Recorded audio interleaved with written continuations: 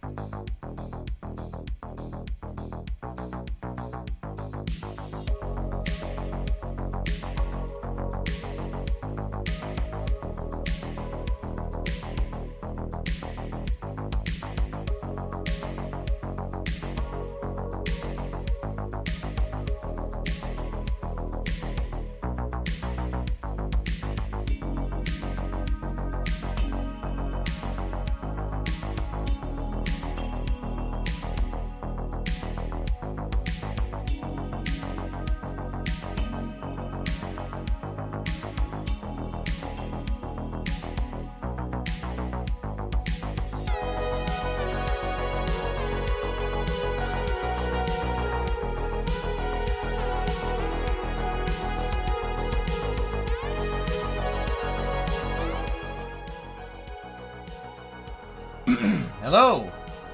Apologies for being a little bit on the later side today. I'm just gonna get right into it. Let's roll. Shut that down there. There we go. Let's see. 98 months from Yuck, dude. Wow. That's something. Alright, so let's key into the weekly challenge here. How's everybody doing? Everybody doing good? Everybody doing alright? Let's see.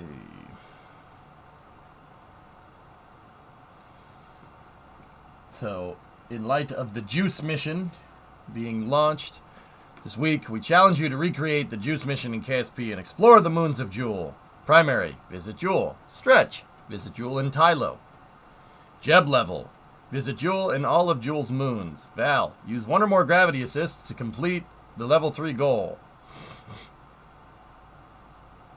I'm good, Stuart. How are you? I'm good, Stuart. How are you?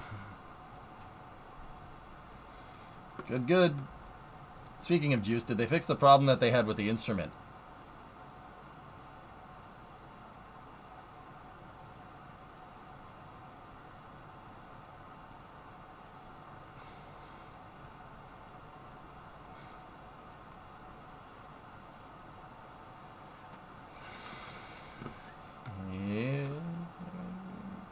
I don't know, man. I've been out of the loop. I was like, oh, there's a problem with... It's the ESA. They probably saw how much it would cost and canceled. Ooh. Ooh, spicy.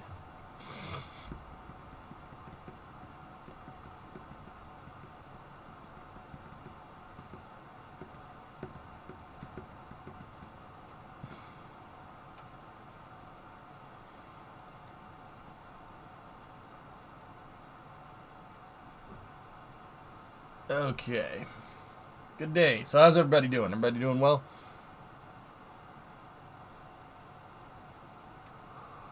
Just playing some Railroads Online. I'm on the beta branch where the weather changes are.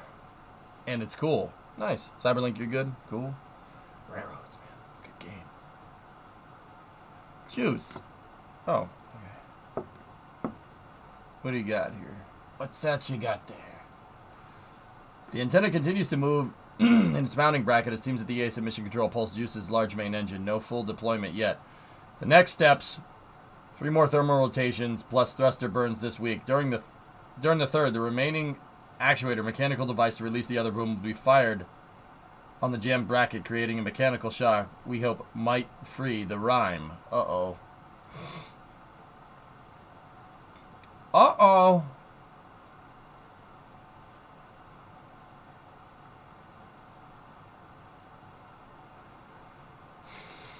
The Rime instrument is an ice-penetrating radar designed to study the surface and subsurface structure of Jupiter's icy moods down to a depth of 9 kilometers. Oh, alright.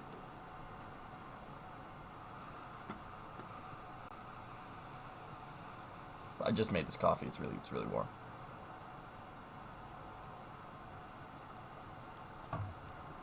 Alright, so We're targeting the great jewel, the great green jewel. I'm in City Radio. Hey, Shaw, what's going on?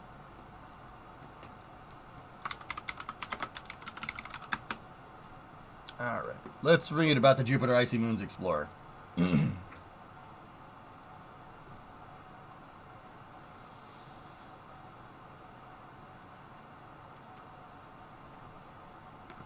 Yeah, very nice. Lunchtime, spicy chicken and onion rings. I wanted french fries, but they were out. Onion rings are fine. Onion rings will do. Okay. This shouldn't be too hard to make. Now that I said that, it's going to be different. Frick.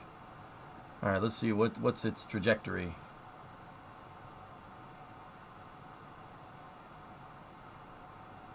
Yeah, we don't need to do that. We have Triton. We don't need to do that at all. Those grav assists, though.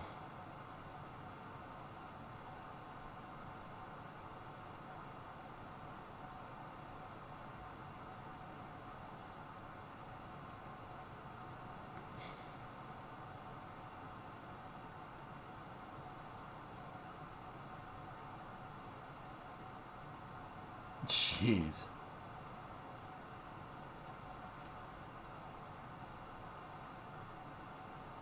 You're a weekly challenge. No. You.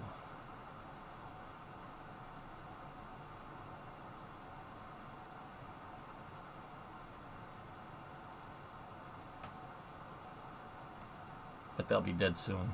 Frickin' kangaroos.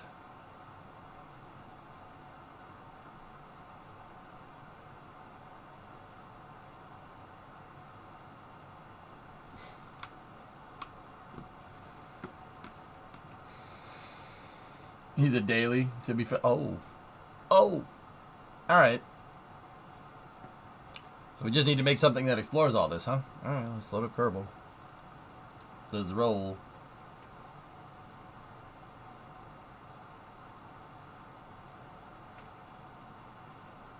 Reaching Jupiter in 2032. Yeah. Yeah, that's what happens when you don't have the Delta V.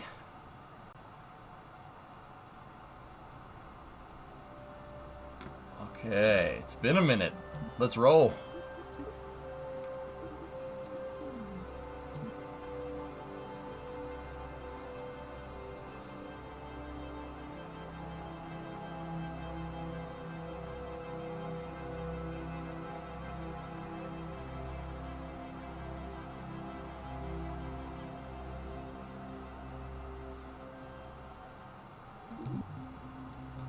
All right, here we are.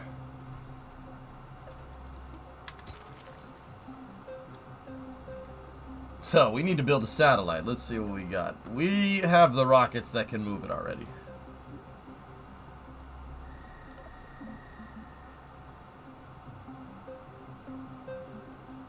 What's this week's weekly challenge, Cernan? It's, go to Jewel and explore Jewel's moons. Let's see where we're at. Where are we at? Well, we have the we have this rocket.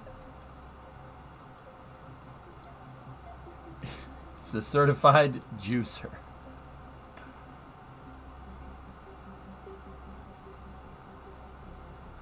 So let's look at the Delta V map. We're going to need. Oh, wait, hold on. No, we can always go here.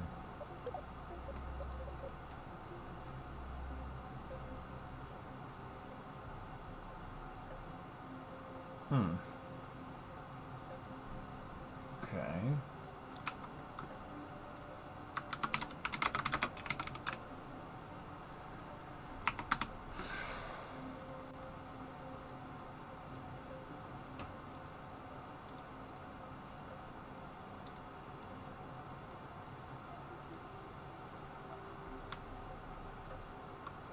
Okay. Huh.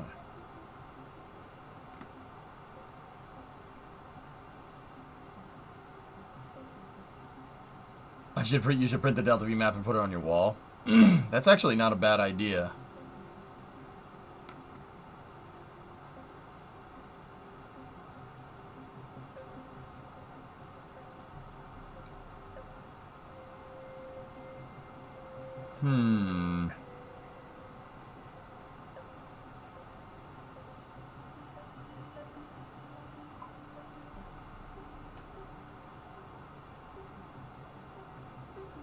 Now, getting to Jewel shouldn't be that big of a deal, but we do need a lot of Delta V to get to every single...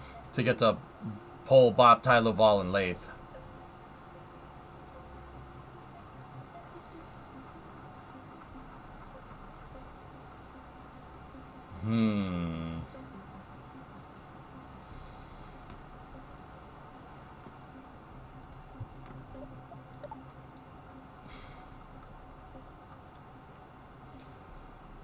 How much Delta V's does this have?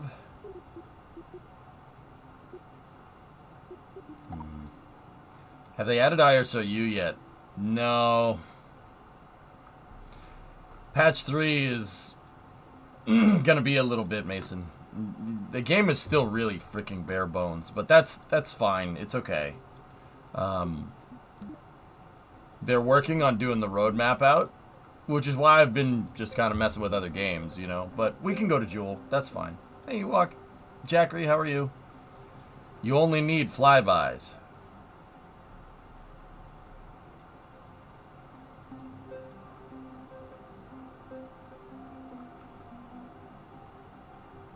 Oh, yeah? Only need flybys, huh?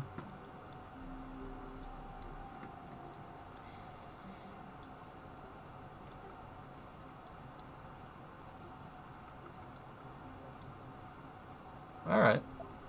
Well, let's go see if I have something around here that we can use.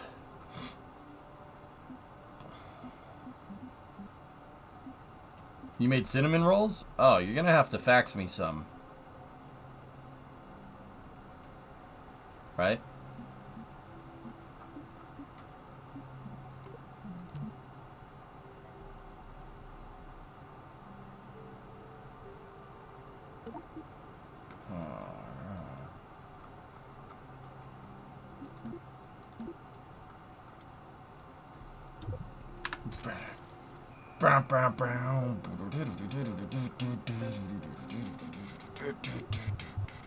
So, here, how about we do this?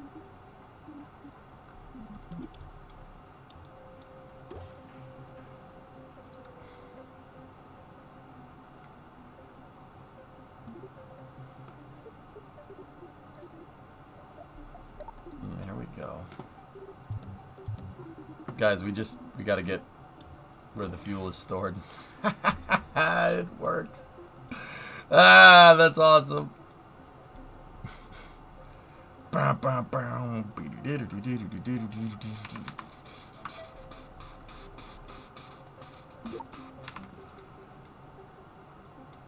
Nuke it from orbit. Or use a nuclear engine to get into orbit. It's the only way to be sure. Oh, damn. Hey, Nova, what's going on?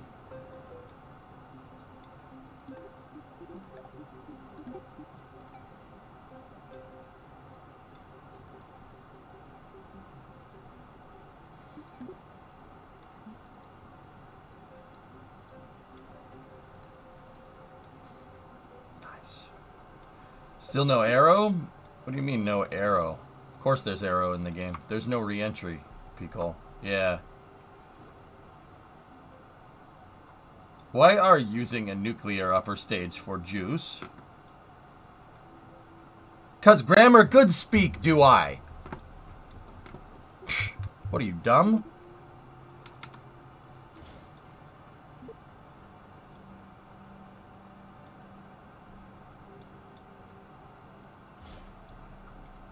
Because that's not what the challenge asks for. The challenge, wait, what does it say? We need to recreate the juice mission in KSP. Oh.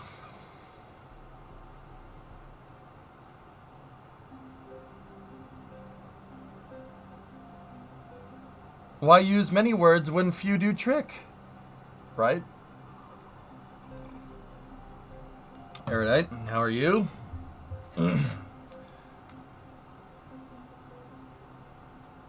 Why? Even with the broken antenna? I'll remake it with a broken antenna. Arian 5 build?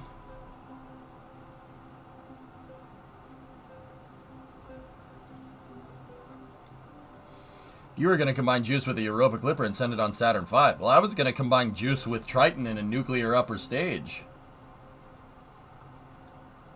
Why is it weird when I do it? But you're allowed to just change everything? If I don't want to do that. Boom.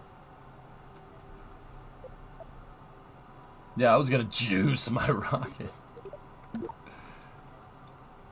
Yeah, well, I had orange juice for breakfast, so there.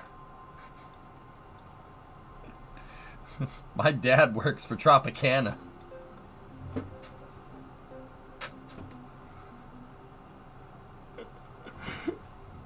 Helvish, I'm better today. Yeah.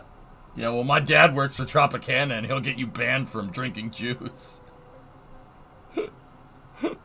Bruh. The big juicer. Oh, God. I'm talking to you the way I want to talk to you. You got a problem? Turn off your station.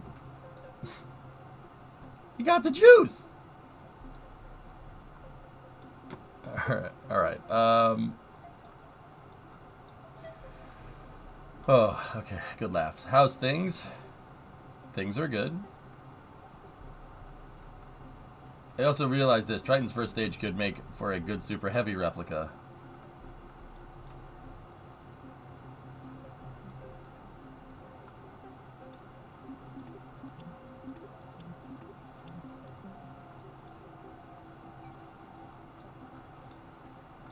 Yeah? What the juice doing?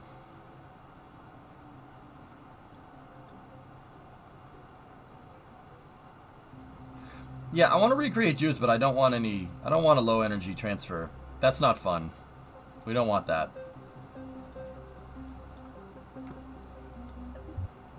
I don't want this at all. So, here's what we gonna do.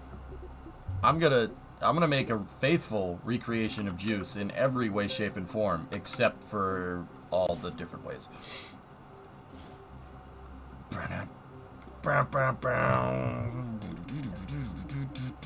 Sorry, I listened to that one this morning. B-House, oh God, you're here. No, not you. What's up, man? What's going on? Oh, not you!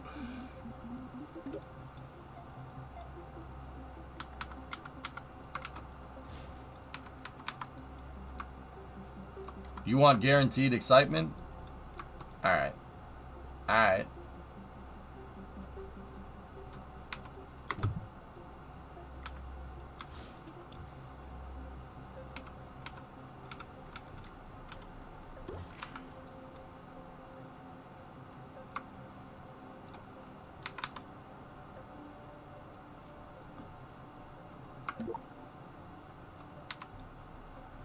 Okay, so what we're gonna do here is I'm gonna put down solar panels, and we're gonna put solar panels on here that actually work. There we go.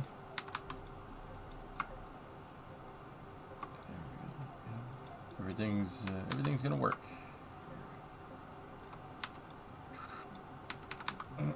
You're going to Boston this weekend for a bachelor party. Please stay away, thanks. You're going here for a bachelor party? Why would you do that? Why just go Vegas? Good times.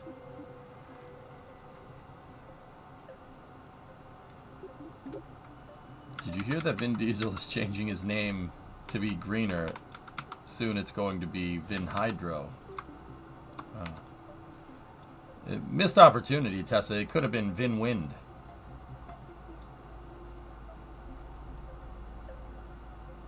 I'm from Boston. I don't live there anymore. You missed it.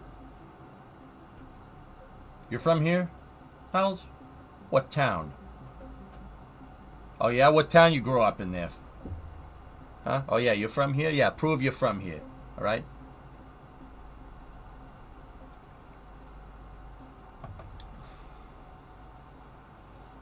You're Northborough, so technically Central Mass. Right on, man. Right on.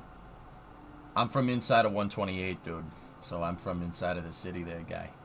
I don't live there anymore. I live on the very, very end of the South Shore, down by the bridges. And you know exactly what I mean, and that's the best part. Yeah. Jim knows what I mean, too. Yeah, Jim, I saw you over there. I saw you over there with your band, dancing around like a bunch of wounded ducks. What?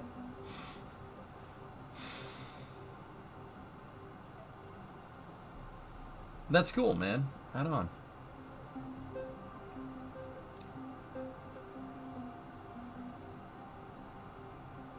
I moved to the wrong Cape. Yep. Yeah, that's right. That's cool, Vials. Right on. Where are you at now, if you don't mind me asking? Like, I'm not trying to be weird, you know. Not any weirder than I already am, you know. You're in Philly? Oh.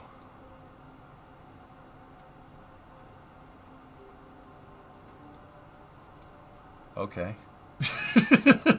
All right. Yo, check this out. Here, let me show you something.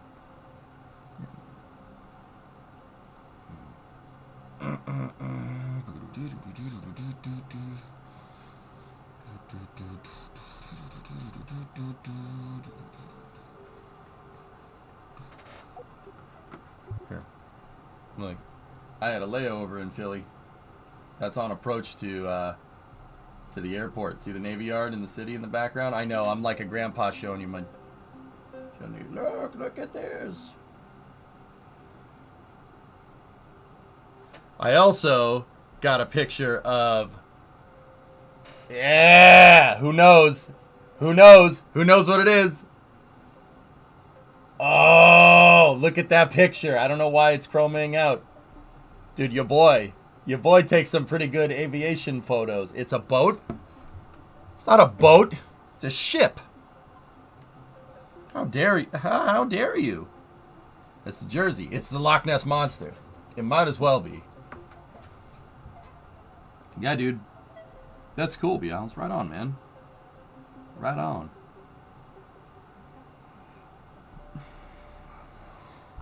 I have other pictures here. Check this one out.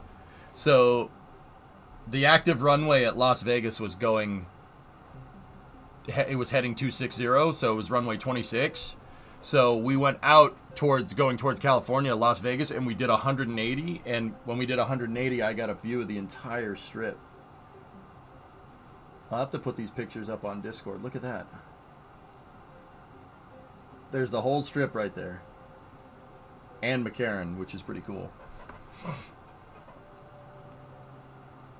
Dude, I love taking pictures outside. I love taking pictures out the plane. I do that all the time, and people think I'm very strange for it. And you know what? I don't care. Who needs Vegas? We have Sportsbook at home. Dude, you want to know something weird? Yeah, Hals, when's the last time you were up here? You know there's a casino in Revere, right? Excuse me. There's a casino in Revere. The freaking Encore. Dude, we were down in Vegas the other day, and when we were there was a freaking exact duplicate of the Encore there. There's another Encore at Vegas. Weird, dude.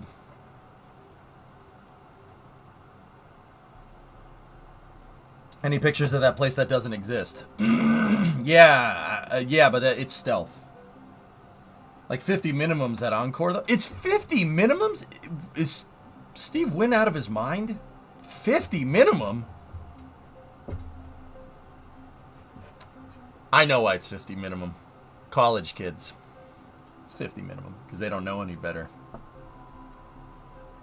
Screw that. I'm going to Twin River there, guy. Yeah, Magellan, I'm with you, dude. I always take pictures. Dude, I was flying with my... it's funny. I was flying with my brother-in-law, and... we were on the taxiway at Logan, right? And, we were in traffic, and me being the nerd that I am, I have ADSB exchange up, and I'm watching it, and I'm like, yeah, we're stuck in traffic. And he's like, he goes, there's always traffic in the city. You telling me there's traffic on the taxiways too? I'm like, yep. There's like 4 planes in front of us.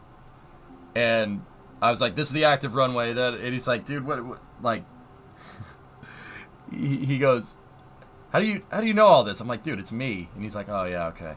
And then he's like, so how do you know where the plane is going? I'm like, well, it depends on the winds because we have to get to the active runway. And I said, look, man, look, how much do you really want to know about this? Okay. I stopped the conversation. I'm like, how much do you really want to know about this? Because I could talk your ear off. And he's like, he goes, dude, go to town.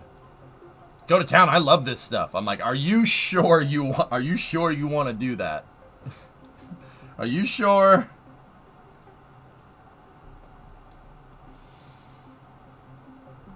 And he's like, yeah. So I was like, okay, the active runway is runway 9. We got a taxi to runway 9. Runways use numbers. Taxiways use letters. We're on taxiway Kilo right now, going to, I forget what the taxiway, Kilo is the one where the cargo ramp is, but whatever. So I told him about taxiways, hold short, stuff like that, and he was listening, he's like, that's really cool. So does this plane use like jet engines? And I'm like, they're turbofans. It's a jet engine blowing into a ducted fan. And then we talked about high bypass turbofans and all this other stuff. I'm like, oh, this is great. I get to talk about planes the entire time. It's great.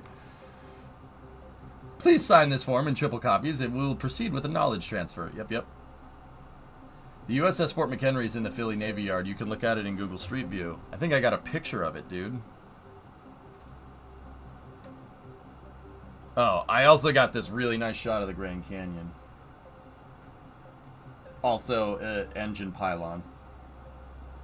Check out that one, huh?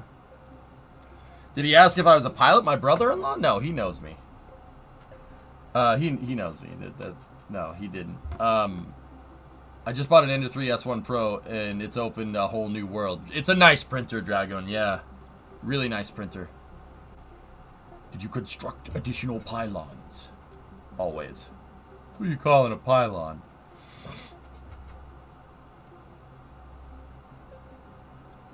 Is that pic from space? That picture is from 32,000 feet.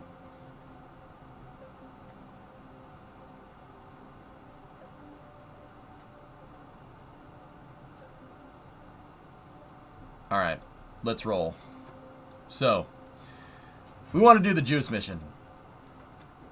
I want to do a nuclear flyby with the juice mission. What challenge is it this week? We got to recreate the juice. What the juice doing?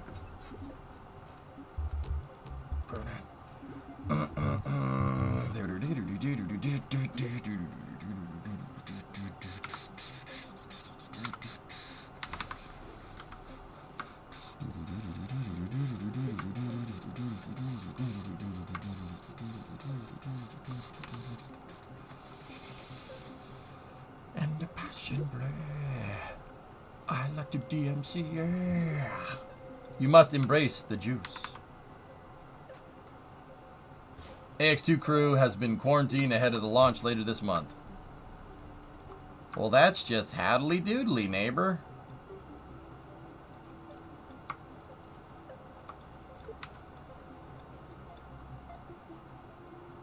Alright.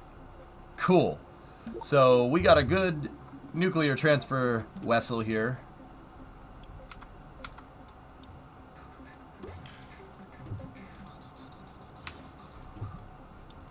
There we go. I'll put a docking port on it because I have a feeling I may have over budgeted the Delta V here. Now imagine if you played that band on Twitch. I still think it's very funny, 95, that Metallica got DMCA'd by themselves. Napster bad! Napster bad! Discovery, go at throttle. Napster bad! J plus none. 2-month resub. The system is perfect. Working as intended, my dude. Alright.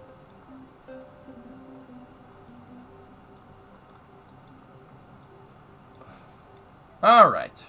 Alright. Napster bad. Napster bad. Yeah.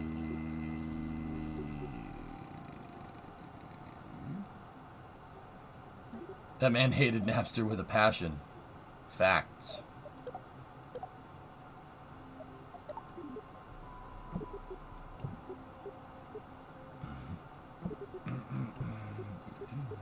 All right. This will work.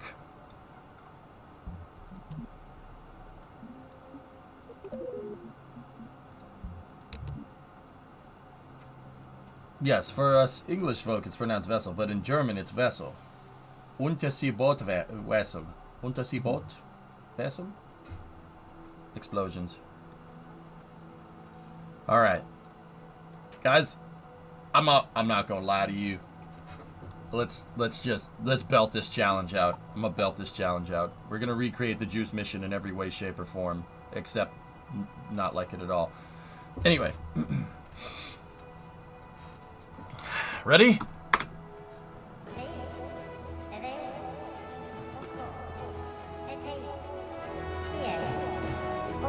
Oh, tap.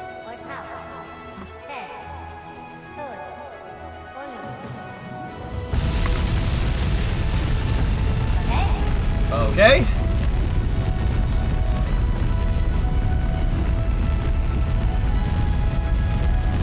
Good. Our first space bar of the day. Triton has cleared the tower. Well, it's good to be back. Very nice.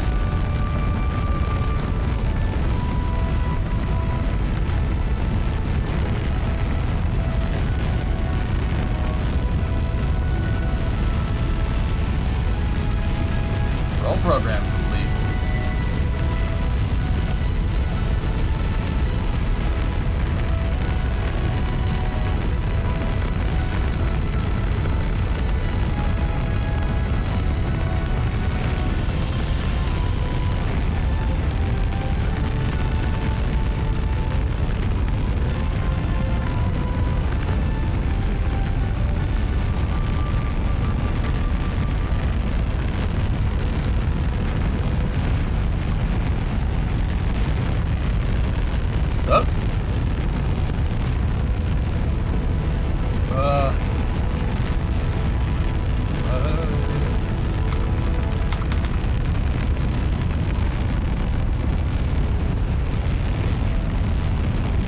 Make a mod where you can starship the launch pad all over the space center. That's not funny, Jim. I hope more Starlink satellites get launched just because you said that. Can you tell how offended I am?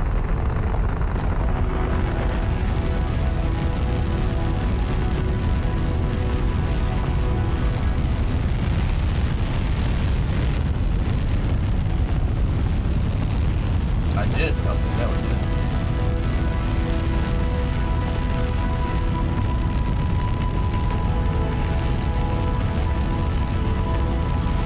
Look at Triton in all its glory. 154.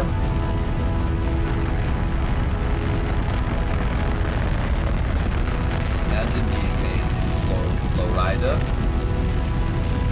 Then they broke the spaghetti. Somebody touch my spaghetti.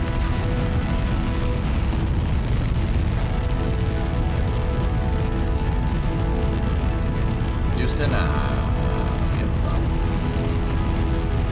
the rocket is not going in the right direction. Ah, there we go. This is fine.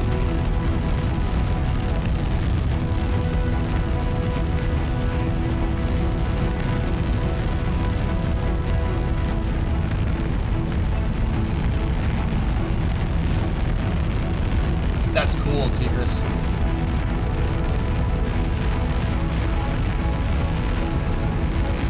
Triton.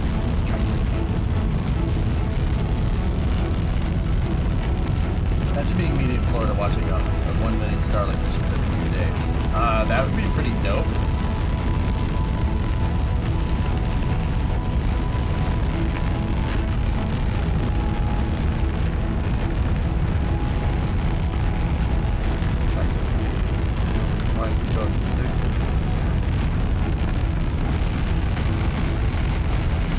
Yeah, if you could just not veer off in a weird direction, that'd be great.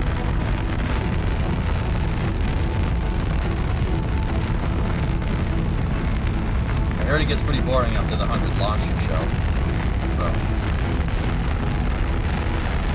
It's a rocket launcher. It's boring.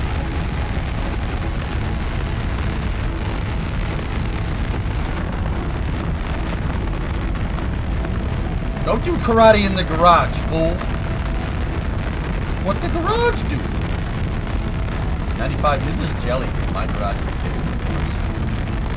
My garage looked like super size. Your garage looked like 2 fries. My garage large like the Chargers, the whole team. Your garage looked like you 14.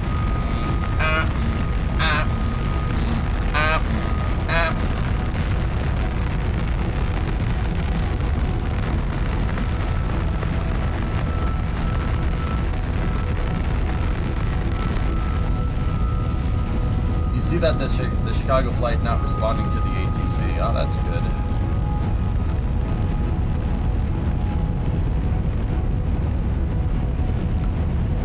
Yonk yonk.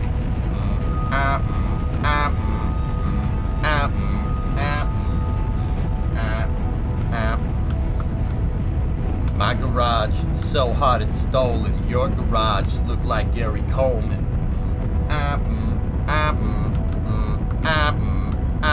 Sorry, I'll stop.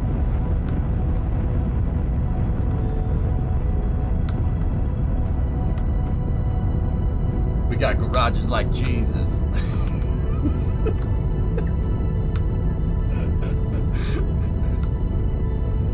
My garage, bigger than a bridge. Your garage looked like a little kid's.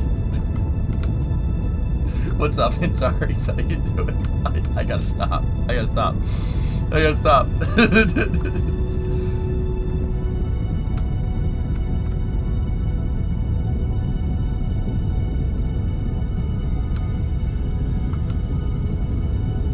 Hey, come on now.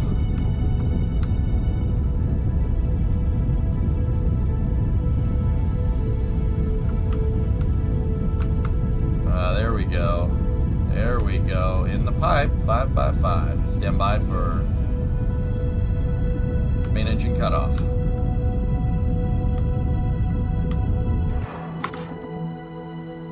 I see it, Lump. Voltage separation. Stand by for upper stage ignition. Boom! Let's roll! Heck yeah, man. Let's show these frickers how we roll! I mean, we're going direct to... Uh-oh. My balls are moving.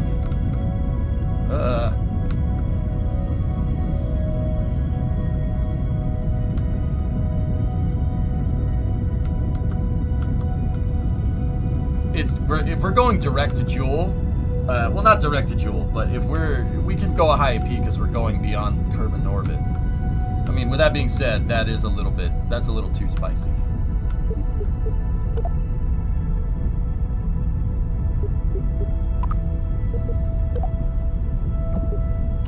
Alright, fairing separation. I'm kind of worried because the ball's moving around. So I'm going to stop. We're going to Seco for a second. Ugh, you're going to make me Seco. Alright, ready? Don't explode. I said don't do that.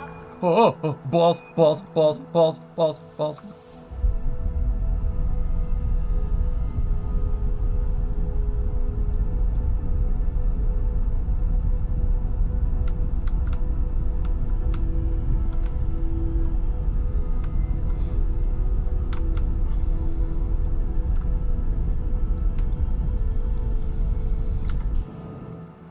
Something about this connection doesn't seem too good. Oh, I should have probably put ullage thrust, or not ullage. We should have probably put RCS on this thing, huh?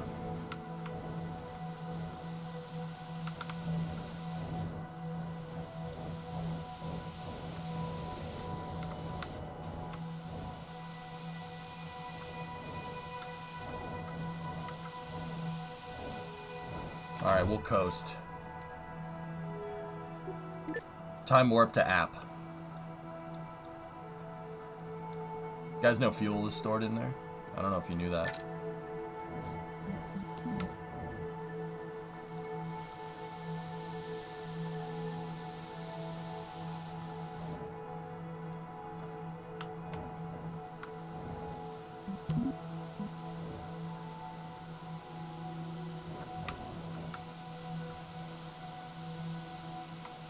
Punch it, Chewie!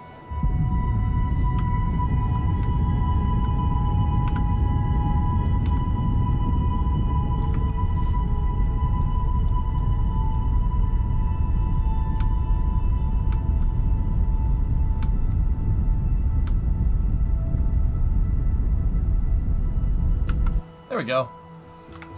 All right. All right.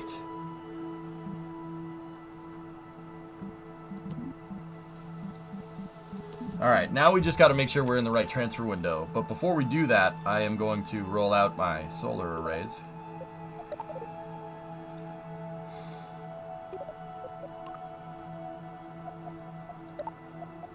Turn the lights on. Oh, yeah.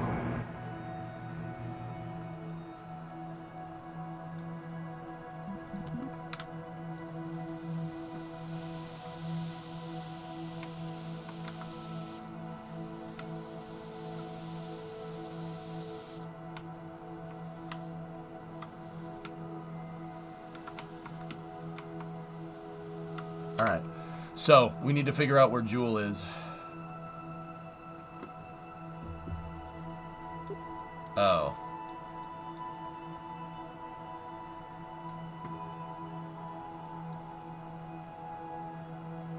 That's not ideal.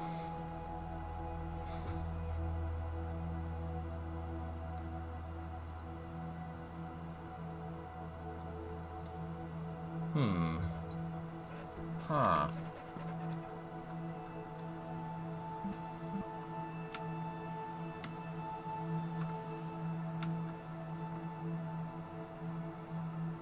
No, you're supposed to do a couple of flybys like the real one. Jim, I don't even think we're in good phasing for a grav assist.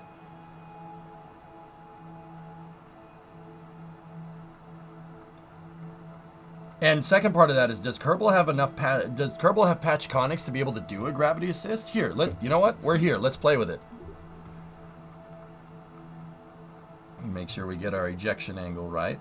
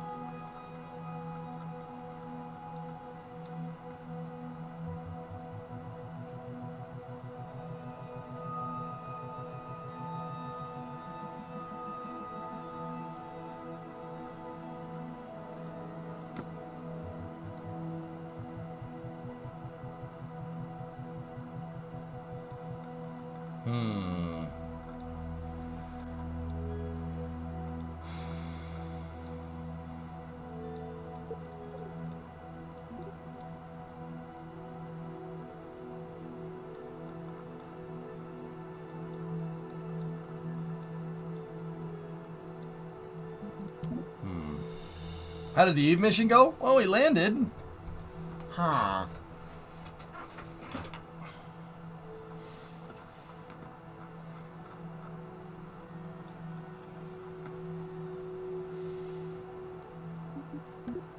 Great maneuver plan? Question. Let's try changing the phasing a little bit.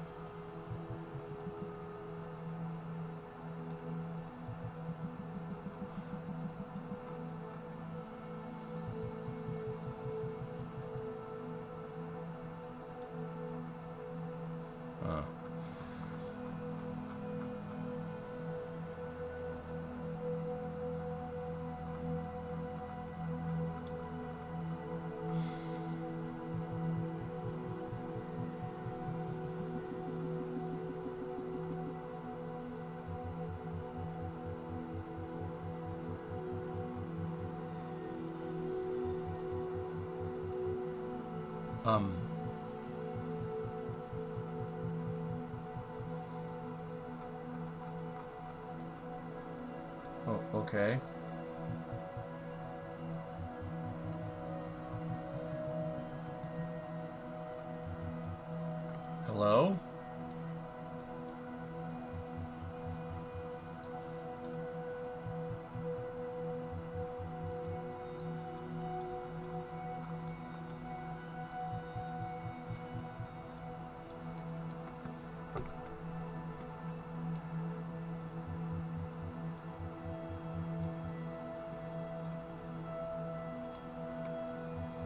Did I see Magnussen fighting against LeGreg? I was on an airplane, and the airplane had terrible Wi-Fi, so I didn't get to watch the race, Stink. Thanks, Visat. Very cool. Yeah, I looked up who was the provider just so I could laugh at them and then say this, that they suck as an internet service provider on airplanes. Yeah, I purposely went and looked it up. Yeah. Visat, hopefully that new satellite that you launched the other day does something different, because your that plane service is not very good. Not very good. Terrible internet connection. Even the one that you pay for, not very good. However, I didn't figure this out until the race was over. But there is a complimentary T-Mobile service. If you're a T-Mobile customer, you can get free. It could be included with your plan on the plane. Was the weather bad? No, I just showed you the pictures. There wasn't a cloud in the sky. So I don't have T-Mobile, but Brimo does. So I gave the T-Mobile thing her number, and then my phone got nice free Wi-Fi. It was great. And that Wi-Fi was really good. And if you don't know, T-Mobile's coverage is with Starlink. So I literally compared them to each other, and I'll tell you that I'm pretty sure that Starlink connection is way better. But I figured that out after the race was over.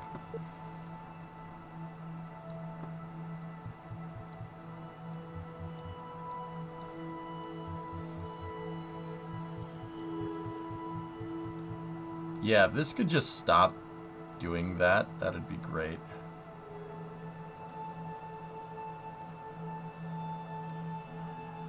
I don't know what to tell you, homies.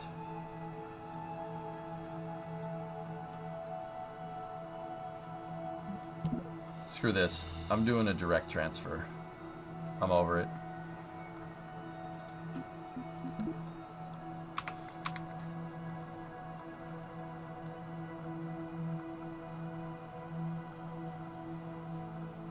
No, you were still running Viasat T-Mobile partners with the airlines. Oh, that's a shame.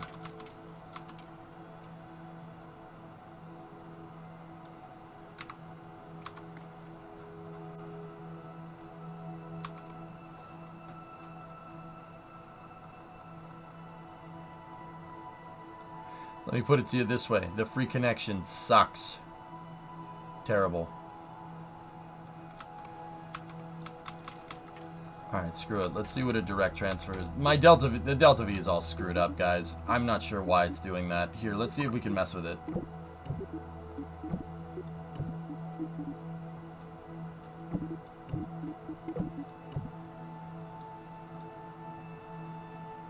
Oh, there we go. Just needed to take the SRB out. So we have 1700. That should be good enough for a Julian transfer. We just got to make sure that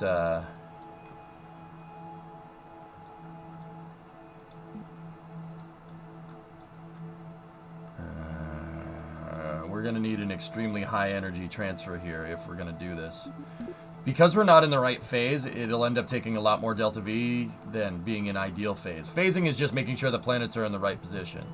Basically, we're taking aim at Joule.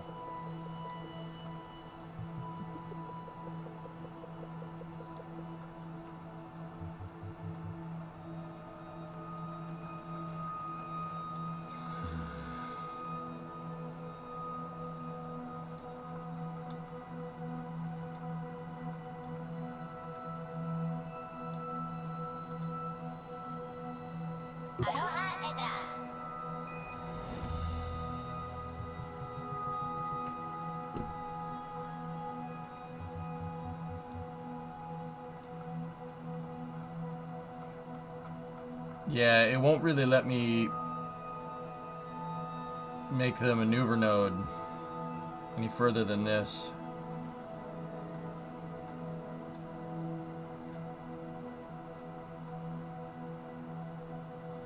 Whatever. We'll do a bioelliptic transfer. That'll definitely work. Alright, hold on.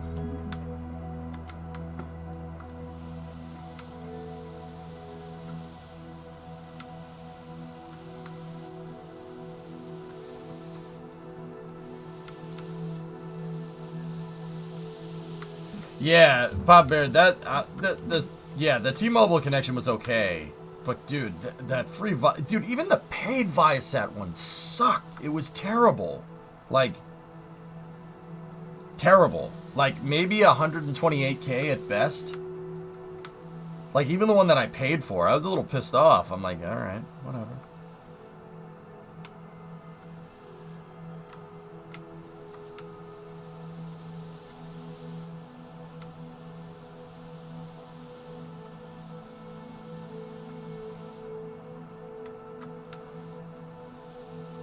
They broke the spaghetti, Vinius.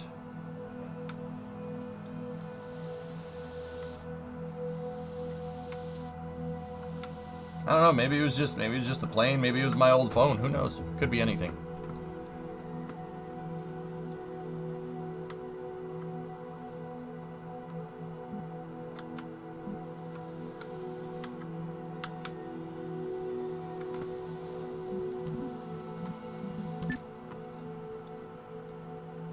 Aloha etat.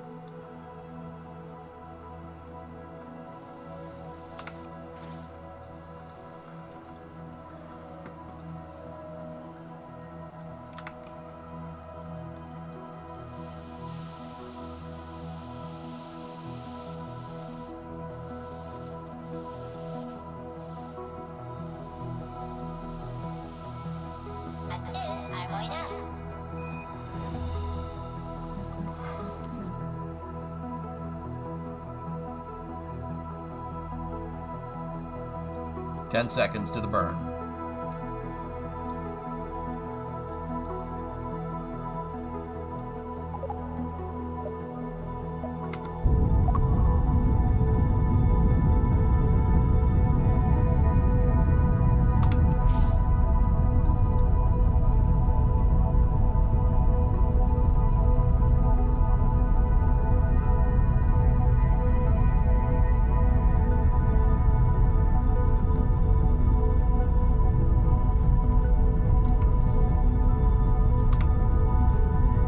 Come on.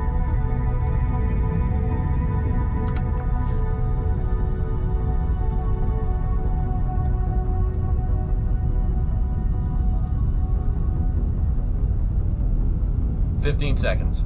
So we're gonna do a bioelliptic transfer. I'm basically gonna get near Jewel, and then we'll separate the stage. Stage gets stuck there, and then we'll do another Hohmann transfer from heliocentric orbit.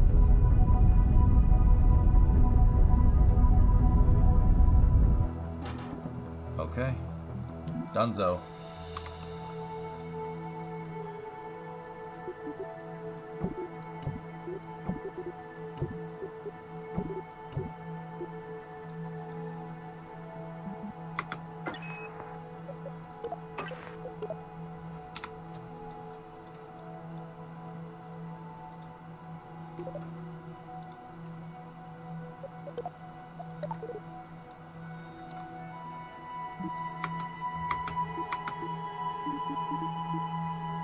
Think 15,000 Delta V is enough?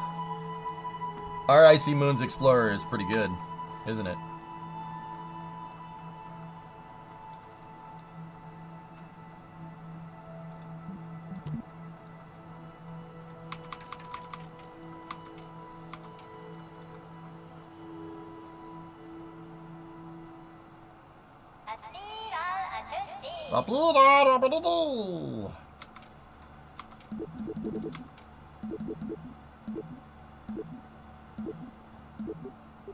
Oh, okay.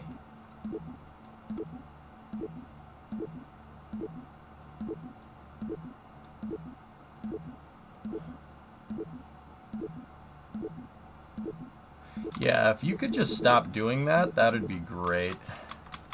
Can you, like, shut up?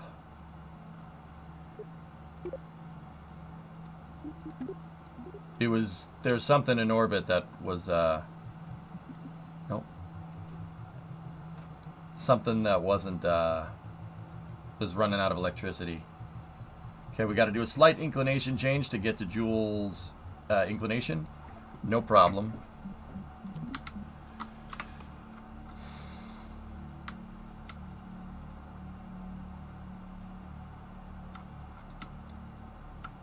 We have little gyros on this thing.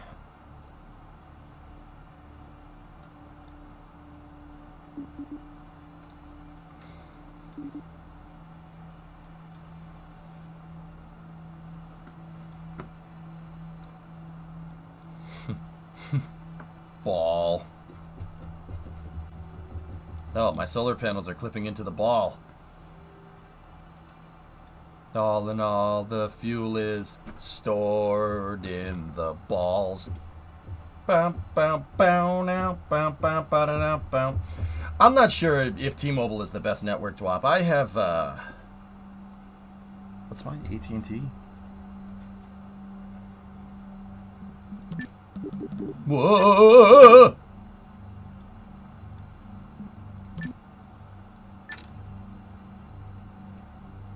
It's not bad. I really don't have a problem with it.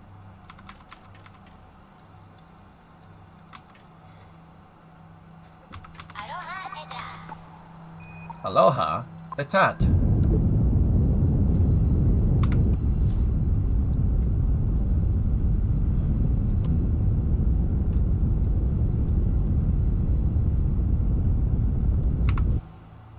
Sweet.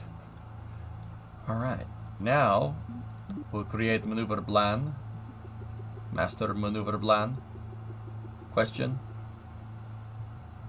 See if we can get ourselves a nice bielliptic transfer here.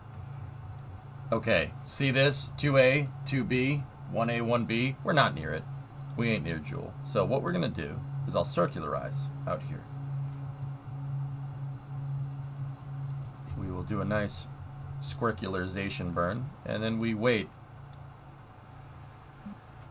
We wait until Joule gets near us.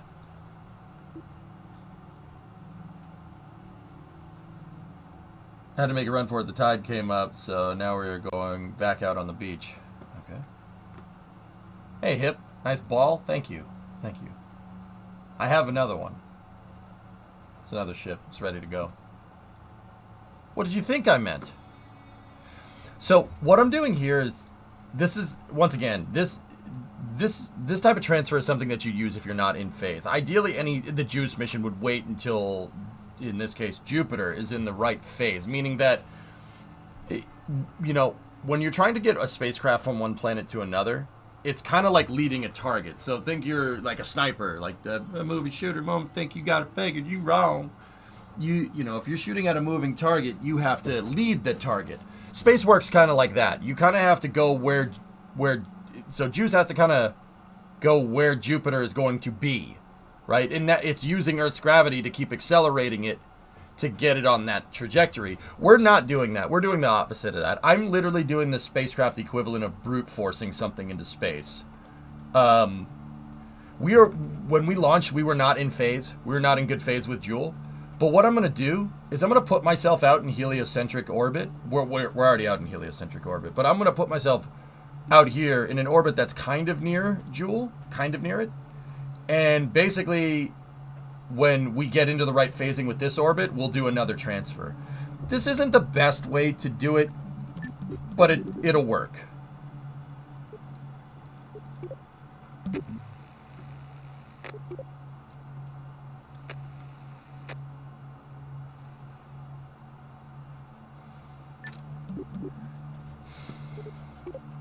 Okay, so, because right now we're in a very eccentric orbit with our perihelion near Kerbal, and our AP is out kind of between Joule and Dress right now.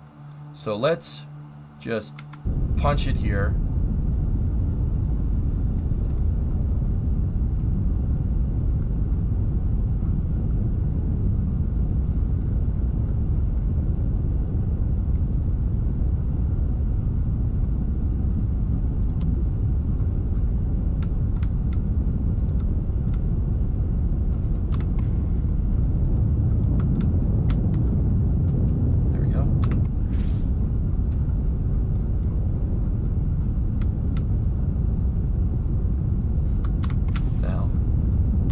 back here.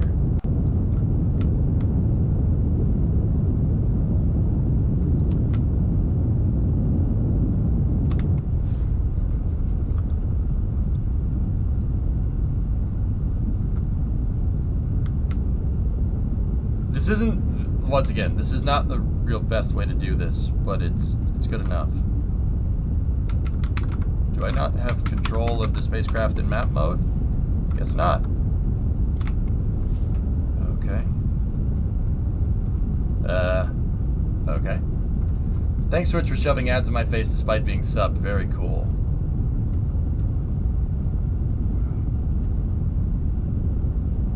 Really, Aqualux?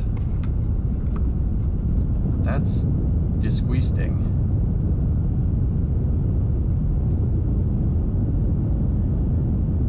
Discovery, go at throttle up. Julie's! Julie's gum? I love Julie's gum. Thanks for the sub, dude. Discovery, go at throttle up. Go, Cyborg! What's up, man? 36 months.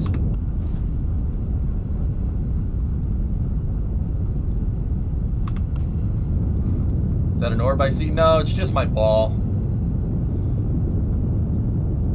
I have another one, don't worry. Fuel is stored there. So, fellas, what's going on over here?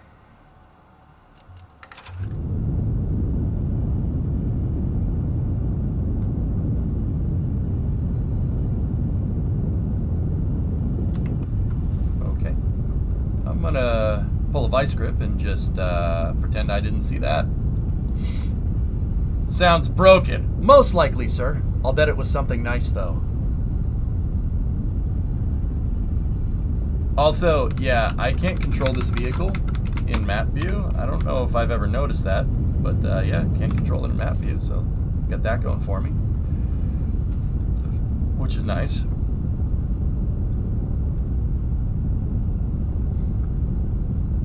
Not much. Classes are over and you passed all of them. My guy, dude. Good job, man. What you're doing is not easy. Take it from an outsider looking in. It's not easy stuff to do, and you freaking busted it out. Good job.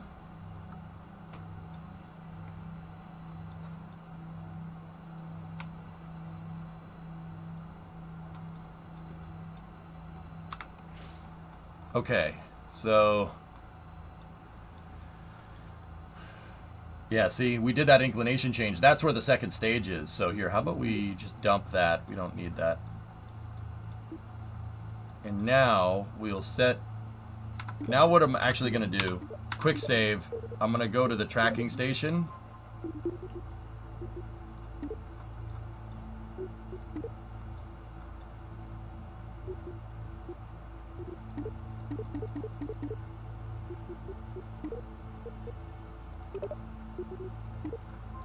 There we go. And what we need to do is go back to the vehicle. So, focus, control. Nope, APP is still broken.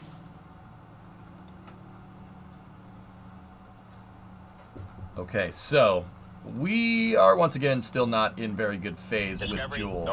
Hey Taz, 54-month resub. But this is what I mean about building a bigger rocket. We're not really in phase, so it's going to take a second, but honestly, this is going to take less time than if we were just grav-assisting off of different planets.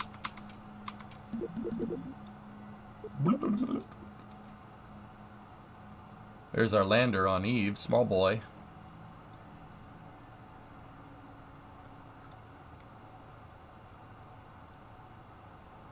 I just took my last two finals yesterday in order to complete your degree in AE. Aeronautical engineering. Awesome. That's awesome, guys. You guys want to start a startup making small sat SSTOs? We should do that. Freaking awesome. I love your name, man. It's awesome. That would be my idea, dude, if I was going to throw my hat into the ring. I would build a small sat SSDO. Think think something about maybe Dream Chaser sized, but SSDO, and it deploys small sats. What kind of fuel would you use? The best kind.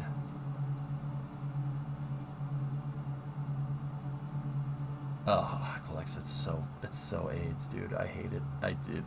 You know where I stand on that stuff. Make it run off good, clean propane, boy. Have you seen what Dawn Aerospace is doing? I think it's similar. Yep. I'd make it run off propane and propane accessories. Why not just make the satellite the launch vehicle?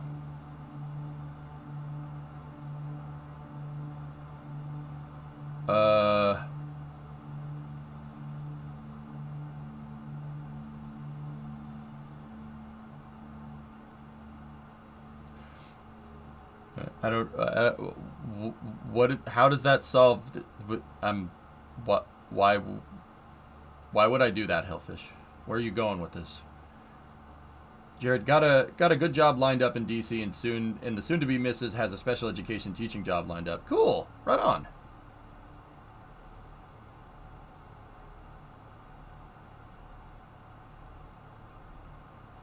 You said SSDO, not reusable. I'm pretty sure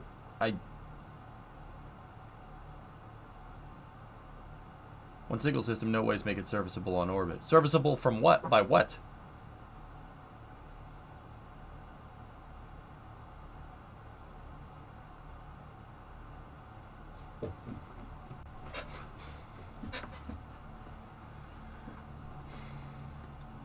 No, I think building something similar to like the X-33, only a small sat launcher, would be a really, really good thing. We'd have to really focus on that rapid reuse, though, i.e. those mission extension vehicles.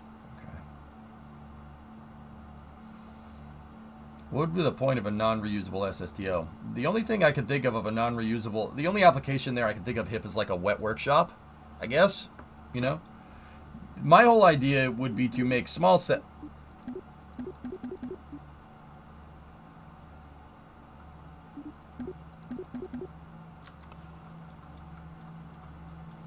I'm sorry, what? I literally just had a connection a second ago.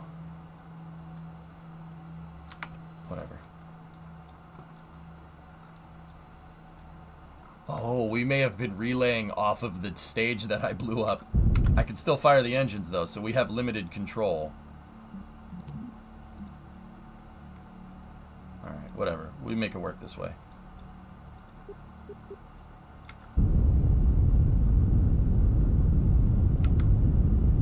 That's why I can't control it in map view. Oh, that's why it was being weird. We have no... Yeah, okay. I didn't put an antenna on it. How realistic. I love it.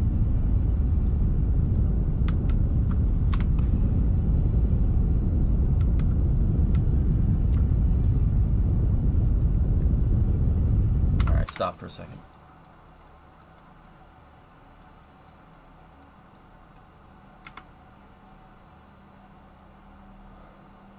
Alright.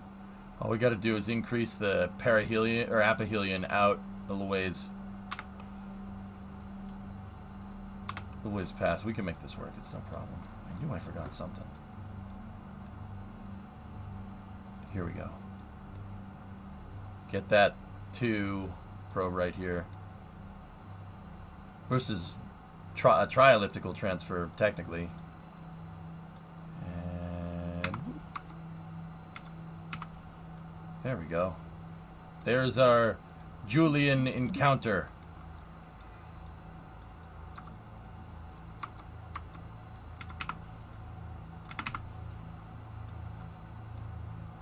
Excellent.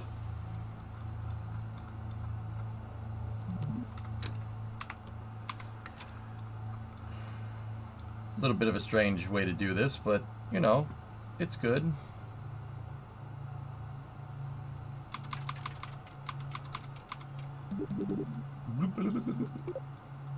Hey, Nuclear, what's going on? How's the past month been? Done with my semester so I can finally watch more regularly. Cool.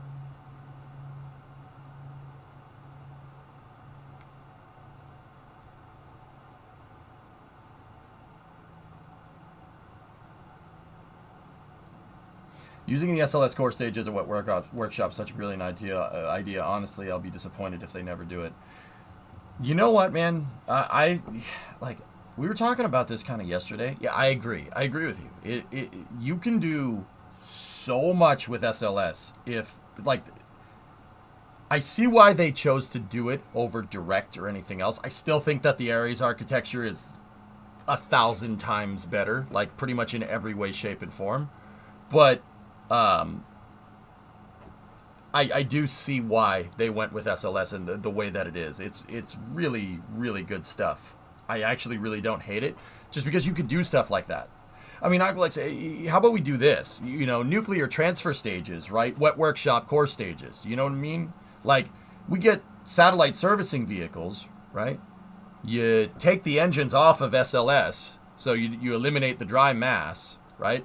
Or smart reuse the engines or something. Like, there's so much scalability with what you can do, right? And then you use the hydrogen tank as a gigantic transfer vehicle.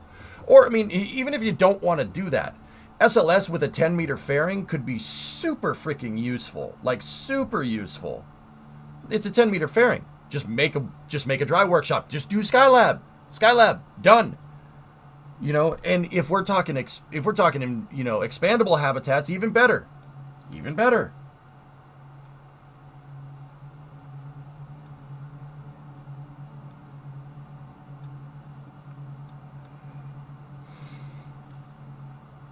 All right. Here we go, fellas.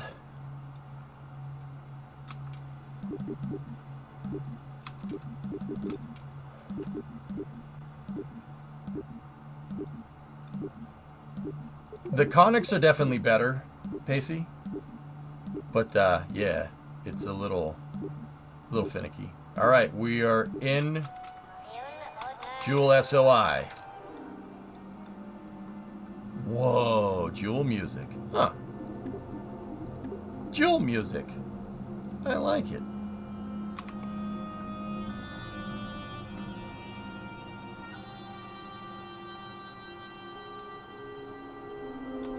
We're way out of comms range. Yeah, the game isn't broken, guys. The second stage that I had was acting as a relay, I think. But this is what happens when you rush it. We're just going to have to send another one.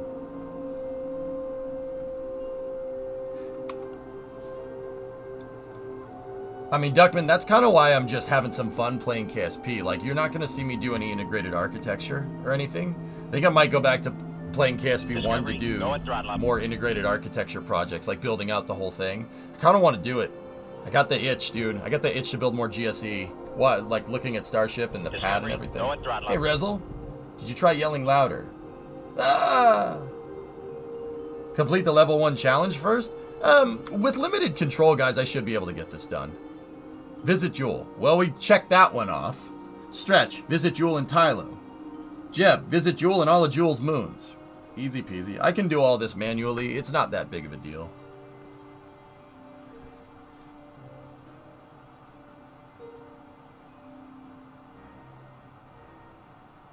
Oh, there you go, Pranito. Yeah.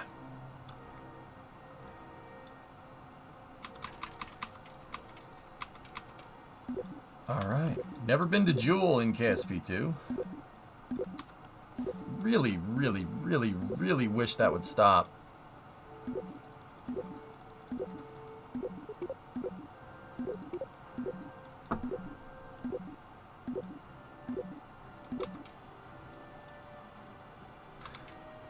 Yeah, KSP2 right now doesn't really afford, I can't really play the way I play KSP1 in KSP2 right now. But that doesn't mean we won't be able to in the future. I see you, Joule. You smelly green giant.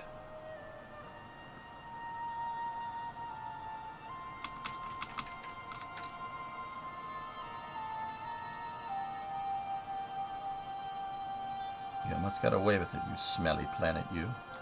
Alright. Where is it? But there's the sun, so it's got to be up there somewhere.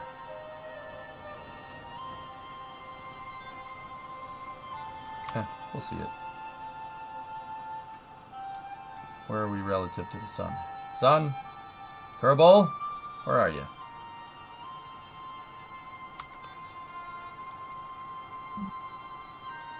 Hello? I see you. There you are. Alright, close enough. Let's go.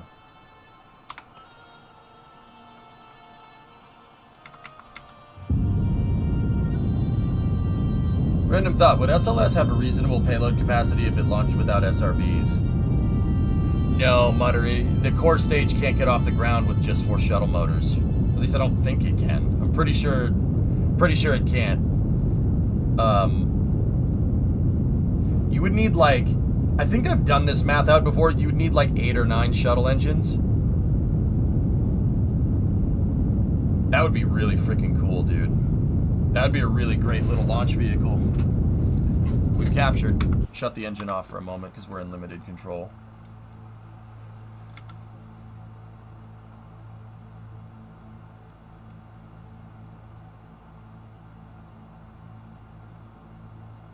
What's up, PY? How you doing, buddy? Can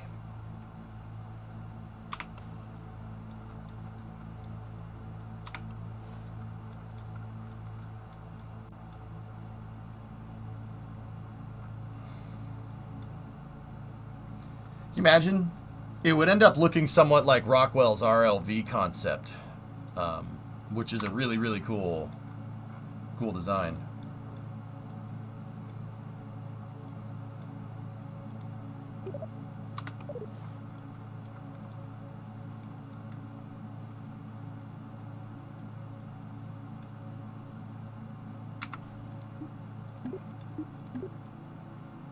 Oof.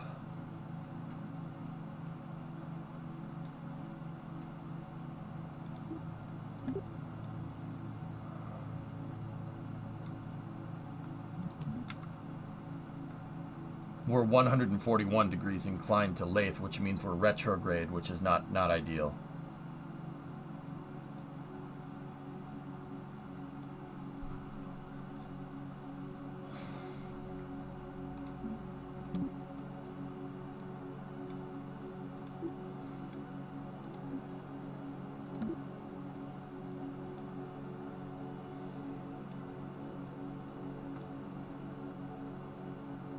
All right, we're approaching Joule here. Yeah, we were retrograde. We were absolutely retrograde. No good.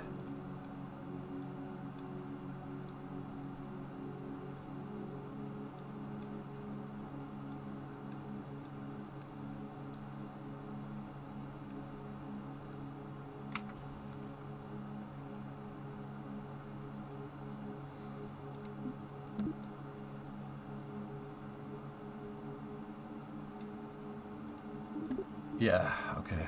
Cool. So I will use one of the moons that is closest to the equator. It looks like all of the moons are inclined more or less.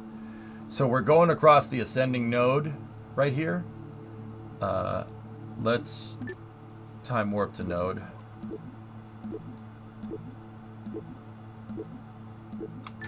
And we're here. How long did it take us? It took us 22 years. Or no. Yeah, Matt. Yeah.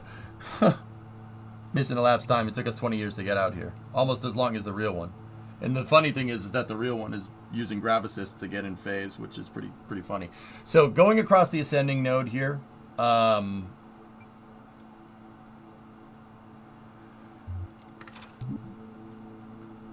Oops. We're going to need to burn anti-normal here. We need to burn with the engines facing this way, burning in this direction. That's going to even out our inclination here. Overcoming at 37... Actually, you know what? It'd probably be better to do that on the way. Discovery, go at throttle up. Nah, let's just do it now. We have the Delta V to do it. Hey, Ish, what's going on, man?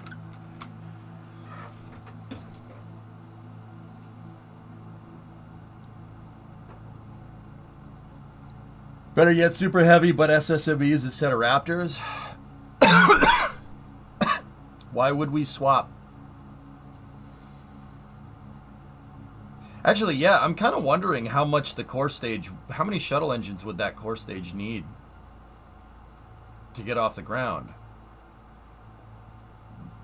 I'm actually, if I'm thinking about this right, it's actually closer to like 15 shuttle engines. If I'm thinking about it correctly. Heard someone sued the FAA for issuing SpaceX their launch license. Yeah, an environmental group did, Duckman. Yeah. Keep in mind, just because you're suing somebody doesn't mean you're going to win. Alright? There's suing somebody and then there's successfully getting somebody sued. Right?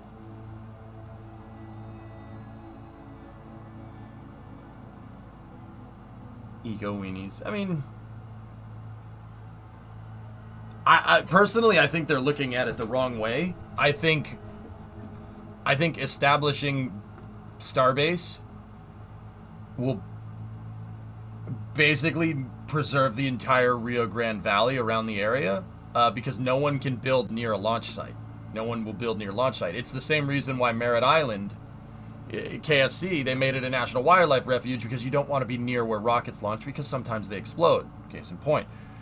I think they're looking at it the wrong way. I think the environmentalists should work with SpaceX to cordon off more area.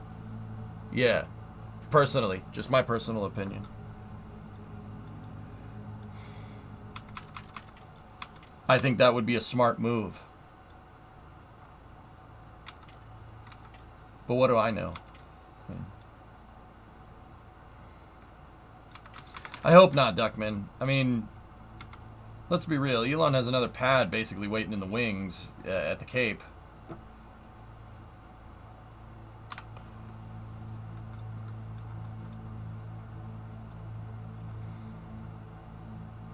Yeah, if you guys have questions about KSP or anything, just ask. I have 15,000 hours. I see a lot of people hitting that KSP2 ping. Just ask. Like, if you don't want to, don't worry about not bothering me. This is no problem. Makes sense. Some of the best, most preserved archaeological sites are on the China Lake Naval Air Station. Yep. Minus the launch ring in the ship quick disconnect. The OLM with the QD exists, Creeper. I can't say where it is. And I don't know what state it's in. I know it exists, though. What patch is it? We're still on patch 2, man.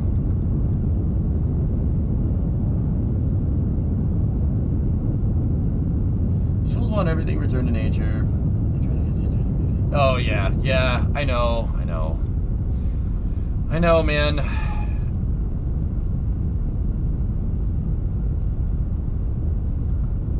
You know, Duckman, I have to kind of be cool about this, which is fine. Like, I prefer not to share my opinions regarding this. Try to stay middle of the road. You know what I mean? At least on stream, just because it's the right thing to do. If I'm gonna sit here and take up a platform of teaching people, I don't like to spout off opinions. And if I do, I make sure I'm telling you that this is my opinion and not actually what's going on. But yeah, I know what you mean, man. I know. You know, so, you know, what I'm going to say is this, like, arguing for more like wildlife areas, especially something as like biologically diverse as the Rio Grande Valley, I don't really have a problem with that, to be honest. That is my opinion. I don't really have a problem with that. Just not to the point where it's going to chokehold progress, you know what I mean? Like, I don't think anybody here would have a problem with preserving environmental, like keeping it pristine. But yeah, I do understand the gist of what you're saying. So, I'm doing the weekly challenge, dudes. The weekly challenge is get to Jewel, and we are here, baby. I'm just weeding out a little bit of inclination here, and then we're gonna circularize. I'm using pole as my marker for my orbital inclination.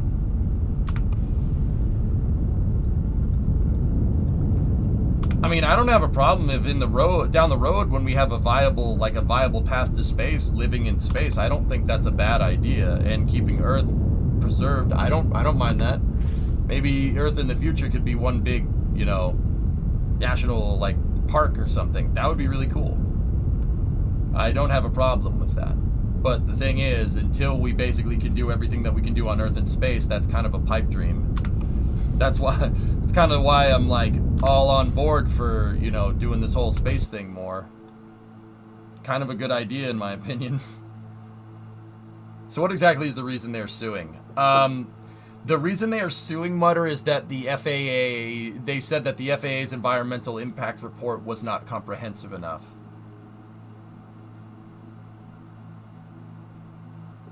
I've worked in nuclear research. I'm all for nature, but that doesn't mean I support environmentalists. Yeah, Duck, I think we're on the same page here, man. But remember, I gotta keep it cool.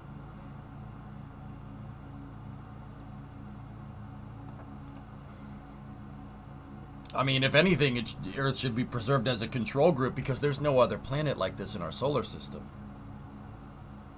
You know, I don't think anybody's gonna scoff I don't think anybody's gonna scoff at like ruining Mars's atmosphere. It's already ruined.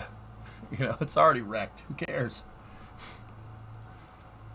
Let's go make stuff there. Did you hear the former Director General of Roscosmos said that the moon landings were fake?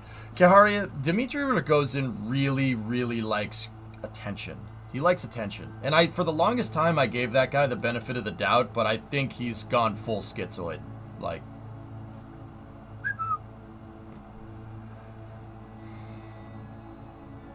Launch SLS with a stretch hydrogen tank and NTR mounted retrograde under the fairing already plumbed in. That would be complicated to do. The LOX tank is in the way, but yeah.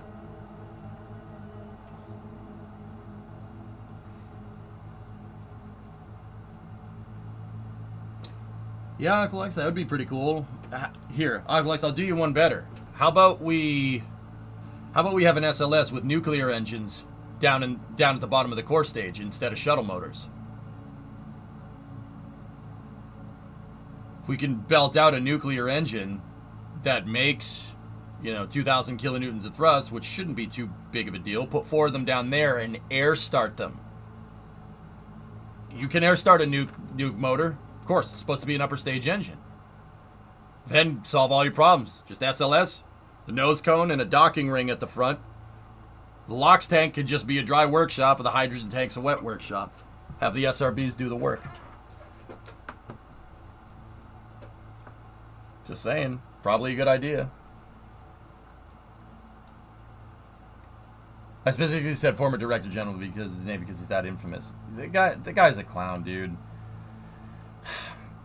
I didn't mind what he was doing there for a second, Kaharia, to be honest with you. I thought Dmitry Rogozin was doing a good job. He was doing a good job trying to get Roscosmos to move to get more parity with NASA. Like what he was saying was not bad. That was not a bad way to look at it. He weeded out a lot of corruption at the Vostochny project, which I really, really didn't have a problem with.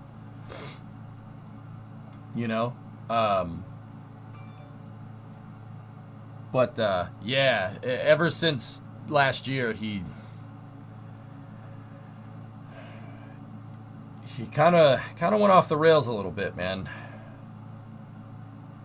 That's hyperbole on my part. He went completely nuts. I don't, dude. I don't know what happened. I don't know what happened, but hey, it is what it is. Hot swap the engines on orbit, Aqualex. I don't even think you need to do that. I honestly, just a nuclear. So take SLS's core stage, the hydrogen tank. Put nuclear engines down at the bottom. All right, 3 of them. 3 of them will work if they make enough thrust. That should be good enough to get you the TWR that you need. And then the LOX tank is your dry workshop. Don't even fill the LOX tank. Just make it a space station. And then the core stage becomes literally a Grissom in space. That is the whole vehicle. Done. Easy peasy. Now that's not easy peasy. That would be an extremely complicated mission. But probably to the point where you would need to retool so many things on SLS, it wouldn't really make sense. But it could work. Yeah, exactly. That's what I was saying. Yeah, that's why I would want the inner tank, and I would want the hydrogen tank, and basically as much stuff between me and the nuclear engine as possible. Alright, let's circularize here.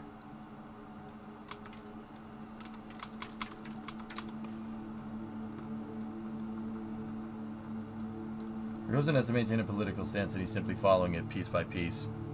Yeah. Toeing the party line. I'm not touching that one any more than it needs to be, guys.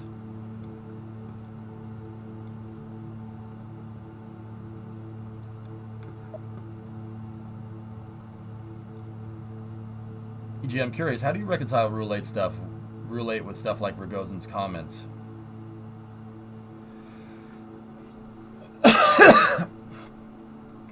Hotbox, I'll get super real with you for a second, okay? And guys, it's only because there's not a lot of people here, right? You know what all right, see this thing? What does a Nerva engine do? I've taught you guys. What does the Nerva do? It takes cold hydrogen, turns it into hot gas, and shoots it out a nozzle. With that being said, politicians spew more hot gas than this stupid Nerva engine does, okay? So, take what they say with a grain of salt.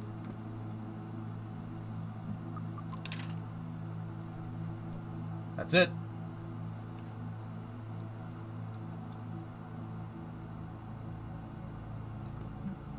Why is the SAS freaking out? It's just honing in on the connection here. A grain of molten salt. Yep. That's it. That's really where I'm at, dudes. Like, I mean, I don't know how we're not, like, I don't realize this. They say stuff. They say stuff we agree. Some politicians say stuff we agree with. Some politicians say stuff we don't agree with.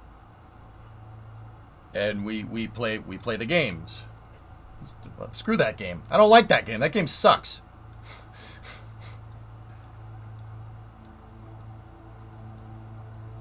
Oh yeah, dude. Can you imagine the Delta V we get if we just put a bunch of politicians in a fuel tank? Oh man, we'd eject so much hot gas out there we could get to Pluto in a week.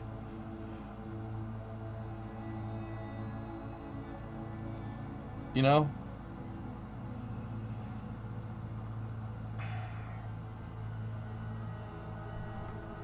It'd be like having an Epstein drive from The Expanse.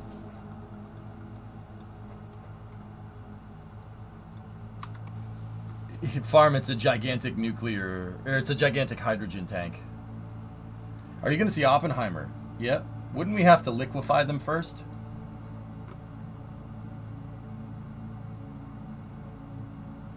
Stage politician combustion cycle, perhaps? No, use them as the catalyst. That'll work. So we take a big nitrox tank, all right? And then we have the nitrox tank plumbed into an engine and instead plumbed into the nuclear engine, right? And instead of the nuclear engine, we just put politicians in there. And then, you know, when they breathe the air and they spew out a lot of nonsense, we could use that gas to accelerate out the back to blow a lot of hot airs. Pretty straightforward stuff. As long as they don't make it. Well, I mean, they'll be launched into space, Josh, so we don't have to worry about that now, do we? It's a foolproof plan. It's science. It's science. It's science. I mean, it'd be a great catalyst. It'd be like a monopropellant engine, right? It'd be a monopropellant engine. That's how it works. With a monopropellant engine, you have a catalyst. And the catalyst works like a catalytic converter in your car. Basically, when you flow gas over the catalyst, it reacts. In a catalytic converter, what it does is it's taking like sulfur dioxide Discovery, and carbon monoxide, and it's reacting with it. So basically, all you get out the back of a car is carbon emissions. It basically is used as a filter.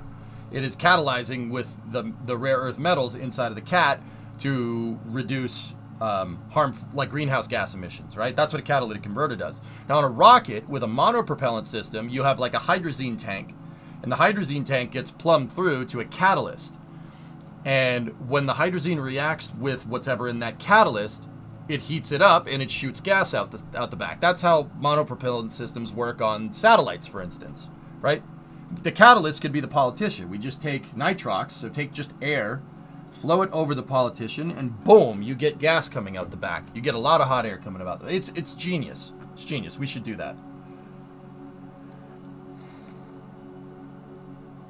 The problem is that once they find there's nothing to gain for them, they would choose not to work anymore. Well, every catalyst, I mean, a catalytic converter eventually wears out, Hellfish.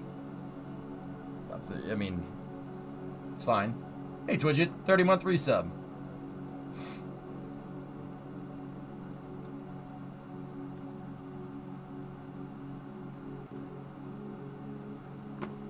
You know? So, Hotbox, like, I don't know, man. With Dimitri, alright, I guess. Like, that's mostly where I'm at. You know, you see like, oh, this person said this today. This politician said this today. I'm just like, eh. Alright.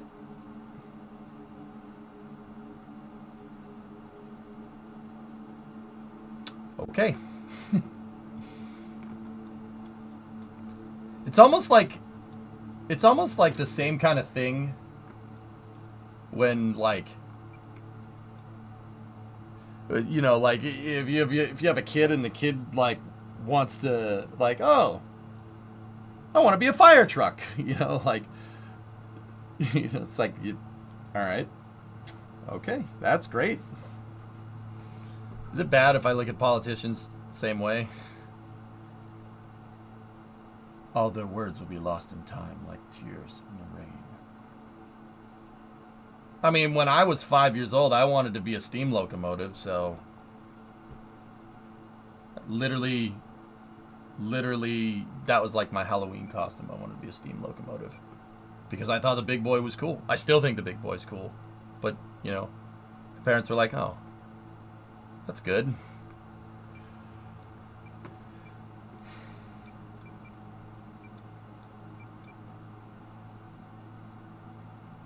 Liquefied politicians of opposing parties might be hypergolics. So literally nothing changed. Yeah, I just keep it on the down low a little bit more, nearly.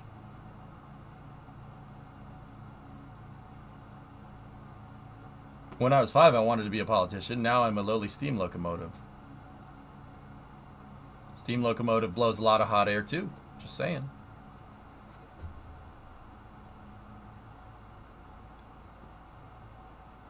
There are problems with clustering NTRs, with neutron flux interacting across engines and making them run hotter than your throttle setting. Better to make one big one. On that topic, did you ever see the nuclear light bulb engine? We actually had the test hardware built for that thing. Screw keeping your fission fuel solid. Let it melt. Hell, let it vaporize and then turn to plasma. Just make it so most of the energy escapes the transparent reactor chamber into LH2 around it.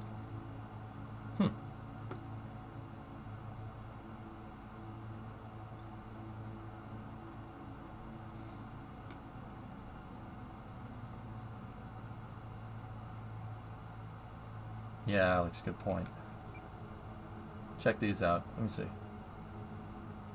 Nuclear light bulb. Alright, hold on. We are basically going to circularize around Joule here. What's time to PE? This thing fixed itself. 2 minutes 25. Alright, so just go here. Go into the new tab. What do you got here? Have you linked this before? I think I've... Alright. Wait a minute. That's the swerve engine. That's swerve, dude. That's this thing. That's what's on the screen right there, I think.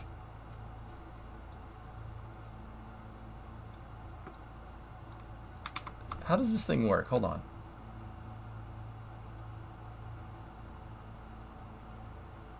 I've linked that site. Go down a bit. It's the swerve. It's a swerve engine. So that's the Nerva. Uh-oh.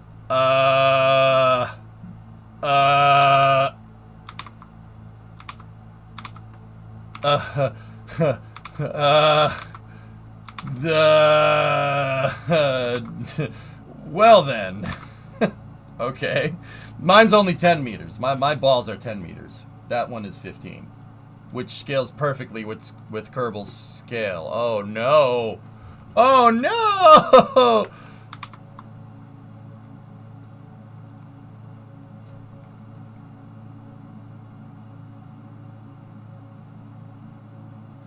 So what is this? Is this like nuclear ablation here? Was that what you were saying? Oh boy. Oh boy.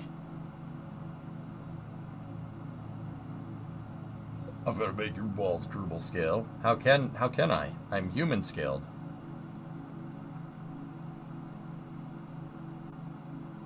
Ablation.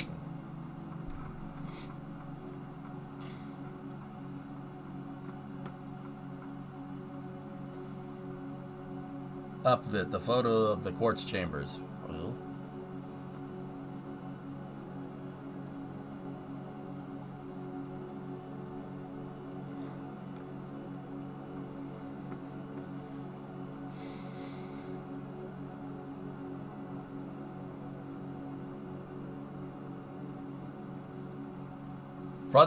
Front section of reference nuclear light bulb engine configuration. Yeah, it's a swerve. That's what the swerve is supposed to be, dude. Just interesting. I just thought that this thing, honestly, I thought this thing was just a bunch of Nervas just kind of combined together. Like with one turbo. It was a cluster of, okay, that's broken. Sweet. Alright, excellent. We're past PE, so let's just do a quick burn. Oh, quick burn. I have limited control of this vessel right now, guys, because I didn't put an antenna on it, but it's okay. It's fine. Nothing bad will happen. Yep. Sorry. Okay. Okay. It's just like the real one, dude. I was just trying to be realistic, okay? Ablation. That's right. Nuclear ablation. Dude, I miss like, well, not miss, I wasn't alive for it, but I really like the old school way, like the old school infographic videos, like that thermal ablation, the atmospheric penetration. Talking about stuff like this. We can send people to the moon. We can do anything.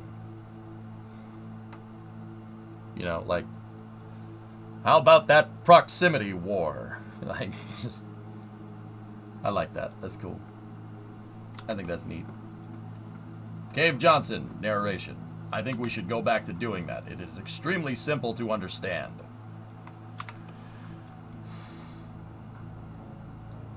Hey, Big Ball, you gonna go back to the direction that I need you to go back so you can do the mission, or are we just gonna sit here? It's like, help me. You mean American propaganda? Oh, shut up. You guys did it too. This is the BBC World Service. Bum bum bum bum bum bum bum bum bum bum.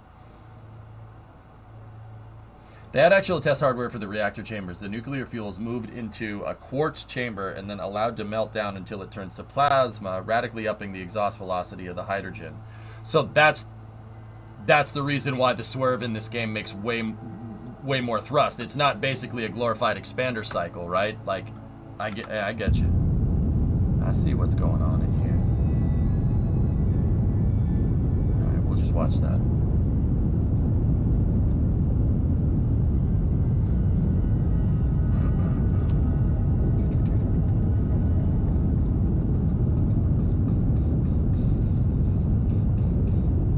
What about a nuclear explosion engine? SVO, I don't like the Orion drive where they just poop nukes out the back and ride the detonation wave. I think that's a good way for people to get killed. I would much rather do stuff this way.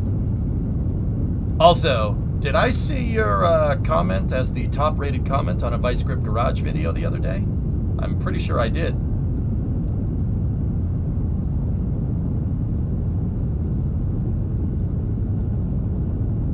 It's more efficient. This is more efficient. Letting out all the freedom all at once with a nuclear blast is not very efficient. Yes, you did. Did Derek see it, dude? I was reading the comment section. I'm like, hey, I know that guy. All right, excellent. All right, here we are.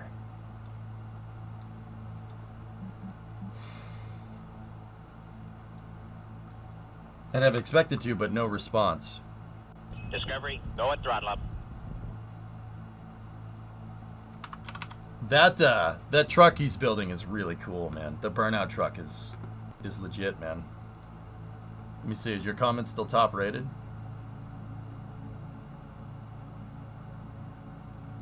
Nope.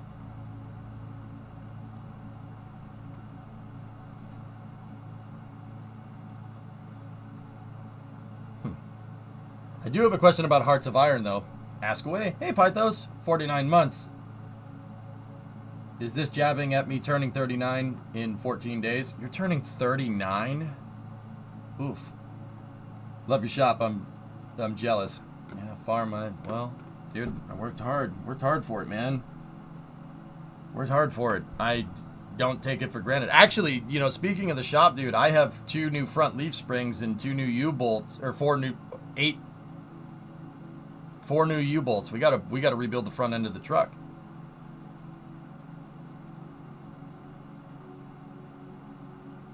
Yeah, that's a shame, Aqualux, yeah. Level 39. Yep. I'm having an issue getting close air support to actually do missions, even after setting them to do ground attacks and setting the region. Okay, so that could be a bunch of different things. Are your planes... Are you assigning the right... Is your plane basically doing close air support? Like, is it labeled, the plane that you made? You had to make one in the designer. Is it labeled as close air support? Does it say close air support plane? Or does it say fighter or reconnaissance plane or something? The only thing your shop is missing is 7 or 8 motorcycles. Farm, I don't screw with 2 wheels, dude. Me and Brimo have had family members that got hurt on bikes, so... Brimo made a rule, and the rule is no bikes, but as many cars as you want as long as we have the room. So I took that. I think that's a fine enough deal.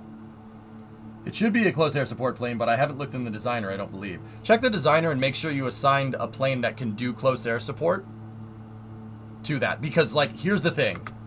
In Hearts, you can have a fighter plane. You can have a fighter plane do close air support. And if you try to take your fighter and do close air support, it's going to get rocked. It's like how the Allies in World War II were using P-47s for air superiority, and it didn't work. Didn't work very well. They didn't have the range, because they're a close air support plane. That's what the P-47 is. Once they switched to the P-51D, though, now we're talking. What about 3-wheelers? I'm not sure. Yeah, Farm, I'll take the unlimited, you know, you can get as many cars as you want as long as we have space. That's fine. That's fine with me.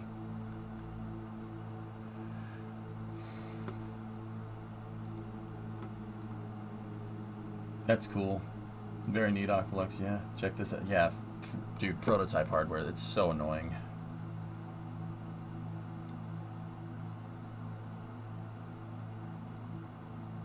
I mean, the P-47 is my second favorite plane from World War II, Hellfish. The P-38 is my favorite. P-38s are... Turbo supercharged? Turbo supercharged. Just... Enough said.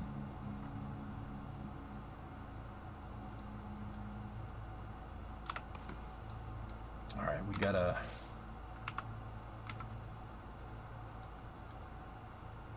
Just do a little bit of an on-orbit plane change here. And I used pole as my marker. You know what? I haven't been out here in such a long time. If I'm looking at all this right, I don't think any one of these are on the exact equatorial plane of Joule. I don't think any one of them are. Interestingly enough.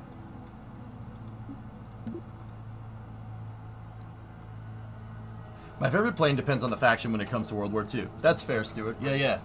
I mean, those are my 2 favorite American, like, fighter-esque planes. The P-51D is great, but I like the P-47 and the P-38 more. I'd say in terms of American fighter planes, that's probably third.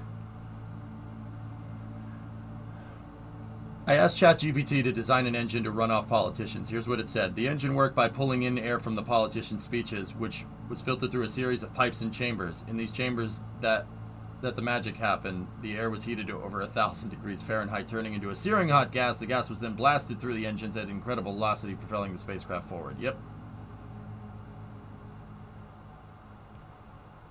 P-51 and P-47 had their roles swapped initially. Well, the P-51 the P-51A, B, and C had terrible motors. They had a Allison V1700, if I'm remembering right. The 1700 was not really that good of an engine. It was okay. But it was basically an interwar motor. The P-51 only became really good when Packard, the automotive company, signed a deal with Rolls-Royce to produce domestic Merlin engines. The Rolls-Royce Merlin motor basically is a supercharged V12. And they put that in the P-51 instead, and then the P-51 became an excellent air superiority fighter, on par with the Spitfire, the Hurricane, Bf-109, Focke-Wulf 190, and the Zero. That is the plane, dude. That Merlin engine, dude. Really, really good. Rocket Man scared of motorcycles. I never said that, Farm. I've ridden before, dude. I'm not scared of motorcycles.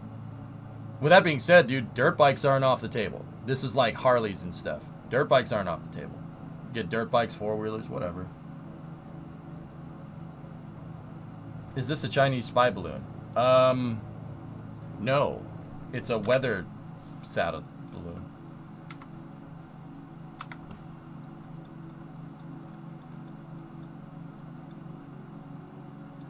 We're gonna get closer to one of the big ones. I haven't been out to Jewel in probably about 6 or 7 years, dude. We never went to Jewel on stream in KSP1.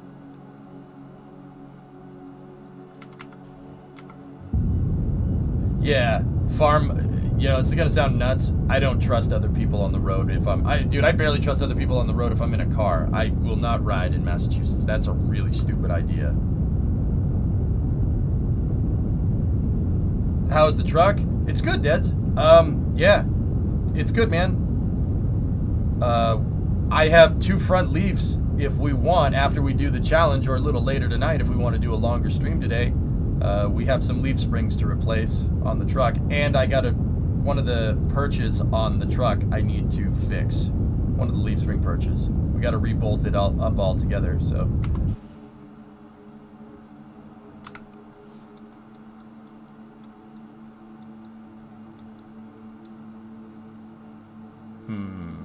I hope that's not...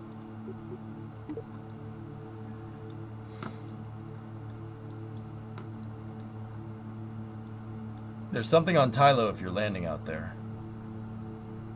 You know what, dudes? I do not remember where Jewel's atmosphere begins.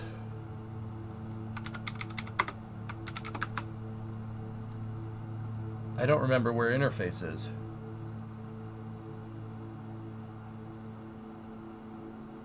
Oh, we are way in the atmosphere. Yeah, we need to not be that. We don't want to Cassini this thing. Wow, look at that thing. It's beautiful. What's the mission? I'm doing the KSP challenge. The KSP challenge is go out to Jewel. It said try to recreate the Juice mission, but maybe we could do that as like a super bonus. So we've already done primary. Visit Jewel and Tylo is next. And the Jev level is visit Jewel and all of Jewel's moons. I'm not sure if it's all, like, if that's landing. But use gravity assist to complete the level 3 goal. Last thing I'll say about the nuclear light bulb. Check out the mission profile in the NASA overview report on this thing. You really like that thing, huh?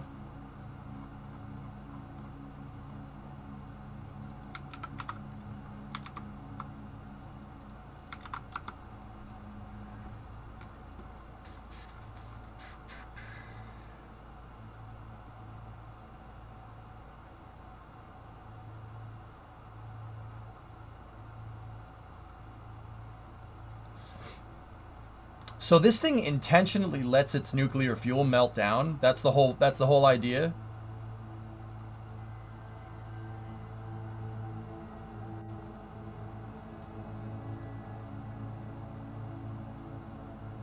Wow. That is an insanely high Delta V mission requirement. Wow, this thing would have been a monster. It would have been like the Swerve. This is the Swerve. It's literally the same thing. Yeah, 80-day stopover at Mars. Dude, look at the radial inburn that it does for, like, leaving Mars. That's insane. I was using the SBD-2 planes for CAS. SVO, that's a torpedo bomber. The Dauntless... Oh, no, the Dauntless is a dive bomber. It might be the Avenger, the TBM that I'm thinking of.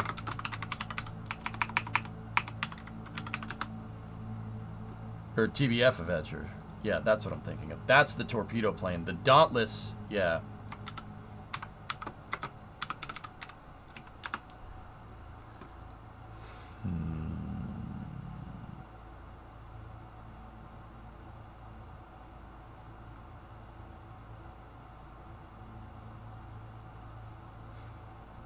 That's a cool plane. The Dauntless is sweet. I remember using these in Battlefield back in the day. But it's a carrier-based plane, dude. Yeah, see, the Dauntless has this crazy speed brake built into the bottom. You see that? Looks like grid fins, doesn't it? Pretty cool, huh? The ideas were there, gentlemen. They were there. How's the partying? I don't remember.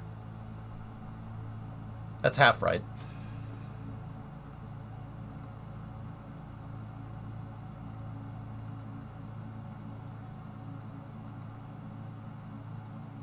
No, it was a fun time, dude.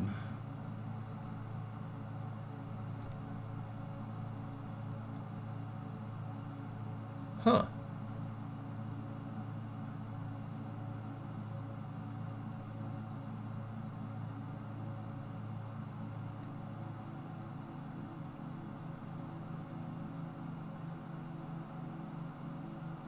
Whoa. B7. Dude, do you guys see this? Check this out. SBD-2 2106, serial number 2106. It's a Battle of Midway veteran that later returned to the United States as a carrier qualification training aircraft. It ditched in Lake Michigan while attempting to land aboard the USS Sable, which was a IX-81, which means that IX is a training vessel, if I'm remembering right. That's the hull classification for a training ship. In 1943, and then recovered from Lake Michigan in 1994, restored and put on the National Naval Aviation Museum in 2001. That's a Battle of Midway plane, dude. That's cool. That's not cool. That one's broken. That's nice. Yeah, I mean, you could use CAS with the Dauntless, I suppose. This is a carrier-based plane, though, SVO. The carrier-based thing says it can be used as a carrier plane, but doesn't say it can only be used that way. All right. So are your planes not fighting? What are they doing? Click on an air battle. So go into the airplane menu, click on an air battle, and or just click on the tile. The tile will show what planes you have in that area. It's not doing anything.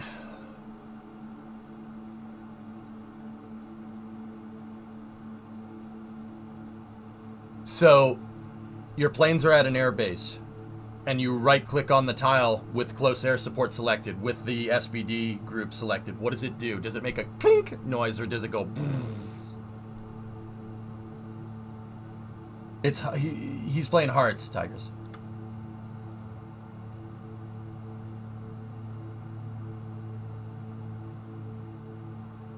Interesting, Aqualex, yeah. It's making the engine noise.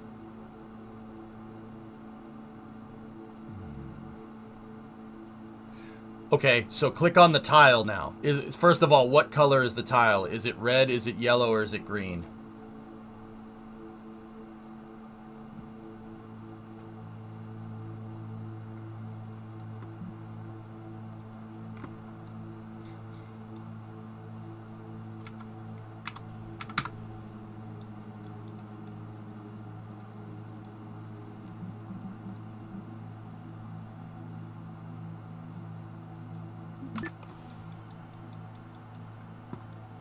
Oh my goodness, that thing is big. Yellow at the moment. I don't remember what it was before, but I had air superiority at the time.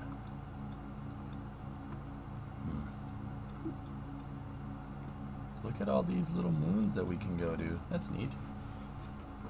They actually had a carrier-based F-16 with beefed up landing gear, but the Navy was not interested. F-16's a pretty good plane, Farm. Pretty good. Okay, so SVO, here's a couple of things you got to check. Top left corner. So up here in Hearts, do you have enough oil for them to fly? You don't have enough oil, your planes won't take off. Second part of that,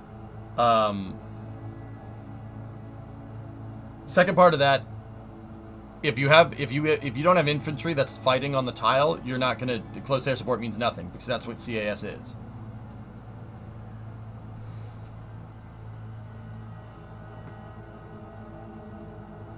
Third of all, there'll be a window open here that says all the planes. So if you click on an airport, it'll bring up all the planes that are at said airport. Make sure you have just the close air support planes selected. So select the plane, select close air support, right click on the tile. Do it like that.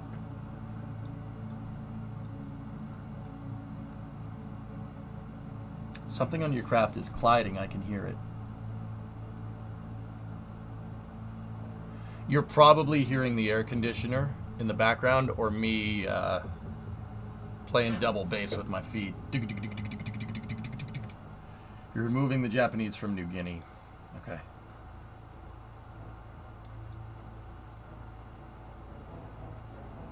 It's just the gimbal actuator sounds, man.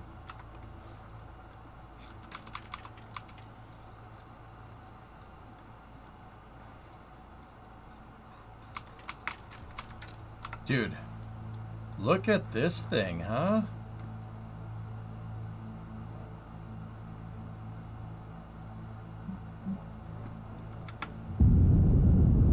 Discovery, go at throttle up. Hey, Chaser. Welcome to Mission Control. You're going throttle up.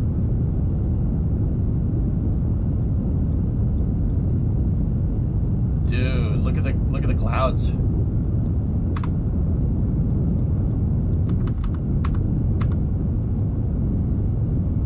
Huh. That's weird.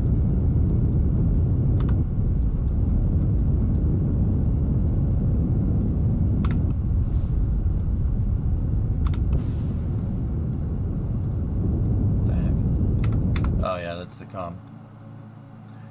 I think we're skirting where the camera autofocus is.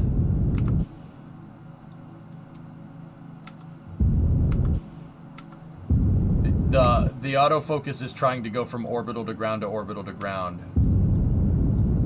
Because we're probably skirting the line where that happens. I'm trying to circularize down here. Now, don't get me wrong, Juice isn't going to do this. It'll never get this close circularized to Jupiter.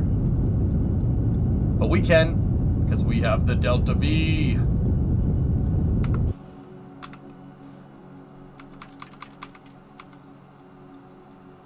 This is fine.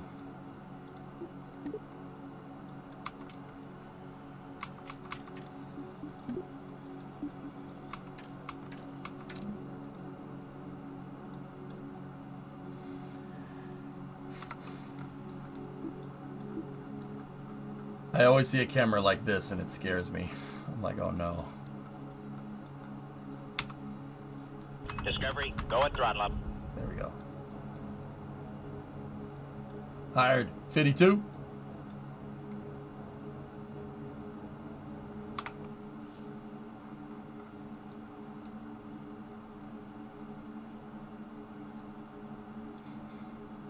All right. So we're on the descending node, which means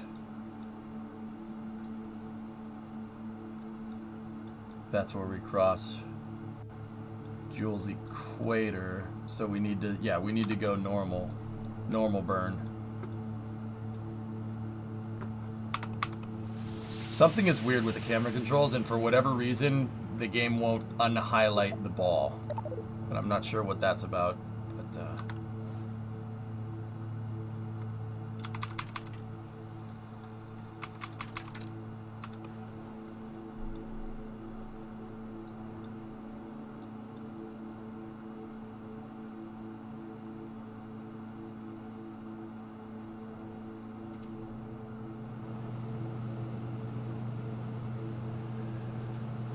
let's do this.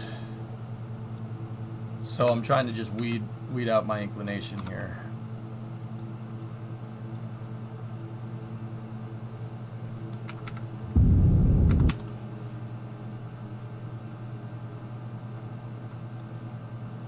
Wow, that did literally nothing. All right, cool. Screw that. We won't do that. Where's the other ball? It's in my fuel storage area. All right, well, we're here. So this is a good enough orbit. Where do we need to go? So visit Jewel and Tylo. Visit Jewel and all of Jewel's moons. So how about we just do all of Jewel's moons and see if we can grav assist. Oh, I can't do maneuvers. I can't do maneuvers because this thing doesn't have an antenna. Nice ball. Thank you.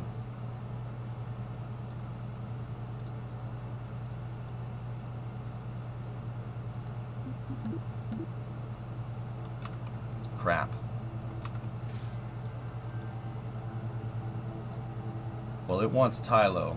Alright, so here's what we'll do.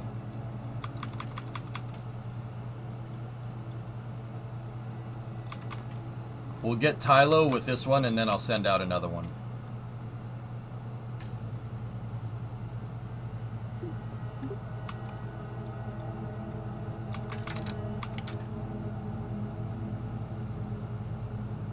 Oh!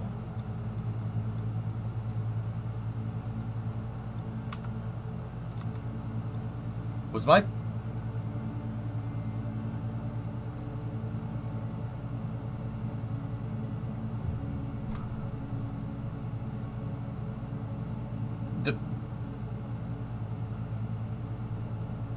My PE is too low. Last registered perijoule was 175 kilometers, which is well into the atmosphere, but also...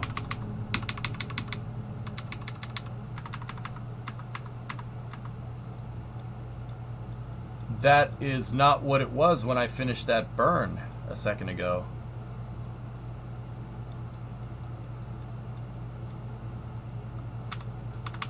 Can't go into map view.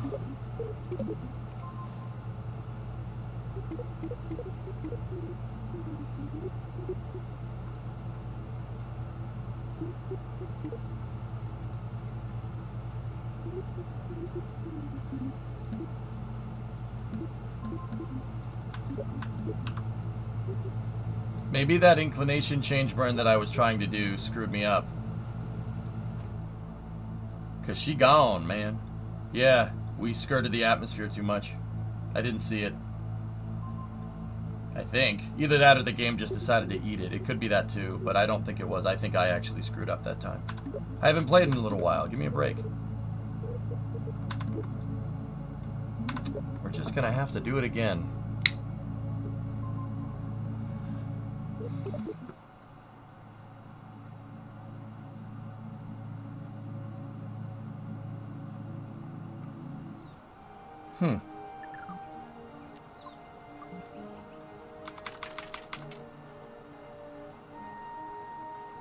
I am a great magician.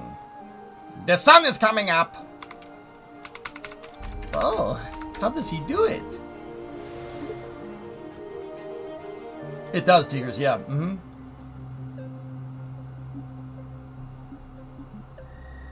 Yeah, that's...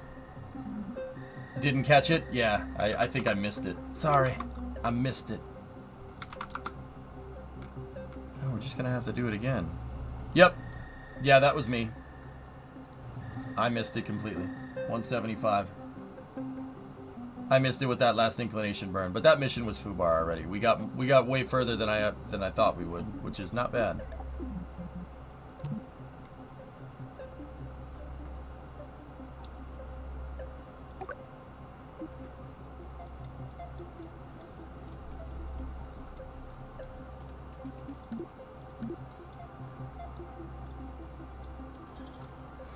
Antenna now?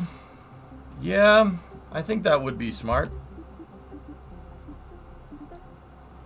Also, the solar panels were colliding, so we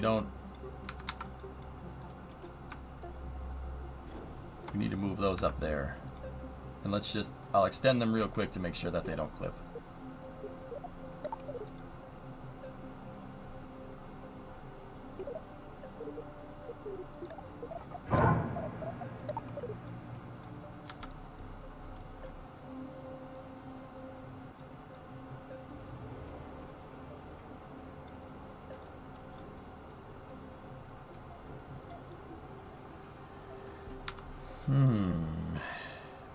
Maybe smaller panels.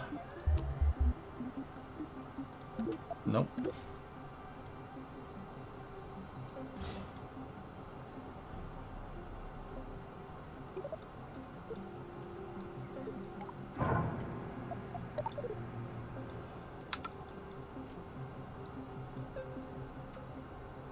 Yeah, that'll work.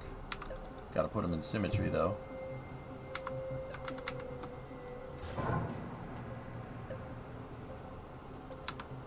Do you have enough mass delta V to ride share a relay? Of course.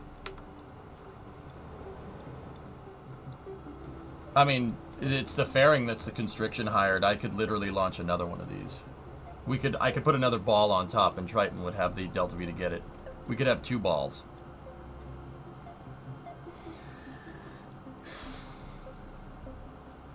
Don't read more. Don't read any more into that statement than you need to, please.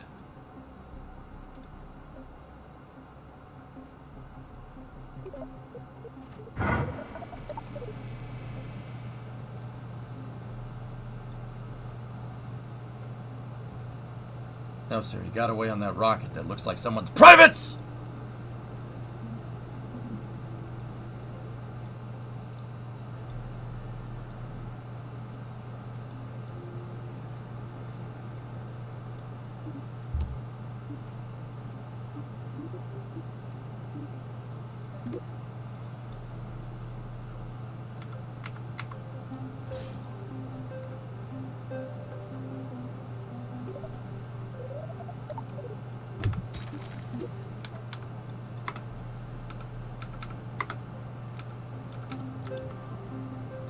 No, not the Windows key.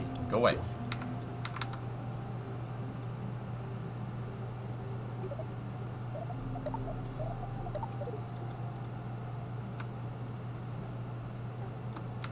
There we go.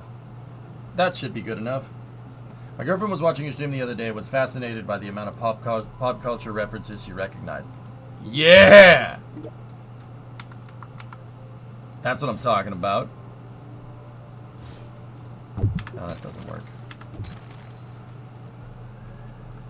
Hey.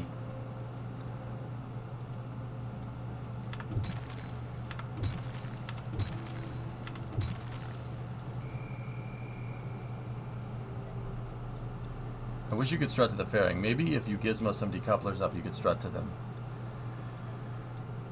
I think we just need more struts down here, dude, to be honest. I think that'll do us right. Because this thing was weeble wobbling around.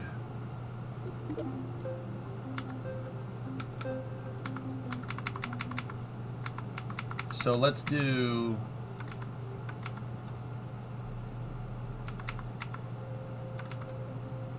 Let's do that. 6x from here, from the decoupler to the tank. And then give me another set of struts. And let's go 6x from the fairing to the tank. Like that. It literally looks like a hot air balloon. Okay. Good to know. Pop culture got nothing on... Yeah, King Kong ain't got nothing on me.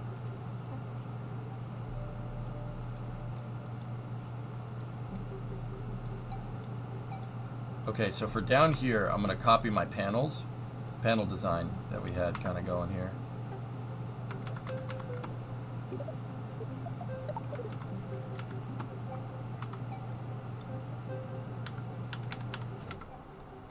It's good to know that it broke that. Discovery, go at throttle up.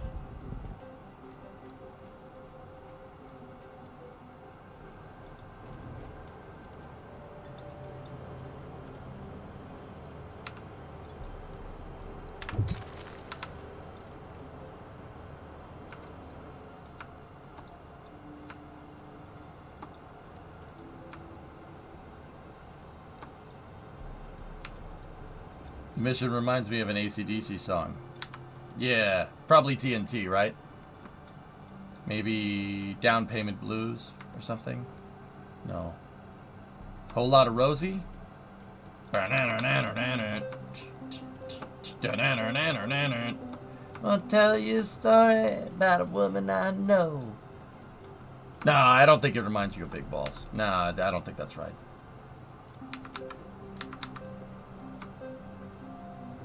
Well, I'm ever class high society. God's gift to ballroom notoriety.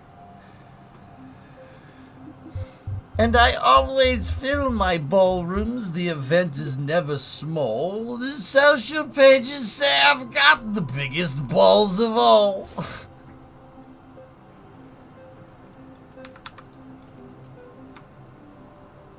Discovery, go at throttle up.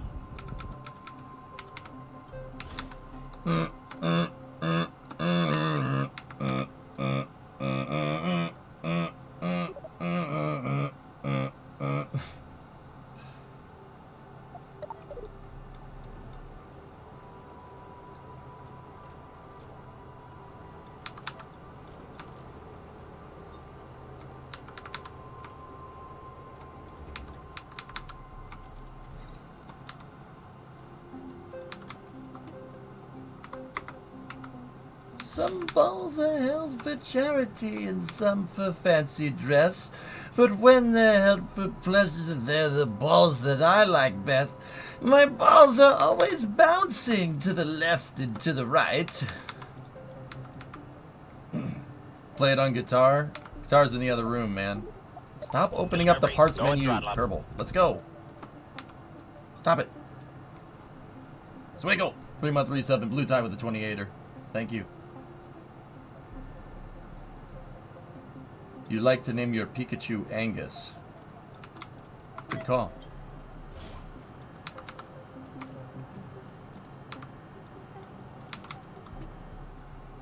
KSP has the biggest balls of all.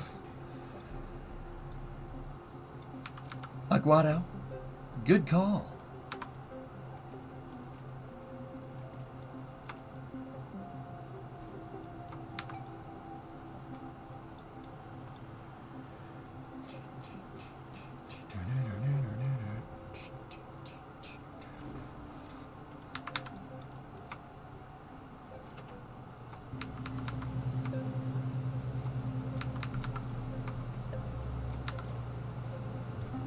There we go. Epcot to Jewel. That's right.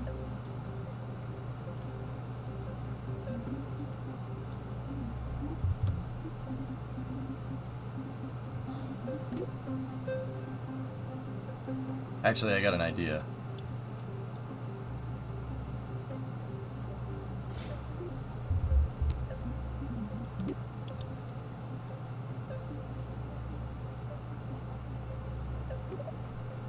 Come on.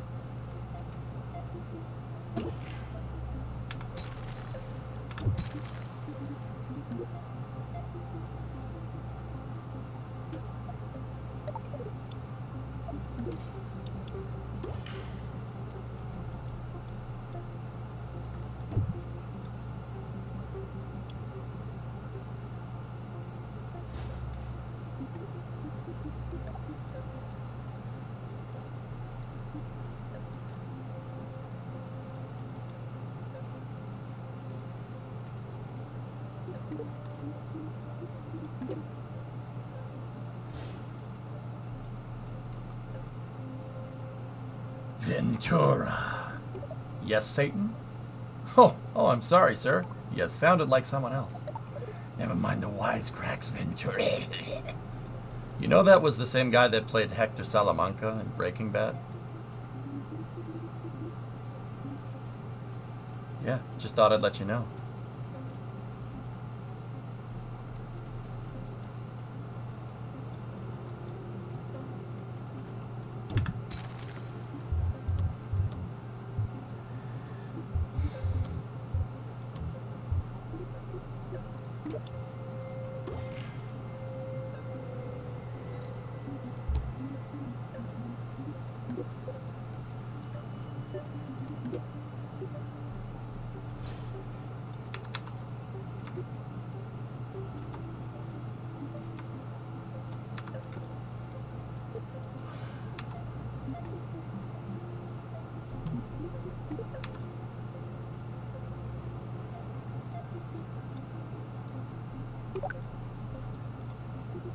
Lord Marvin. That's right.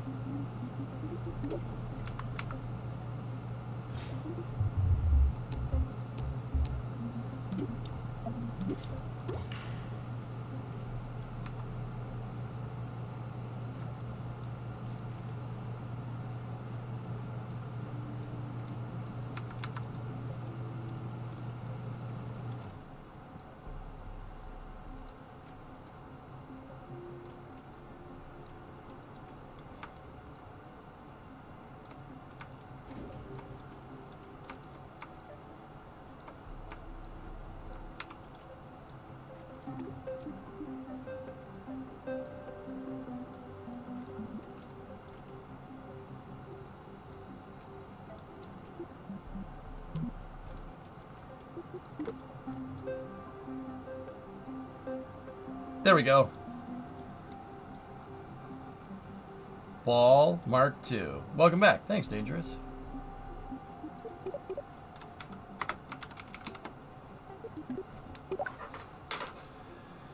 I got the points, might as well use it. All right. If you say so, add time.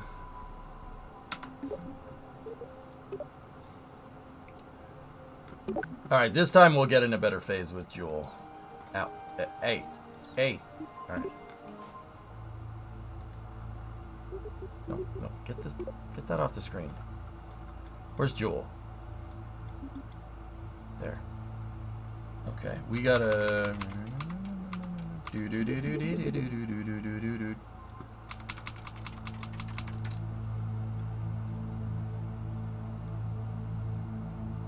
Yeah, good enough. We'll make that work.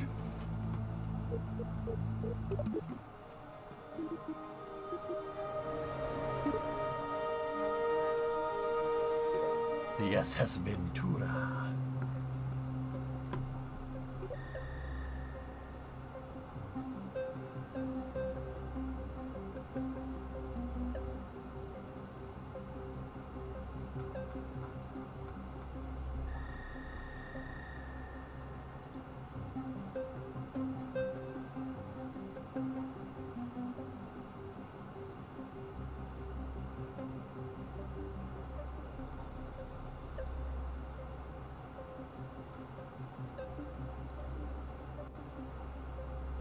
Give me 1 second.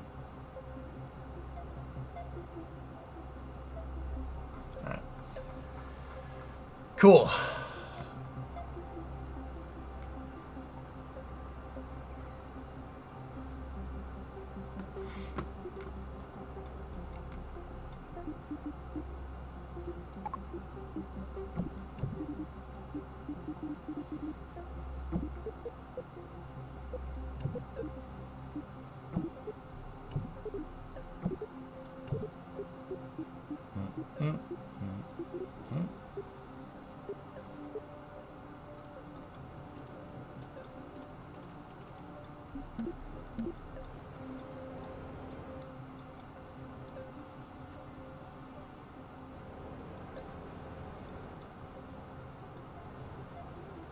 What is the weekly challenge? So the weekly challenge, we've already completed one of them. We already completed the primary one. It's because of the Juice mission, the ESA's Jupiter Icy Moons Explorer. That was launched a little while ago. Actually, it was relatively recent. The primary is visit Jewel, Discovery, and then visit Jewel and Tylo, and visit Jewel and all of Jewel's moons, and then use 1 or more gravity assists to complete the level 3 goal. We can do that. We can do that. So, I have my version of Juice, which is exactly like Juice in every way, shape, and form. Except it's not. Chief, 6-month resub. I was in Vegas, but you didn't see me. Secret mission from Bremo. Oh, yeah? What hotel did I stay at the first night, then?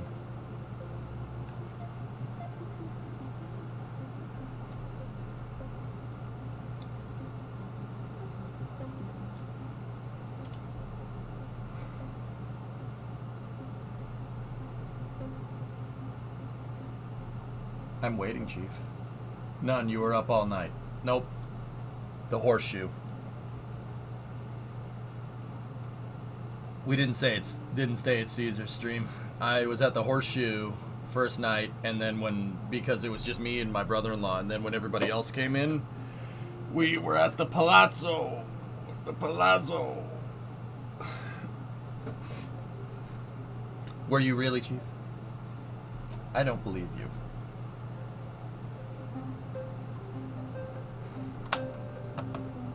Did you enjoy the food? Yeah.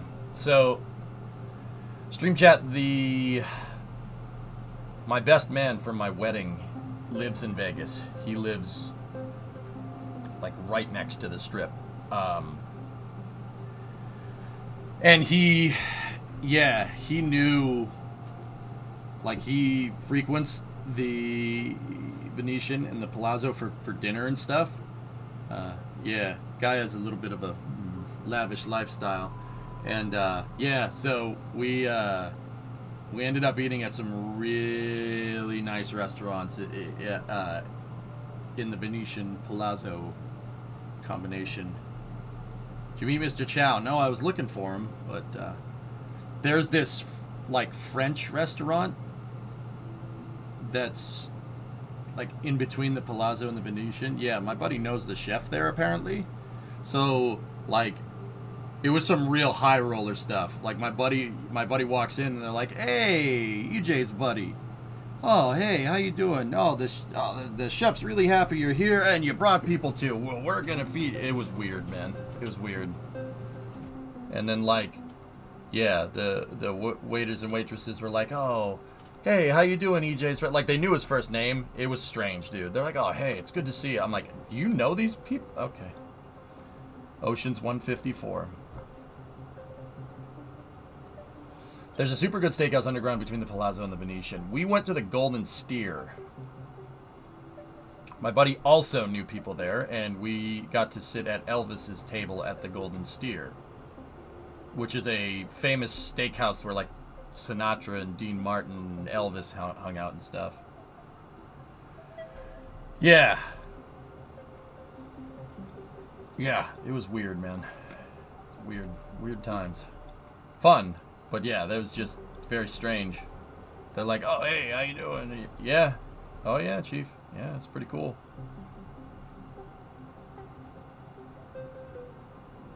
Yeah, Pythos. It's nice having a regular restaurant, you know?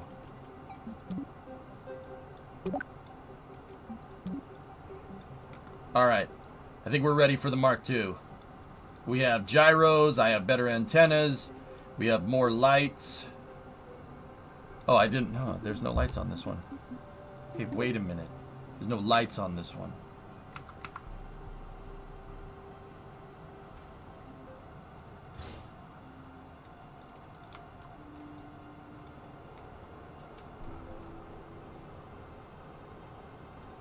Nice, Blue Tie. There you go. You sat at Elvis's actual table. Yeah. Uh-huh. Dude, that's the reason why I went to Vegas in the first place. Not just because it's stereotypical bachelor party stuff, but I went to Vegas because my buddy lives there and knows a lot of people there. And we got a lot of discounts on things. Yeah, it was not as expensive as you'd think. That's the reason why I did it. Because, yeah. Everyone was like, "Oh my god, you're going to Vegas, it's going to cost an arm and a leg." Nope, not for you, boy. It's nice to know people.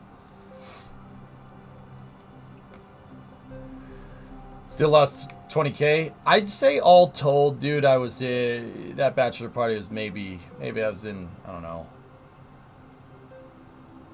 like $500. Like, and then if you count the casino winnings, like $400. It's good to have family. That's right. Is your best man a viewer? No. He watches the stream from time to time, dude, but he's one of my buddies from high school.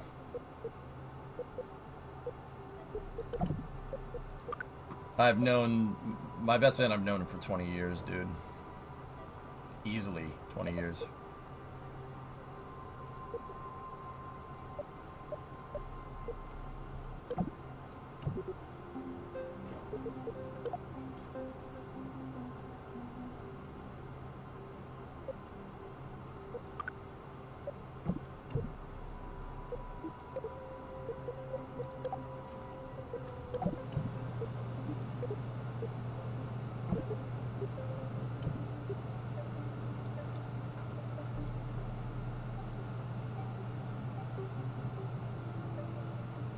don't know anybody from high school.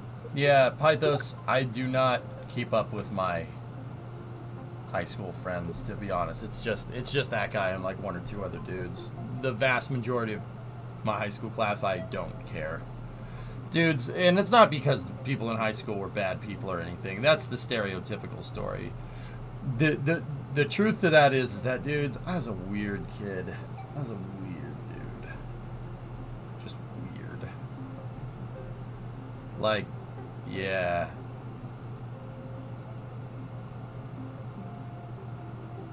Yeah, it was just weird. Didn't really develop the social skills to, like, talk to people and stuff.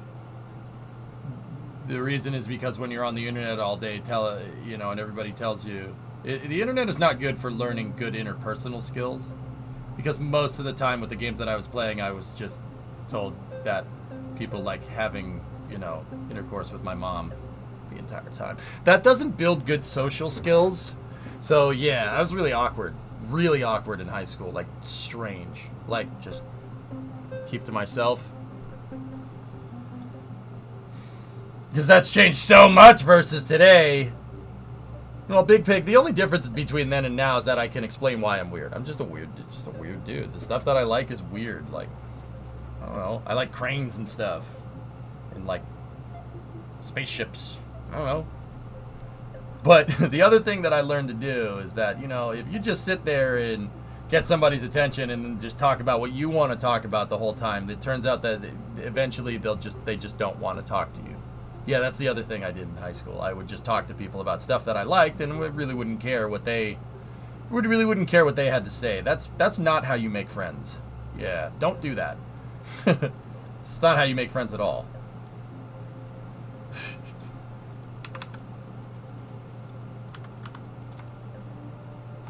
And like, the crazy thing is, dude, everybody's like, oh, I was bullied in high school. I wasn't bullied in high school. I was ignored. Differences. People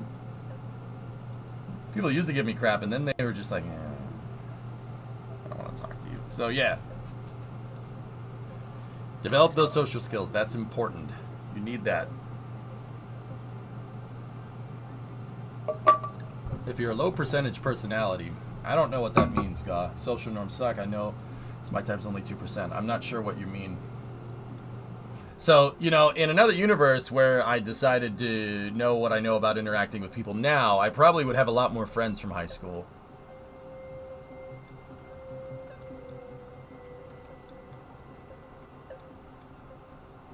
Luckily, you were bullied relentlessly. Well, neither one of these are good. But if I had to choose between being bullied and being ignored, I would choose to be bullied, because at least you get some attention that way, Being ignored and people pretending like you're not there is not the funnest thing ever.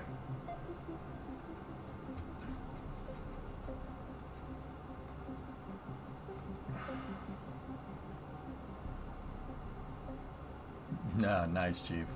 Yeah. Briggs Myers personality types. Yeah, exactly, Blue Flare. That's why it's important to be introspective, dude. It's important to be introspective. Every once in a while, you should take a good look in the mirror and be like, am I weird? Well, yeah, of course. The answer to that question is yes, but yeah, just not be as much of a goober, You were never bullied. Oh, Pop, I absolutely was. Yeah. Dude, when I was in high school, playing video games was not cool. That was not cool. Liking Star Wars was not cool. Everybody likes Star Wars nowadays. Heck, if you don't like Star Wars, you're weird. It was the exact opposite of that in school. I loved Star Wars. I could tell you every single ship in Star Wars. The irony about this game is that every time I try to build a functioning rocket, I always accidentally make a fully functioning ICBM.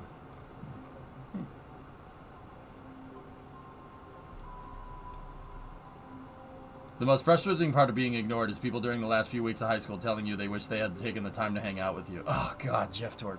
Oh, man, that's too real, dude. Yeah, I started waking up basically my senior year when, you see the light at the end of the tunnel, all the weird social stuff goes away, right? And then by the time I got to college, I was fine. And I blame kind of working retail for that too, but that's another story. Yeah. You get ignored for so long, you eventually get afraid to talk to people, And don't get me wrong, it's still there to an extent. When I'm out in public, I tend to keep to myself, but if I have to go talk to somebody, I'll do it. How's the happy accidents in ICBM? How's that happy accidents in ICBM? It is an intercontinental ballistic missile. Yeah, Time Worm, yeah. I see the irony because, rockets are derived from ICBMs.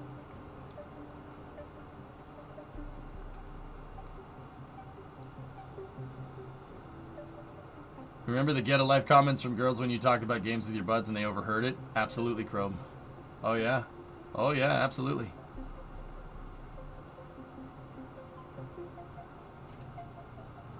Yeah, Aldesert, that's the other thing. You don't develop those social skills. You don't know when people are screwing with you and when people are making fun of you. I'm fairly confident that 15, 16-year-old me, people were screwing with me. People were just busting my chops, and I took it personally. And that makes people not want to hang out with you very fast. So, yeah. Especially in Boston. We greet each other with insults. Oh, yeah. Hey, how you doing? Go frick yourself. Huh? I still don't know the difference. I'll be honest. Sometimes I have trouble differentiating it. I'm like, why would you say that? That's really mean.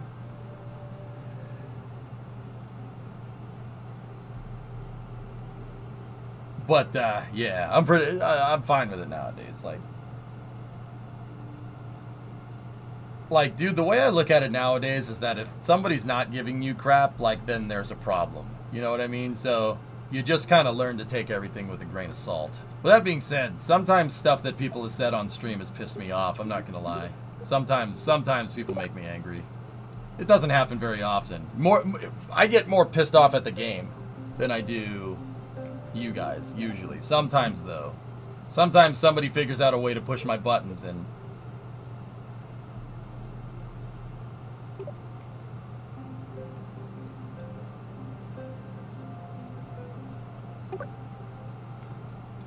That was weird.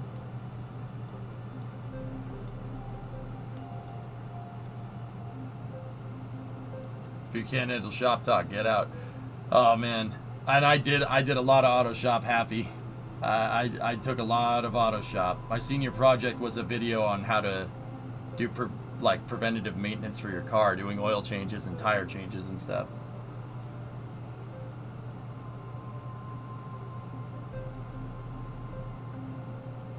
Yeah, Blue Flare, you know what's funny, dude? I started gaining social status when GTA San Andreas came out in 2004, because I knew how to play it, and I was really freaking good at it, and other kids would give me their PS2 memory card so I could beat missions for them, and that actually gained me social status, being good at playing San Andreas.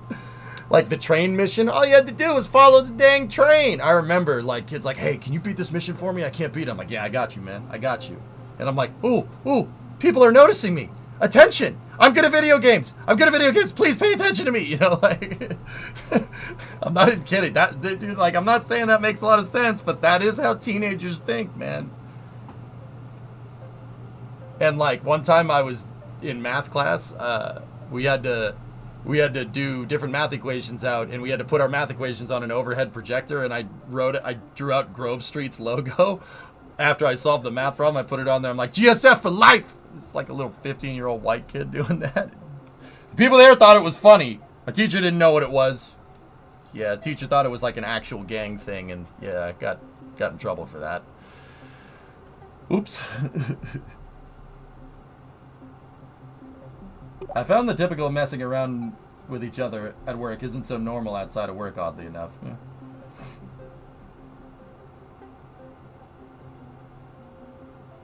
Yeah, pretty much, J-Speed. Yeah. And look where that got you. Yeah, I know, right? yeah. Streamer was born. It makes sense, doesn't it?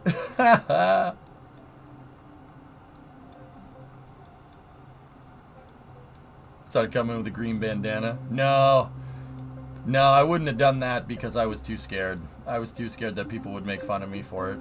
And the reality of that situation is that 15-year-old EJ does not know how the world works. Heck, I'd argue that 34-year-old EJ still doesn't, but, you know, yeah, that's not saying it makes sense, dude. It's just, yeah, weird. I was a weird kid. I was the neighbor's kid. Just a weird kid, dude. It happens. But you learn and you grow and you get better. To Jewel.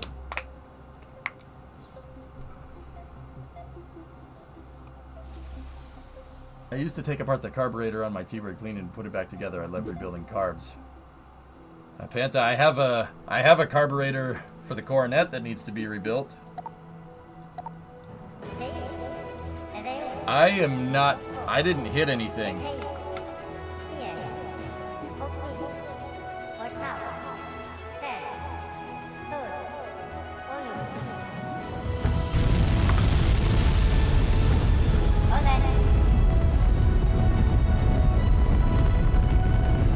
Alright, here we go.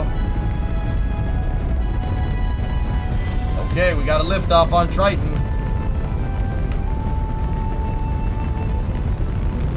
I didn't hit the space bar.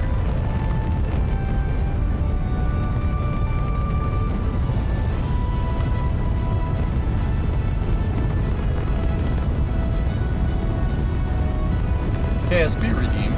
Just launch it.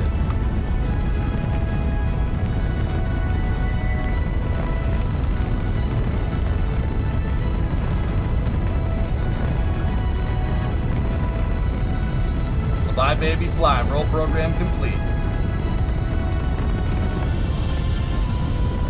This would dig a big hole in the concrete? Indeed.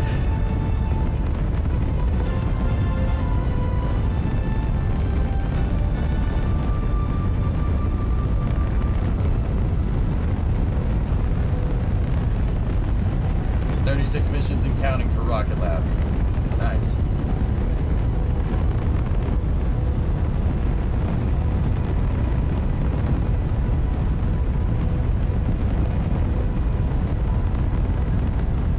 That's awful, Creeper. Watch your language, but also that's kind of funny, actually. Oh man.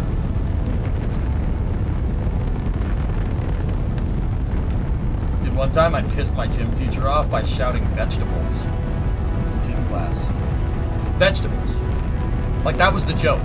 The joke is that there's no meaning behind it. It's very millennial humor, you know what I mean? Like, corn! Carrots! Peas and carrots. You know, and my gym teacher was like, "Get out here, EJ. What are you doing? What does corn mean?" I'm like, "It's a vegetable." "No, what does it mean? You know it means something." "It's a vegetable, I swear. That's the joke." And I had to sit there and explain. To my gym teacher what the joke, like the joke is that there's no joke. All right, I had to sit there and explain that, or else I would have gotten sent to the principal's office. Starship? Not really base. This is a kind of regular two-stage rocket.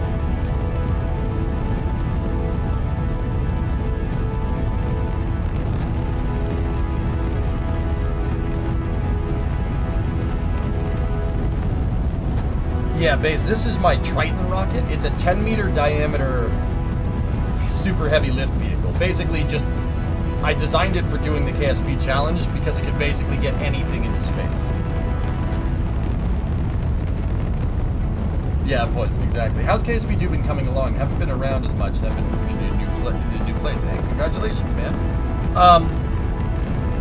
Rev, I'll be honest, I haven't been here in a hot minute either, because I was at my bachelor party. It was in Vegas. Yes, it went as crazy as you think it would.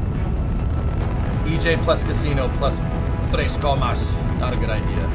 Well, in this particular circumstance, it wasn't a really good idea. But anyway, KSP2 is okay. It's not bad. Hang on for a second, we'll pause. My big thing... Oh yeah, Happy, for sure. Yeah, there's the pit boss staring me down. Yeah, that, I still think they figured out that I was counting. I'm pretty sure they did. Congrats on you too, thanks, man. Wait, you married yet? It's happening in the summer, Mason. Yeah, in the summer. This was a stag party.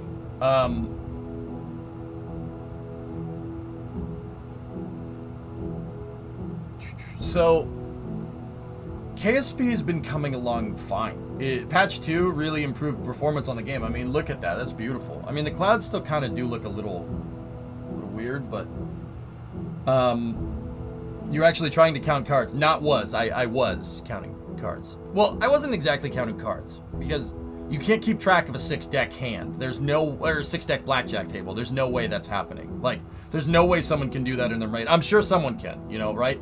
But what I do, Hellfish, is I use reasonable probability. I do this in GTA. If you ever watch me gamble in GTA, I can sometimes get the card right.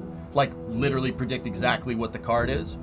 Anybody that's watched me do GTA, because GTA plays with 6-deck, and the way Rockstar coded it was a 6-deck hand, just like a casino, right? I can predict what's going on. You can get a reasonable probability here, all right? So there was a particular scenario where I knew the dealer had a low card. I knew she had a low card face down. She pulled a 10 and a low card, and it wasn't blackjack. And we just had gotten a bunch of face cards in the previous couple of hands, right? And I saw a good amount of face cards. A bunch of different suits. Like if you see 4 kings down on the table, right? 4 kings down on the table. Probability states that, or if you see a bunch of face cards go by, you see 4 kings, 4 jacks, 4 queens, whatever, a couple of aces here and there, right? That's what I'm looking for. I'm looking for the face cards, right? If you see a bunch of those go by, you know good and well, and that they're not reshuffling the deck, it's like they put them in a discard pile instead of putting it back into the deck, you know good and well that you're probably going to get a low card. So the hand that got the pit boss over and staring me down, the dealer had 10 and a face down card, and I got dealt 2 6s, all right, after a bunch of face cards had been dealt on the previous hands. So I knew probability states that her face down card. I mean, don't get me wrong, there's still a risk here. I didn't know for sure, but I knew that there was a low card under there. I knew that there was a low card. So I split 6s, and the dealer looked at me like I was nuts. She's like, "You're splitting 6s?" I'm like, "Yep." So I split 6s, right? Put another 25 down on the table because it was $25 min bet. So I hit the first one, and I got dealt a 3 and a 4. So we were at no, not a 3 and a 4, a 4 and a 3 and a 4. Yeah, exactly. So the first one was at 13, and then I hit the second one, and I got a face card, right? So 16 and 13. I held on 16 and 13, and the dealer was like, "What are you doing?" So, like, straight up was like, "You're gonna hold on both of these?" I'm like, "Yep." And she, sure enough, right? She goes, "Okay." She flips the card over. It's a 2. I knew that was gonna happen. I knew the card was low. I knew it because of all the cards that I'd seen previously on the table. So once again, it's not counting cards. It's just using some reasonable probability extrapolation, I guess, right?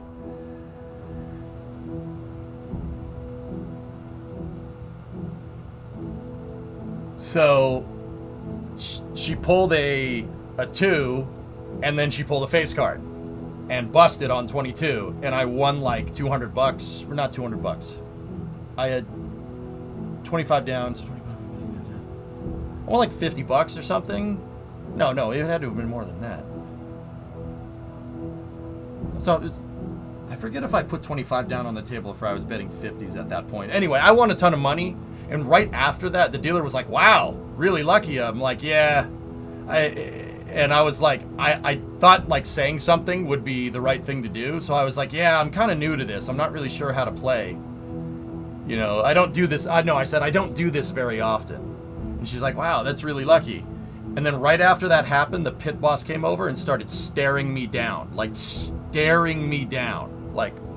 this. Arms crossed, staring me down, going.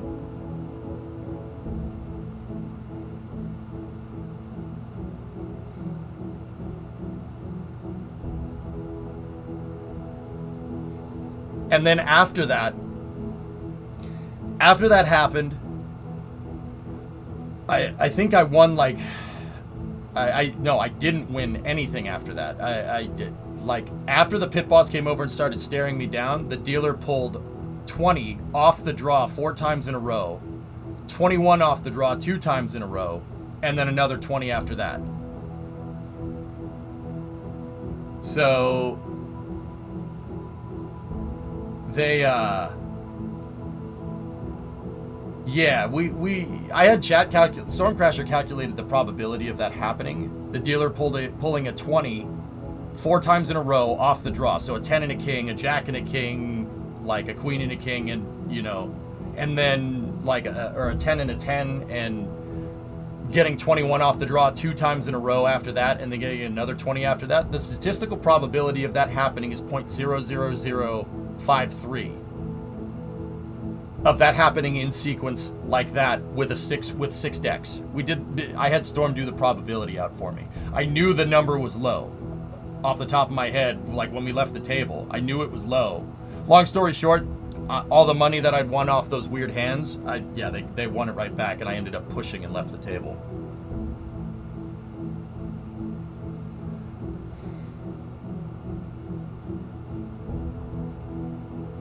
Yeah. That's what happened. Like, once again, I don't know. Could just be chance. It's possible. But a 0.00053% probability of pulling 20 4 times in a row off the draw, and then 21 2 times in a row off the draw, and then another 20 after that, that's very unlikely. That is very unlikely. And I noticed that it only happened after the pit boss came over. So, once again, it could have been nothing. Could have been nothing. I mean, it just could have been coincidence. But the pit boss was staring me down, no matter what. He saw something he didn't like, because the guy was giving me dagger eyes. You know what I'm talking about. If you have a significant other, the dagger eyes. He knew what I was doing. There's no way he didn't. Now, once again, I don't know. Is the casino gonna make a big deal over an extra like $100?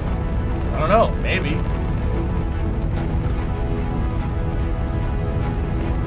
No reshuffle, Aldezert. Yeah.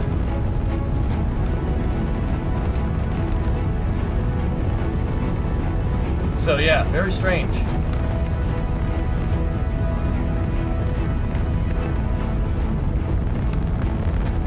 But yeah, I mean, once again, you can do some reasonable logic extrapolation and figure out what the card is. It's not too big of a deal. I don't really use any particular math. I'm not like counting cards like MIT or anything, right? Like, all I do is just kind of see what cards have been drawn. You know, and I can keep track of that more or less in my head. Like, I can't, like, there's still a gamble. Like, I don't get it right all the time. And counting cards is very hard to keep track. It's really difficult. It's really difficult to keep track with one deck, let alone 6. Very, very tough.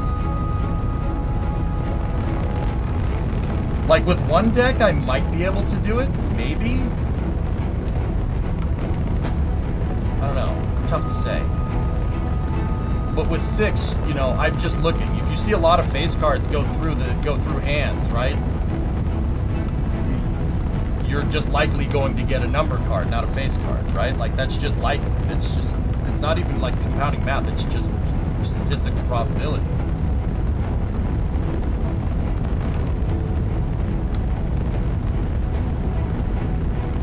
But yeah, either way, the guy must have known. He must have known I was keeping track, because I lost every hand after that. And I was playing with my cousin was with me, and he's like, EJ, you're good at math. What are the odds of that happening?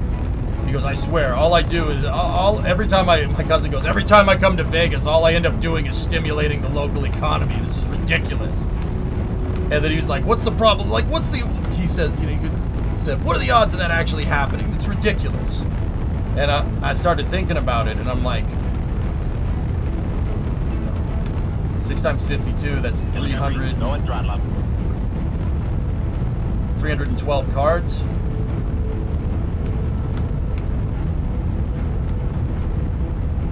Right? They're not 312. It is 312. Yeah, it's 312 cards, right? Like, you know, how much of those cards are face cards, right? So you have 10 jack, queen, king, right? So that's 4, and then so that's out of every 14 cards, right? give or take. I mean, keep in mind random shuffling. Out of every 14 cards, there's, you know, you have a 40% chance, not 40. There's less than a third of a chance that it's going to be a face card, right? So, I mean, yeah, you see a lot of face cards go across the table. There's more number cards than there is face cards. That's just how I look at it.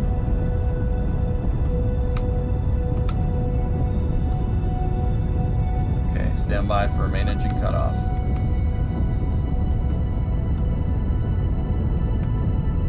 Come on, Trey. There we go. Good rocket. Hey, Blackness, 44-month resub. Go for throttle up. So, like, I ended up telling my cousin, I'm like, it's less than a 0.1% chance of that happening. And when Storm did the math yesterday, it was 0.00053. So I was technically right, but within a pretty significant margin of error there.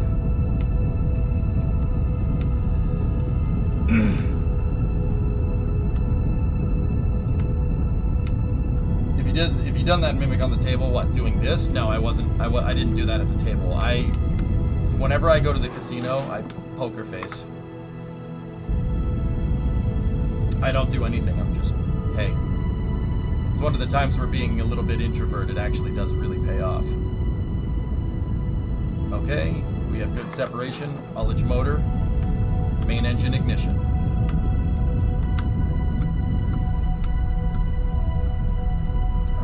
Burn a little bit radial in here to get a good insertion.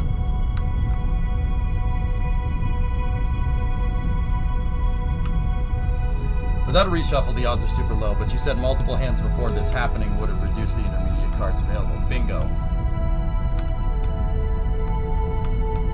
Oh yeah, that pit boss got mad at me. I'm pretty convinced. Like, not mad enough to throw me out of the casino, but he was definitely like, what the heck? What are you doing?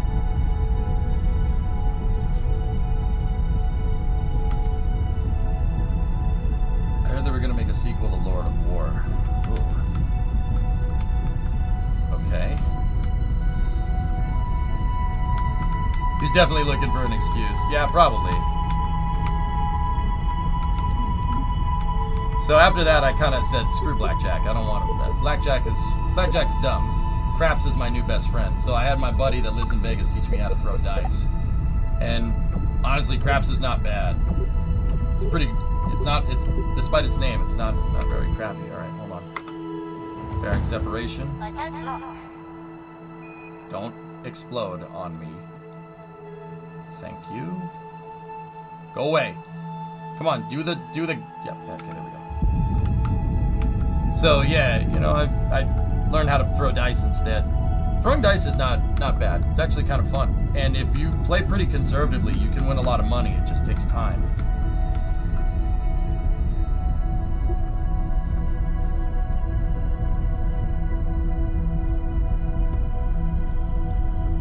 What is it like to play craps? It's fun. It's kind of fun rolling the die. Yeah, or rolling the dice. It's a pretty good time.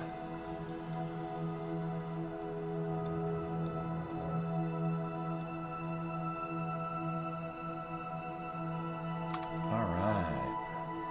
What?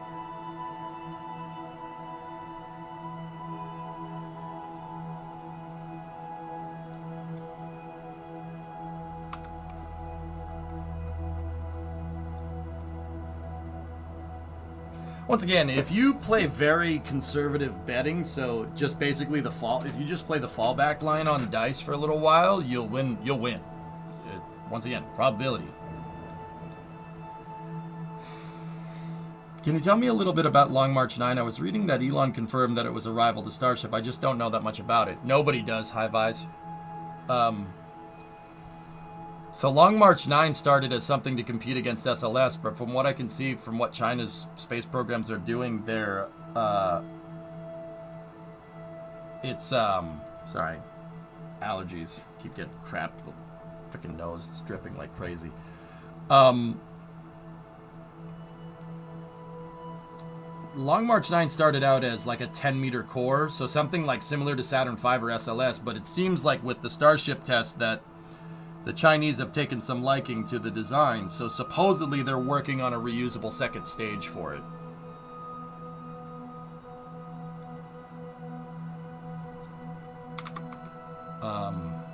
Here.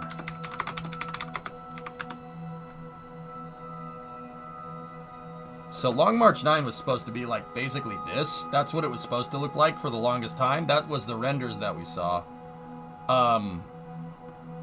And then, as of very recently, it actually kind of ends up looking like Triton a little bit. Pain, space.com. All right.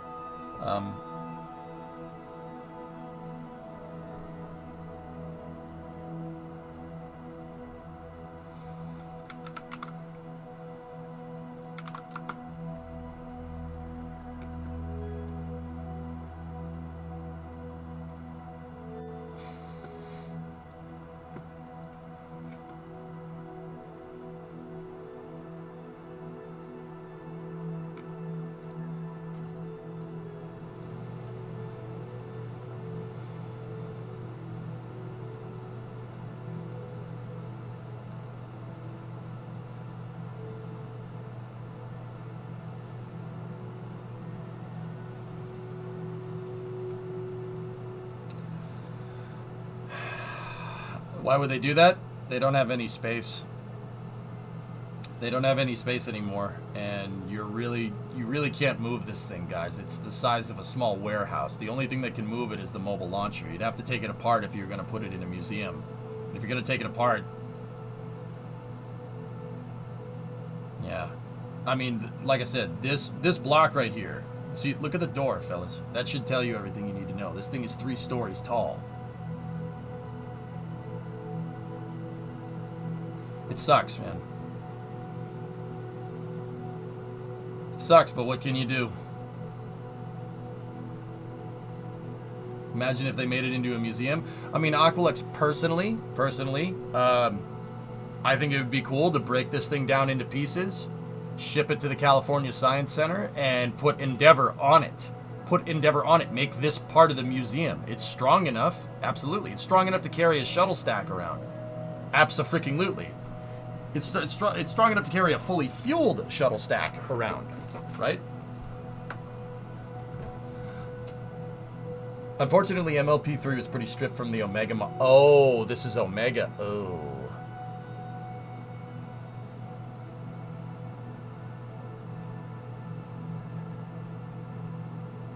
I mean, they moved New State Confinement at Chernobyl. The museum would have to be on the VAB site if they were going to do something like this. So, I mean, I'm not sure. In the article, they mentioned that turning this thing into an exhibit is unhandy, as it has too many places for people to hurt themselves.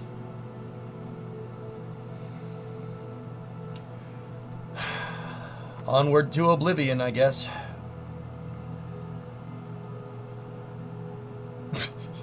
Turn it into a playground.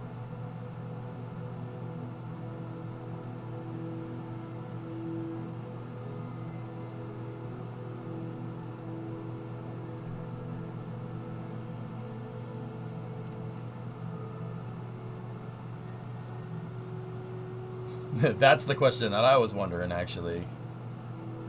Yeah, hydraulic jacks. MLP-1 is still in pretty good condition from the shuttle program. Well, Rev, I mean, yeah, that's, you know what? That's actually a good point. 1 is still in High Bay 1, if I'm remembering right. In fact, the entirety of High Bay 1 is still in shuttle configuration, if I'm remembering correctly. And, you know, I say if I'm remembering correctly, but also, it's there. I know it's there. Give me 1 second.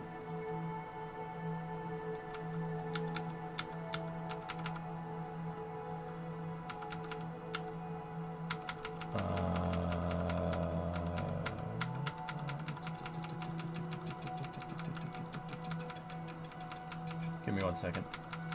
I have pictures of it. I'm trying to find it. Here, you guys can see my nice slideshow here.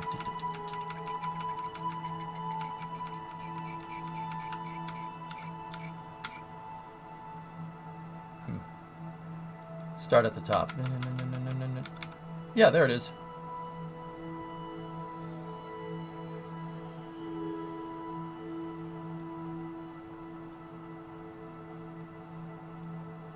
Yep.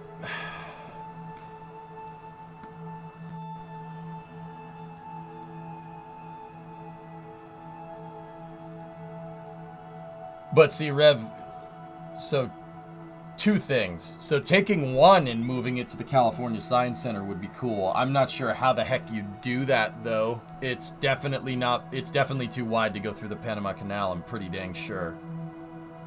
I mean, if it's not, then we absolutely should do it. I don't know, what do you think? Is the MLP as wide as a Panamax? Hang on.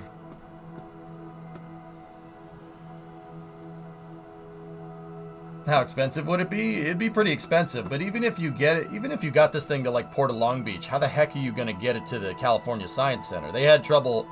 I mean, the California Science Center is over here. It's in downtown Los Angeles. Well, not downtown. It's over here. How are you going to get a mobile launcher to this? You'd have to break it down into pieces. There's no other way to do it. Yeah, see, there's the tank and stuff.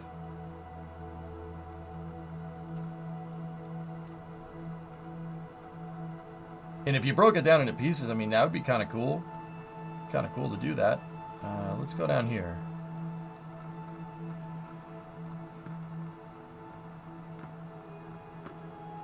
There's the old locks at the Panama Canal. That's the one the U.S. built right there. And then there's the new ones here. These are the new big boy locks. So let's see. How wide are these things? 176 feet.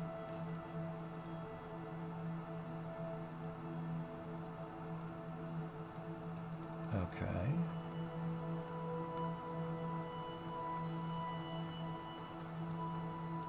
Let's go up here. Let's take a look at a mobile launcher.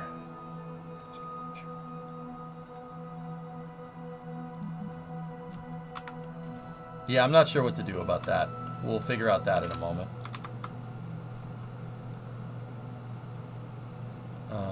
There's an ML right there. That's 3 if I'm looking at this right.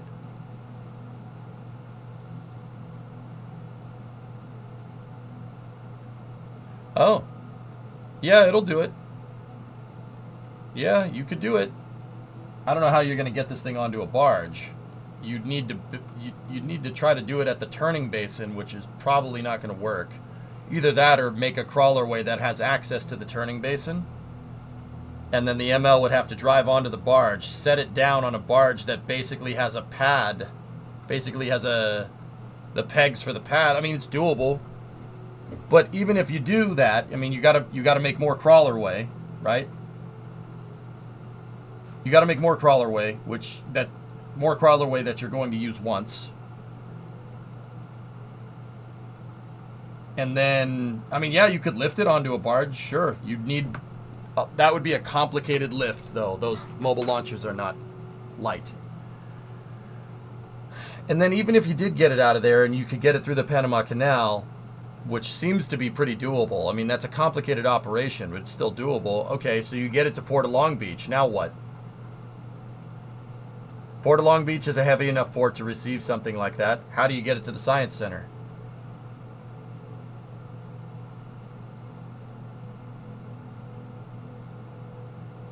What is that shuttle outline south of the VAB? That's the park for next to Operations Support Building.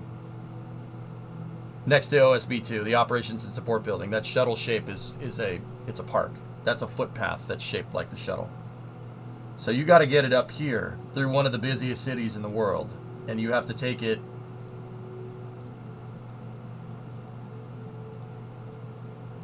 20 miles through one of the busiest cities. You'd have to break it apart. You'd have to break it into pieces and then just use trucks to bring it out here and then reassemble the mobile launcher. I mean, don't get me wrong, that's doable. You could do it. Sure, why not? If that would cost a couple $1 million, though, easily a couple mil. Like, probably more. Close the highway and take it up the highway. The highways are wide enough, Creeper, but bridges. Mobile launcher's 3 stories tall. It's 30. The block section of the mobile launcher is 30 feet. Most bridge clearances are about 15.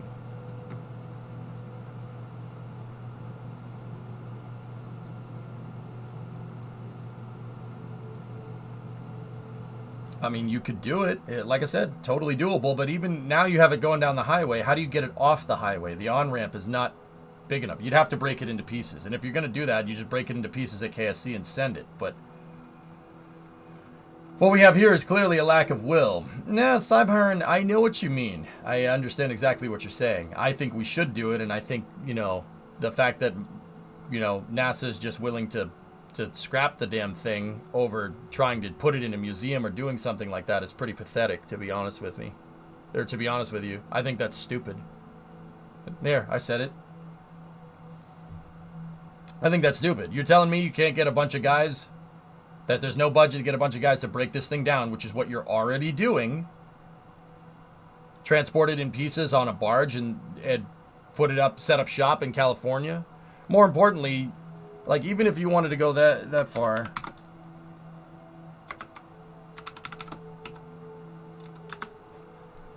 even if you wanted to go that far, there's nobody that can break that thing up and bring it over to the KSCVC, break it up into a couple pieces and literally drive it down the road to the visitor complex. No, that we can't do that. Can't even do that, huh? All right. How big would it be compared to the museum? Could you draw us a 40 meter line? Oh yeah, sure. I'll do it here first.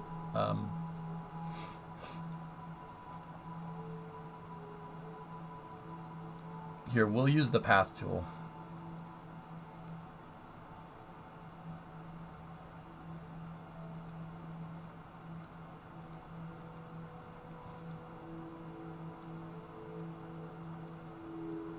About that, give or take. Yeah, I mean, putting it next to the Saturn V Center would be pretty sweet.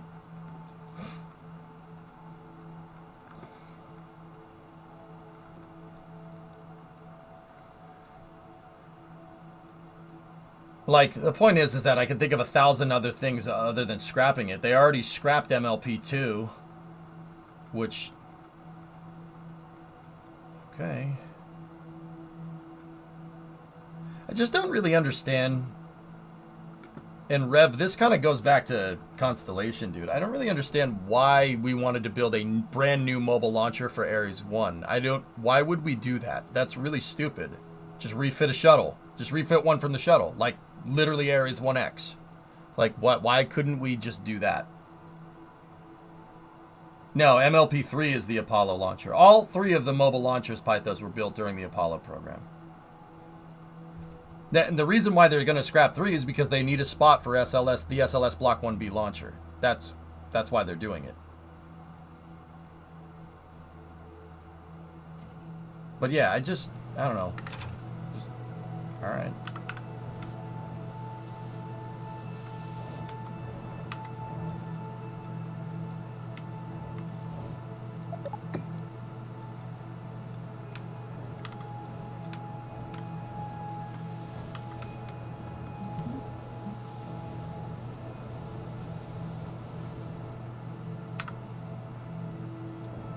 SLS ML2 will be a clean sheet build.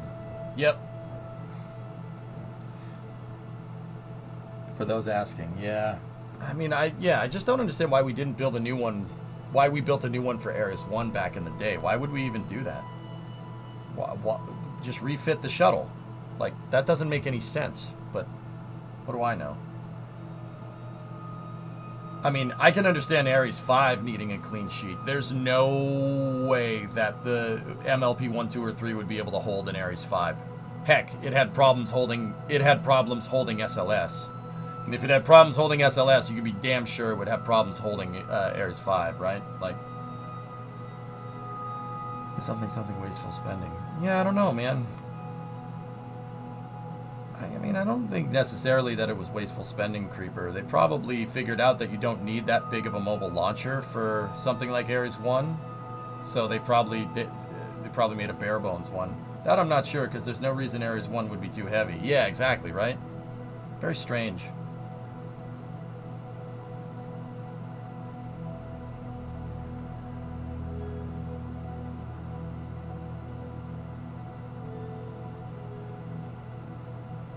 Imagine the easiest thing to do would be to extend the crawlerway to KSCVC, considering it doesn't need to be rated for the same load as the others.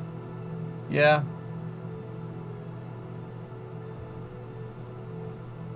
Yeah.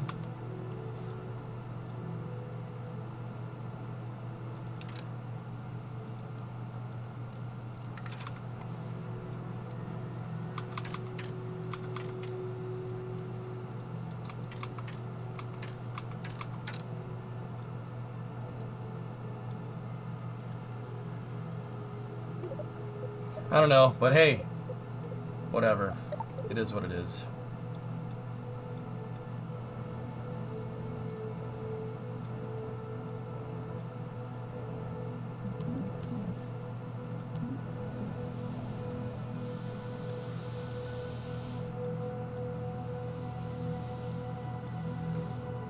Like, I don't know, man. It doesn't really bother me. I guess just kind of jaded to really like heritage spaceflight hardware getting wrecked. It sucks, dude. It's like, what are you gonna do? I'm actually wondering if the Clean Sheet Mobile Launcher will use pre-stressed concrete in its load-bearing structure, considering that tech wasn't available to the Apollo program. Don't know.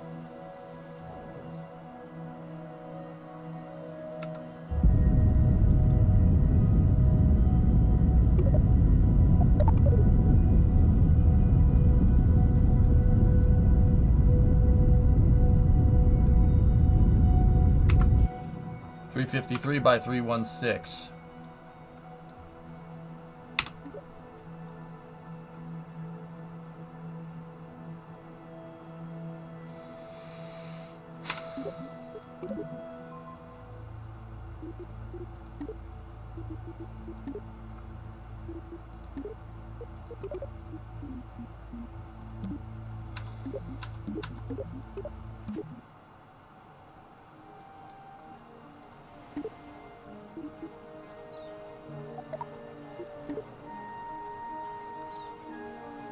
Except to paragraph, we see a problem saving everything we have sentimental value for. Yeah, onward to oblivion, dude. Just, it sucks. It's not fun. I'm not happy about it, but it is what it be.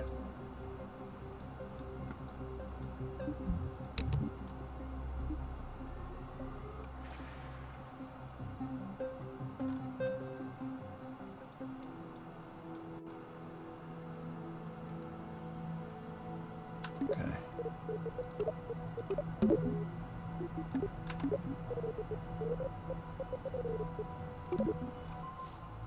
Trying to see if we could fix the check.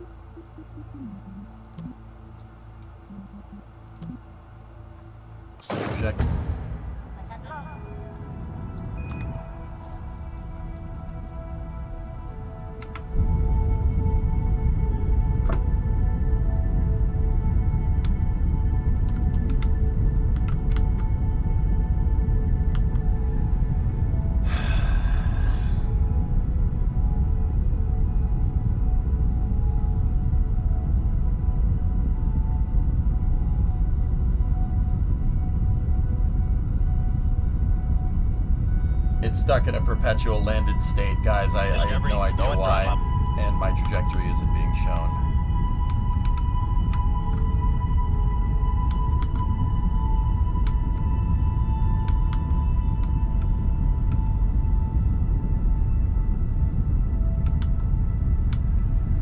Gene Jock, 18-month resub. Thanks, man.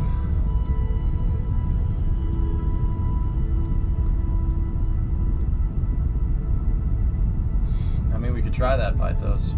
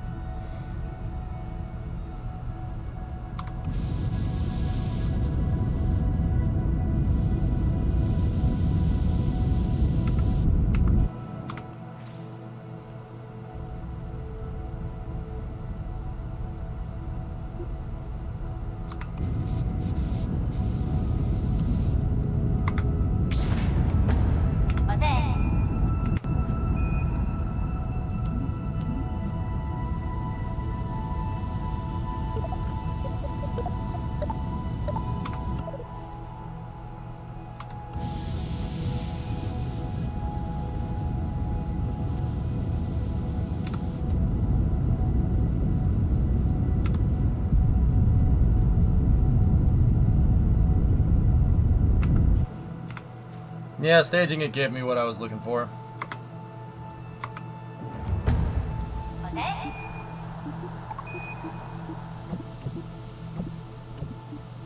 These kinds of issues are why I've been taking a break in KSP2. I love the game, but usually I can at least understand why something is going wrong. I can see them.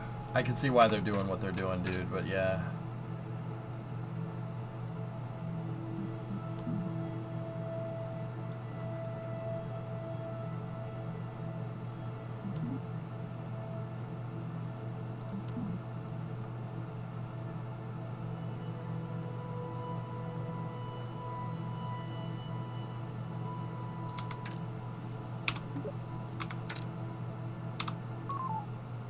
I'm gonna try to reload. The vessel had an imparted force on it. It's basically holding the W key down.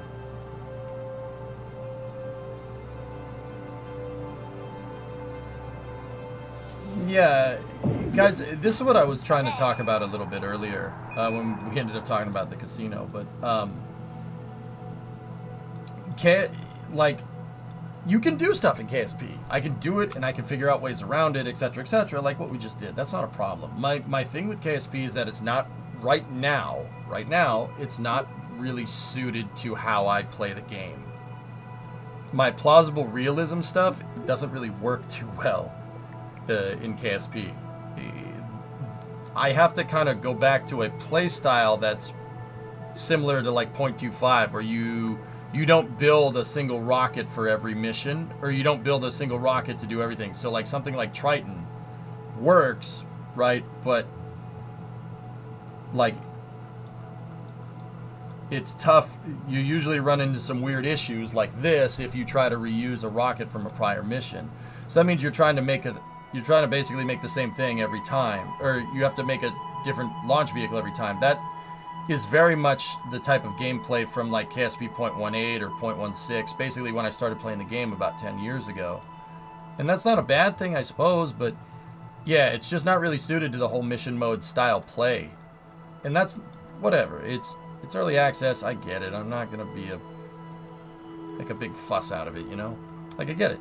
It'll be better down the road where we could do more mission mode style stuff, or, you know, we'll figure out new ways to play. Like, I'm not too worried about that, but yeah, right now I'm not saying I'm in like a holding pattern, but I just don't really know. Other than doing the weekly challenge, I don't want to start up like a syndicated save, like mission mode, and then have to worry about, you know, whether my architecture is going to work or not.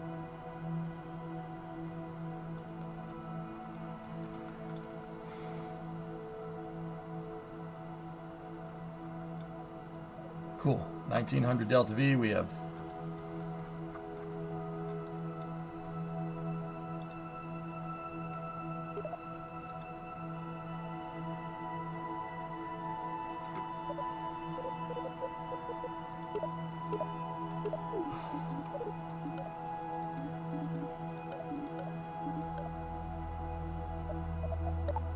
Okay. Even with a 10-foot pole... I only stopped playing KSP2 because I hate watchers. I was enjoying it. Yes, there were some frustrating bugs. I mean, Pythos, you gotta stop letting what people say bother you, dude. It's not that big of a deal. Like, dude, you see the amount of crap I took? It's not that. Let them do their thing. There's a lot of insufferable people on the internet. It's not that big of a problem. I just basically started being like, yeah, I gotcha, and then just keep enjoying the game.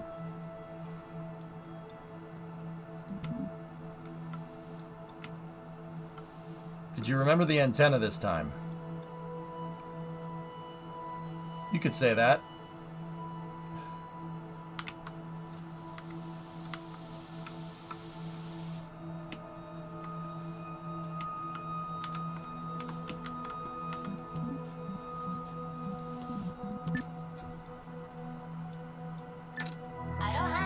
Aloha etat.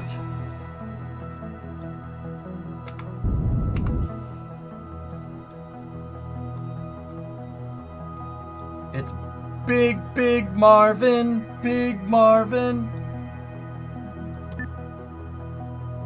Alright, let's roll. It's fine.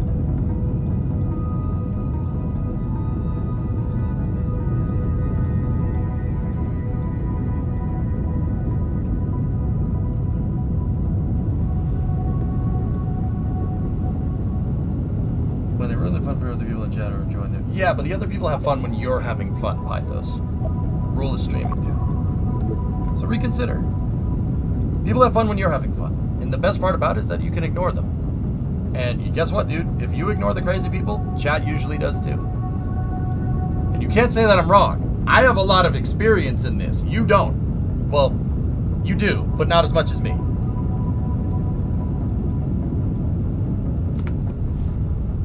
Dude, when we're covering launches, I get every launch, dude. I get somebody in here. Oh, there's flat.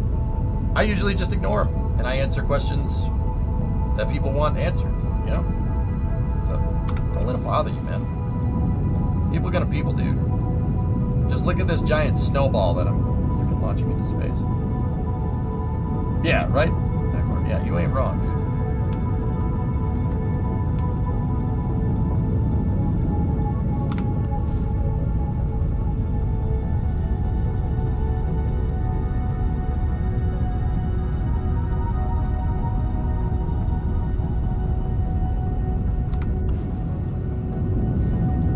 Yeah, I mean, but yeah, right now it's just, I'm struggling to find ways to make KSP fun. The KSP2 fun, because it's very bare bones right now. And it is a little bit rough. But I'll be honest with you guys, I can find my way around most of the glitches. Like what we just did. You know? It's not that big of a deal. It's just, yeah, doing out like syndicated missions. Like, you know, it's a risk every time you even want to dock something together. And once again, that's because of early access, not hating by any means. Although Nate did scare me with saying that they're going to slow down the patches. I read that and I was like, But then he explained why, and then he gave me, you know, in the last dev update, Nate gave numbers as to why they're doing it, what they're doing instead, etc., and I'm good. We good. Hey, Barakar, what do you think about Juno New Origins? Sorry if this was already answered. Hey, no worries. Juno is Simple Rockets too. Juno New Origins is Simple Rockets. I don't have that much experience in the game. I have played it off stream. I do like the procedural fuel tanks. That's actually really neat. Yeah, really, really cool stuff. But Kerbal is always going to be my number one, dude. With that being said.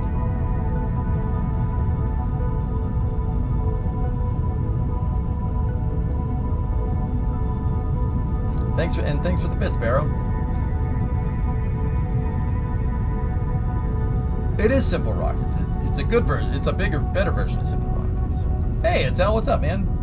Maybe another way to phrase it is that you can totally have fun in KSP2, but you have to exert effort to try and have fun while it's still in early access, whereas KSP1 was effortless. Yeah. I mean, yeah. It's Alex. You probably know good and well how fun it is to try and troubleshoot something on stream. That gets to be a little tedious, and I don't want to have to sit here and be constantly troubleshooting the game. You know what I mean? That's not fun. Simultaneously though, what is fun in KSP1 and the effortless part that you were talking about is troubleshooting our spacecraft, figuring out why it failed, etc., etc. Now, I don't know why I can't really tell you why there's necessarily a difference between like isolating a game glitch and isolating a fault with your spacecraft, but yeah, there seems to be a difference there. I suppose because one of those things is in the is supposed to be in the construct of the game. The other one is not, obviously.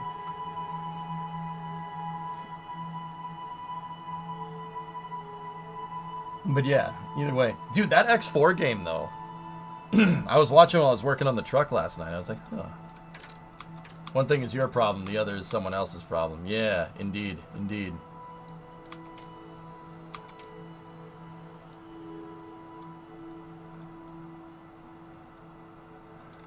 Like, here's an example. How can I teach people about just be like a good space steward, about like teaching people how to discard second stages correctly when my second stage is literally in a geosynchronous orbit at 338 kilometers around Kerbal.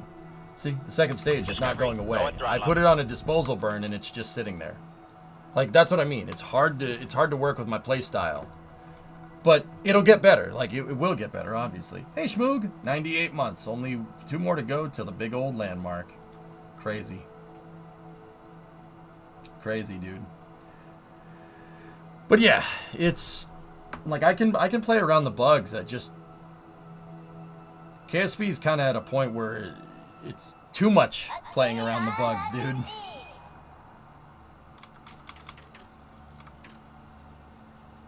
Interesting, Erudite. Yeah.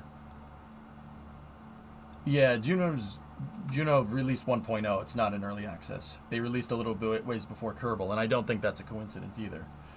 If you like troubleshooting your own problems, X4 is a great game for that. Always room for optimization. Still a number of bugs, though, but I'm loving the game. It looks pretty fun, dude. It looks pretty fun.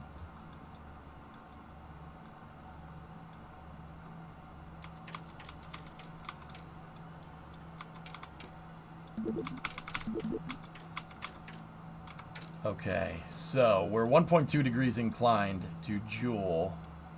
We're going to need to fix that. Create...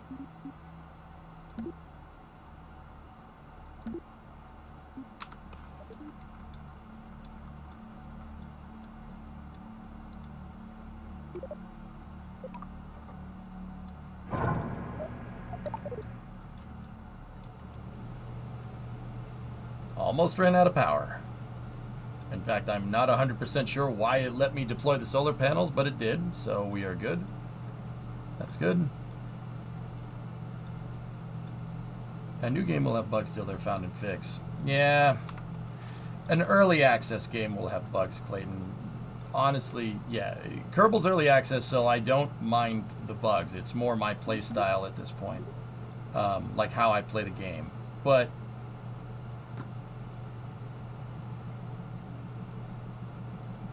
for just garden variety Kerbal play, that's fine. But I didn't make a career off of maining KSP for it to be like this, you know, like for just to basically do what everybody else does. I will say, as long as we're just patient, dudes, we'll be fine. Discovery, go and throttle up. The game will get better. It has, and the dev team really cares. That's my big one, and they have. From what I could basically extrapolate from what Nate was saying the other day in the dev notes, it very much seems like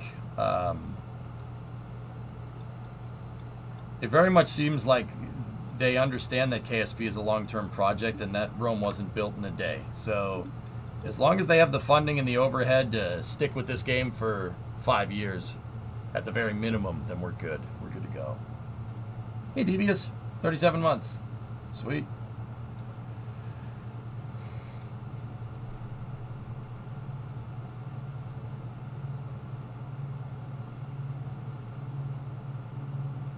All right. So we got to do this maneuver here.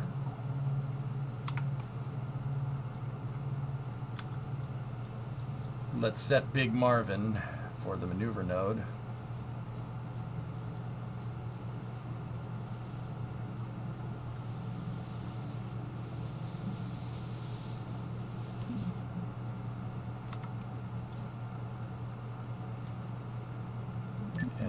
Warp a little ways out here.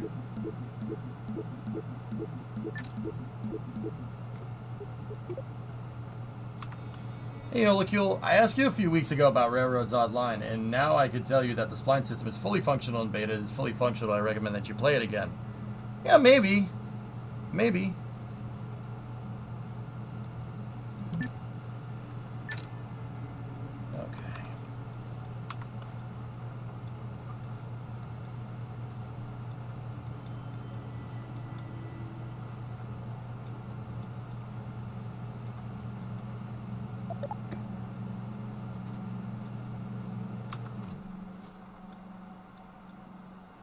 Playing more railroads would be pretty fun.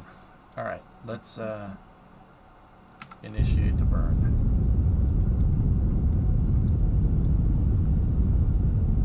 I do like Railroads. Railroads is a good game. There is some development drama that went down with it, Oli, that I just don't really want to... I'll be honest, I don't really want to be associated with the game too much because of all the crap that went down. But, yeah.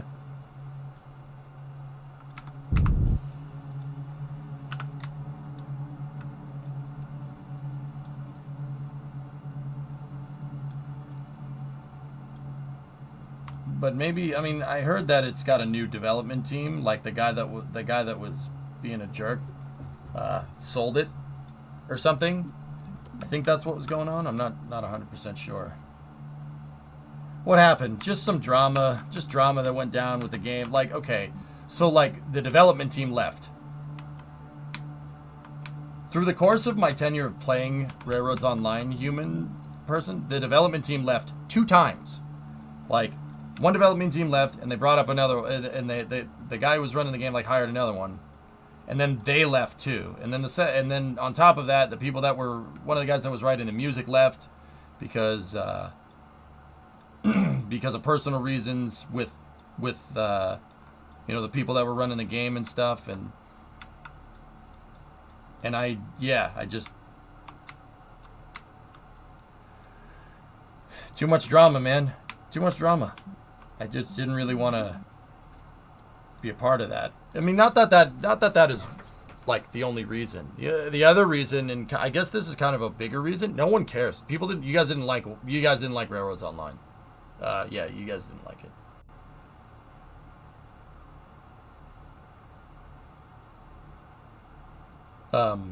Yeah, Railroads Online never really got me a good amount of viewers. Like, people didn't like it. Like, Hearts of Iron did better than Railroads. Things can only get better. Yeah, a Hearts of Iron stream will get me more viewers than a Railroads stream, which is funny because Hearts of Iron is on the lower tier of games that you guys want to see. I love playing Hearts, but yeah. The only things that I think get lower viewers than a Railroads Online stream is Tarkov and Counter-Strike. No joke.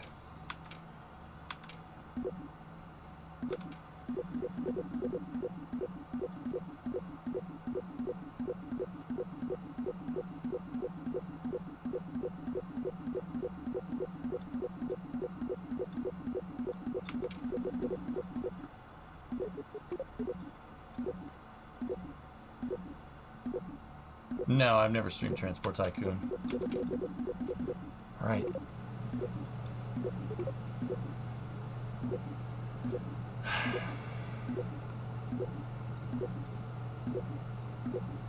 Where's RimWorld on that list? RimWorld is above Hearts of Iron and above Railroads, to be honest with you. But the problem with RimWorld is me. RimWorld pushes my buttons, dude. It pisses me off. That's the problem here.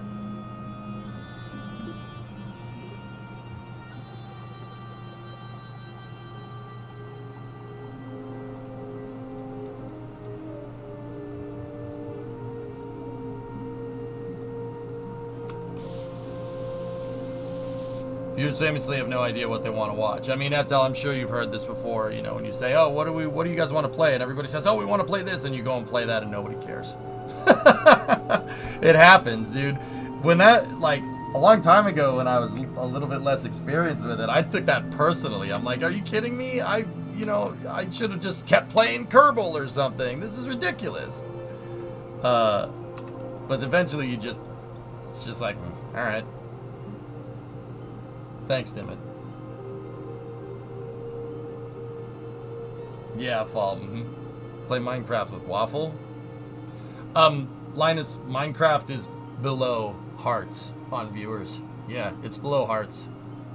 Yeah, it's right there with Railroads. Literally, dude, no one cares. No one cares about the Survival City project, which really pisses me off, dude, because we put a lot of effort into that. You guys put a lot of effort into that. But that's the truth. Sorry for the change in subject. Don't worry about it, dude. It's all good.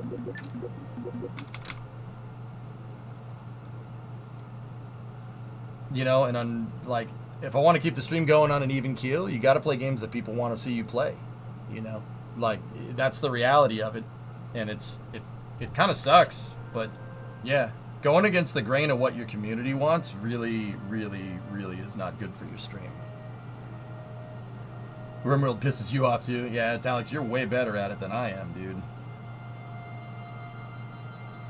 Yeah, if you go against the grain like that, yeah, and that kind of sucks from time to time, because there's games that I've wanted to play that, you know, I played it once, and don't get me wrong, once probably isn't a good enough thing, but I played it, and I can already tell the way the numbers trend that it's not going to be popular, which, it is what it is.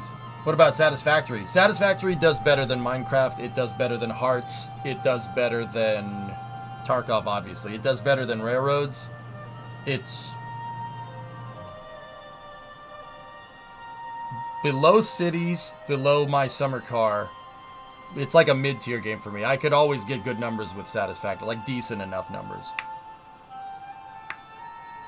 Fast EJ, you'd want me to sit you down and slap you. Well, see, here's the thing. I always will play games with rockets. I'll always play Kerbal. Kerbal is always my favorite. I always want to play Kerbal. So that's the trick to this, you know. And that's what I mean when I say you gotta love streaming to do it. You really have to. MSC gets pretty good views. Yeah, of course.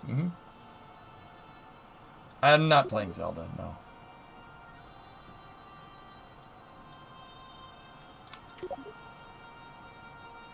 Yeah, but you got to pick the right one, Hotbox, for sure. Now, don't get me wrong. There's nothing wrong with taking like a week every once in a while and just playing a game you haven't played in a little while. That's fine. I honestly think you could get a lot of viewers for Factorio. Phil, my problem with Factorio is that I add nothing. Factorio has such a crazy meta established for it that if you don't play the game the way the collective hive mind plays the game, people will not care. And people will just come in and tell you that you're doing it wrong the entire time, and I frankly don't have any interest in doing that. Is Satisfactory below My Summer Car? Yes.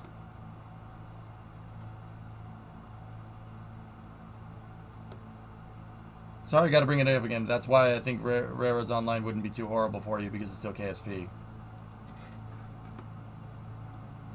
Do you play a lot of games off stream? No, not really anymore, Cryolox. How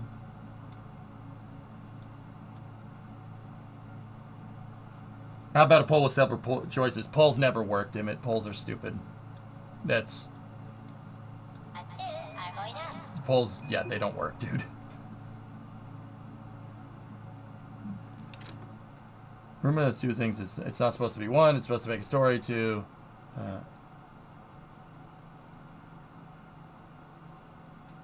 It's a game where for a long while the dev saw people playing it differently than how he intended, and instead of helping people play the game, they wanted to punish them for the next update. There was something new that people started doing in RimWorld. You could count on a new update within a month or two that eviscerated people for doing that. Yeah, that's kind of the whole point of the game, though, Aqualux, yeah. The polls never work, guys. Guys, polls never work. If I did a poll right now for what game I would play other than KSP2, and say, like, Railroads Online 1, like, I'll be honest with you, half the people that voted in that poll would watch Railroads Online for probably about 45 minutes, and then they'd leave. Yeah. And then the rest of the night would be people asking me, why aren't you playing Kerbal?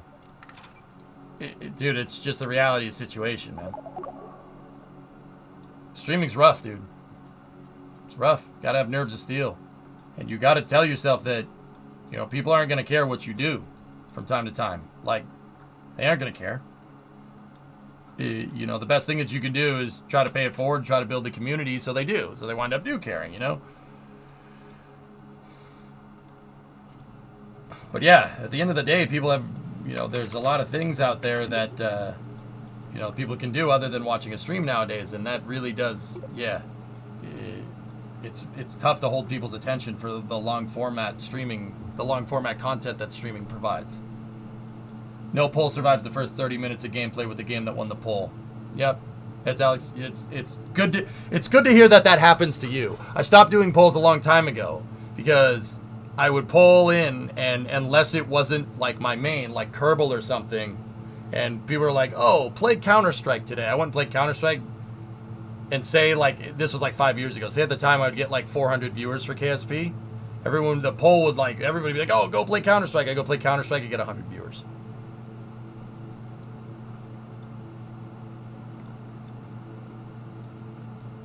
All right, coming up to the PE here. Let's circularize now.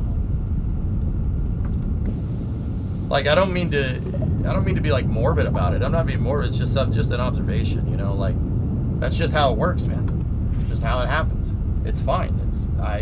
It used to bother me like 8 years ago or something. It doesn't bother me no more.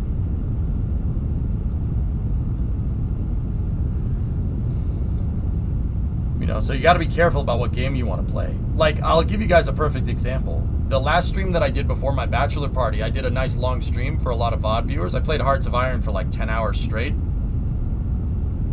Got half the viewers that I usually get with KSP. I checked the analytics yesterday. I don't want to play Stationeers with people, Pythos. The last time I played Stationeers with people, I said, all right, let's build a base. And the next day the base was completed, and I literally learned nothing. Yeah. Discovery, go at throttle up. Hey, Simba, what's going on, man? Been a fun 3 years. Looking forward to war. Joe Simba 1. Try satisfactory multiplayer. Linus, why? Why would I do satisfactory multiplayer? I do satisfactory multiplayer, I'm going to say build out this factory, and it'll be done in a day with this community. And then what? Then what do you do?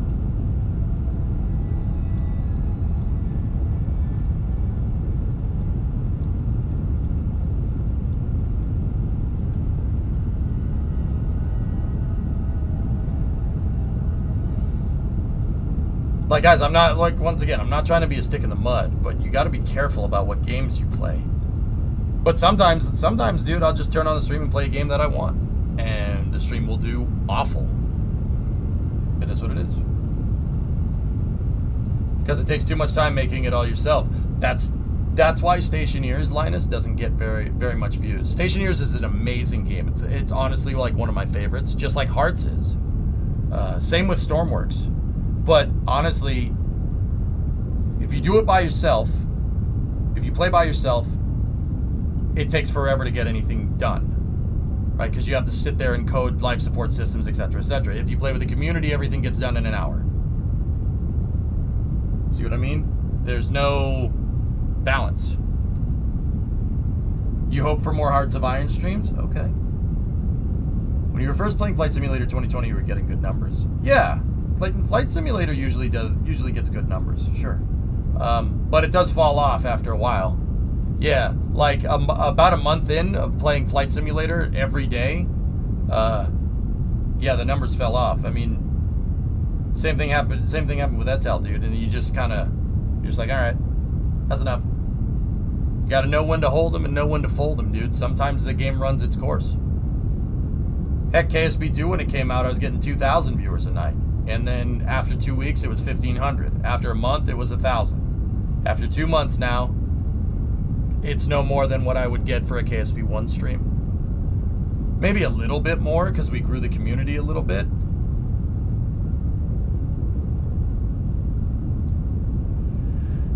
I know what game you should play, whatever game you feel like playing. Well, fortunately, like I said, my ace card here is that I always feel like playing KSP. Well, most of the time. Like 90% of the time I feel like playing Kerbal, so it's all good.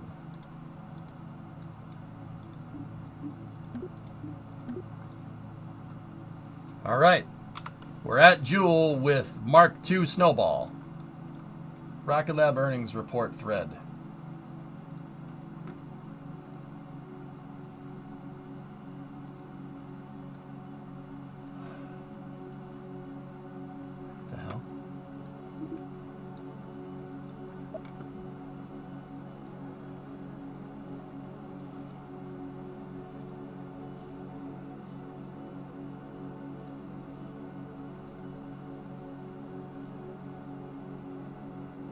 Give me 1 second.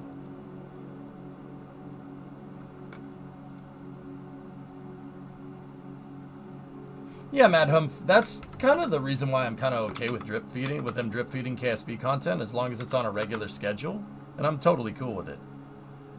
Updates from Rocket Lab's earning reports. Ooh, got some Neutron going on there.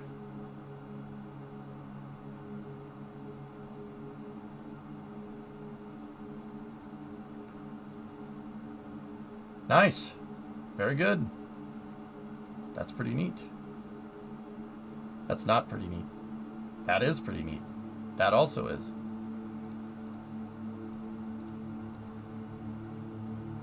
Google Earth. All right. There we go.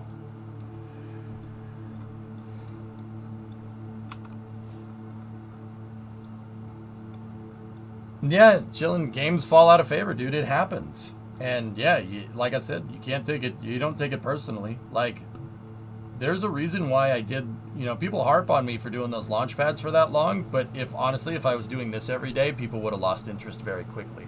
The launch pad and doing those big syndicated projects that I like doing, one is more realistic. Two, it teaches you more about how the actual space program works. Three, it visualizes it with Kerbal so you can see how it all comes together. And four, yeah, it keeps people coming back, albeit not as many, but it does keep people coming back. Yeah, Flight Sim Group could be fun. Yeah, sure.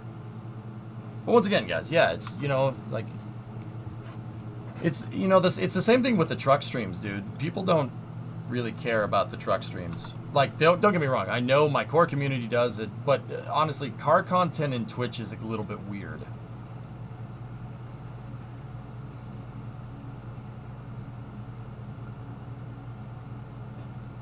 What's that, TLS? Oh, nice.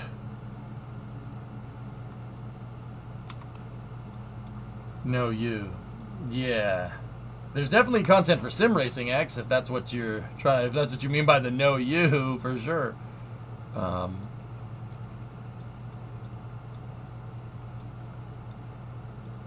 yeah, it's what it is. And I give a thumbs up idea on the RSS on KSP1, it would finally come to fruition.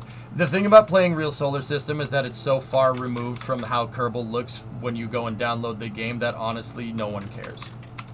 Nobody cares. Yeah, hey, hard truth, hard pill to swallow.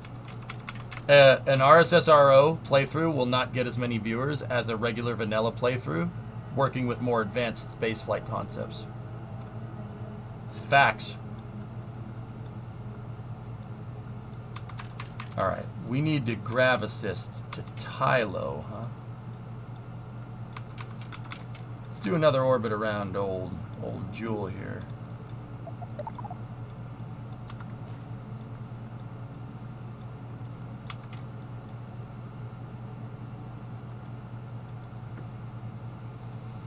Yeah, guys, that's the other reason why I've stuck with not using many mods for the longest time, because honestly, you have to be careful with that. Because if you mod the game so much to where it's literally unrecognizable, Hearts of Iron syndrome happens. People will come in and have no idea what you're doing. The way I was able to bridge that gap with doing the launchpad is using stock vanilla parts. People could see that I was using parts that they had in their video games. Does that make sense? You know, oh, I see what he's doing. He's using fairings to do that. Or, oh, he's using auto strut to do that. Or, oh, hybrid tech. Oh, that's cool. He made hinges out of, you know, different parts. Stuff like that. It feels more achievable. That's right. Look at every successful Kerbal content creator. Look at me, Das, Shimmy. We all did the same thing. Matt Lown, same idea. I mean, Jatwa, Scott, we all do that. Everyone does that. Because that's what people want to see. Because it's, you know, Kerbal is already a difficult game. If you make it more difficult on top of the other difficulty, people will just be like, I don't know what you're doing, bye. And that's what happens with Hearts. Hearts is insanely difficult to follow. I've been trying to think about if I could, like, how I could get better at doing commentary for Hearts, because if people can see what I'm seeing, then maybe it would be a little bit more fun. Which is why I'm trying to improve my Hearts of Iron commentary. But yeah, even then, if you go look at the views on the VOD for Hearts of Iron last Tuesday, about a week ago, not nearly as many views as the city stream from the previous day. Hey, Louiso.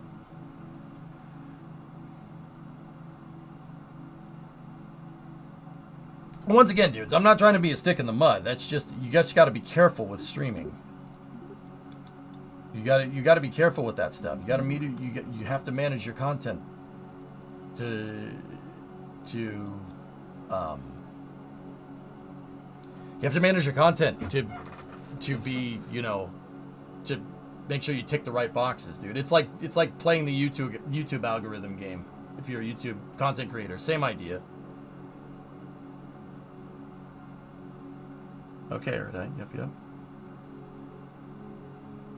I think the difference is game knowledge. Having thousands of hours in one game to make it so much easier to discuss what you're doing and why the game is still being... Yeah, there you go. Yeah, Telex, that has a lot to do with it, dude. Yep. Watching someone learn something is more interesting than someone min-maxing it, but that's just you. Yep. And don't get me wrong, guys. I'm not going to say that... I don't want to say that I'm not going to play any other games. Right now, I've been just kind of sticking to Cities, Kerbal, Hearts, just basically single-player games because I'm so busy. So dang busy in real life. Suggested for Hearts of Iron. Each in-game month, pause, zoom out, and show the whole world. So often I see you micromanaging 2 tiles and I wish I could understand what else is happening. Yeah, that might work. Okay, let's finish this challenge and then we'll figure out what's going on. This week, we challenge you to recreate the Juice mission. So, visit Jewel. We tick that box. Visit Jewel in Tylo. Visit Jewel in all of Jewel's moons. All right, so set target. Live. Actually, we should be good for a nice transfer right now.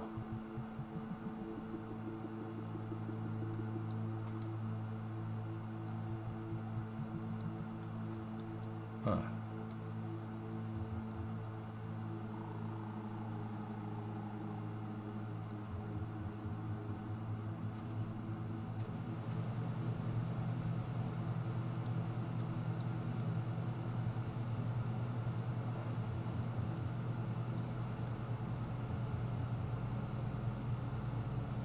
Huh.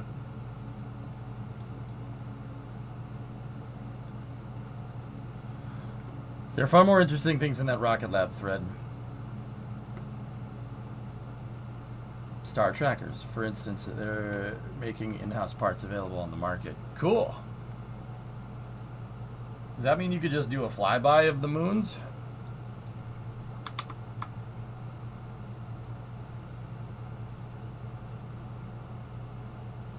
Well, Juice isn't landing on any of the moons, so yeah, I'm pretty sure that's what that means, yes.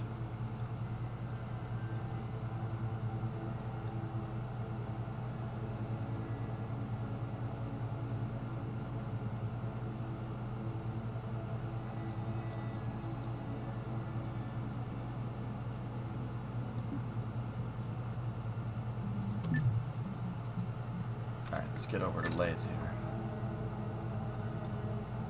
We have 10,000 Delta V, guys. I have enough to circularize at every planet if I'm looking at circularize at every one of them. 890, 850.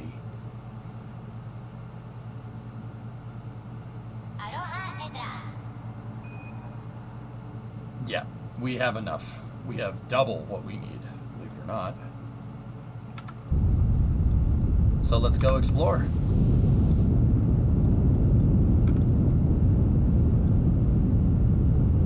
That is playing havoc with the encoder. Does it look like a checkerboard to you guys?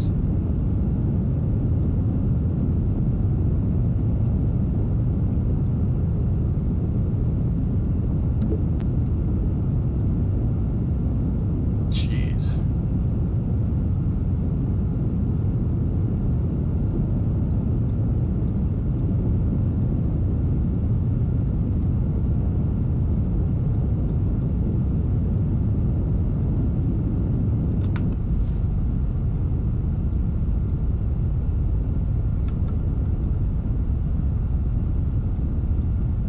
But yeah, guys, I'm not adverse to playing other games. It's just so how I've done it in the past. I mean, you know, maybe it's just changing the formula. How I've done it in the past is, you know, we played Kerbal and then we did after hours. You know, during the week, and I do want to go back to doing that. Like after my wedding. So basically, out in towards the end of summer. I want to do that. I want to go back to just playing KSP, doing space stuff during the day, and then playing other games at night. and like working on cars and stuff at night. I think that's the right way to do it. And yeah, dude, we'd strayed so far away from that formula last year that like I was not, didn't like where the direction that this stream is going. After hours doesn't work for Europe. On the contrary, if you do it right, Linus, you can get Europe right in the morning. Yeah, that does work, but there's not really any more ideal way to do it. I suppose the other ideal way to do it would be doing before hours, and then like starting the stream at like 9 o'clock a.m. my time, and then streaming all the way till like basically doing a 12-hour stream could do it. Yeah, doing before hours, stopping for a second, and then coming back and doing the space stuff at night. That could work too.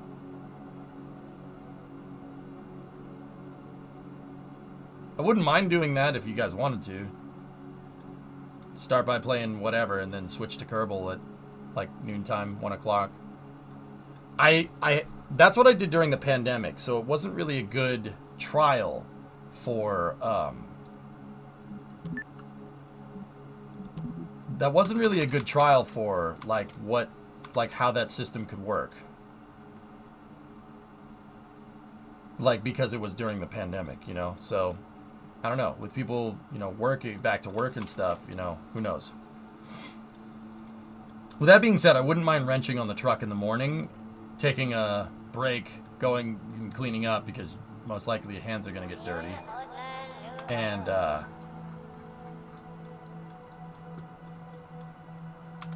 And then, you know, coming back and doing the KSP thing.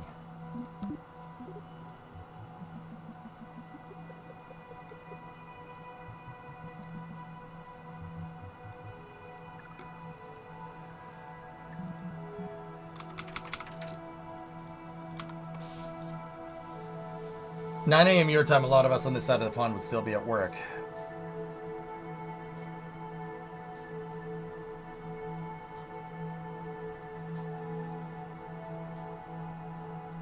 Yeah, Sniper, it's yeah, you're damned if you do, damned if you don't. Do you want to catch the West Coast demographic, or do you want to catch the European demographic during prime time? What I've been doing and what I know works is starting the stream at 12, because that's right when everybody in Europe gets off work. And then you keep streaming throughout the day and everybody comes home from work, and then basically by the time it's bedtime for Europeans, right, you get the people from the West Coast, and then you stream a little bit longer after that, and then that usually works. That's what works. I mean, that works, man. VODs exist for a reason. Yeah, but people don't want to watch the VODs. People don't want to watch the VODs. They want to see it live. It's too much of a it's too long format of content to be able to go there and sit and watch a 10-hour VOD. You know what I mean?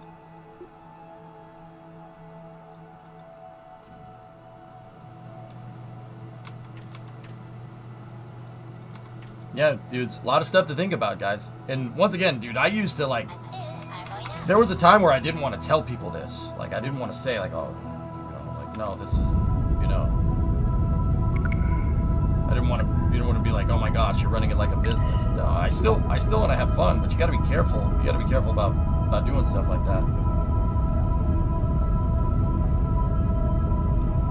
You know, like I used to never want to talk about stuff like this because I don't want to give anybody my secret sauce. Like, I don't, whatever.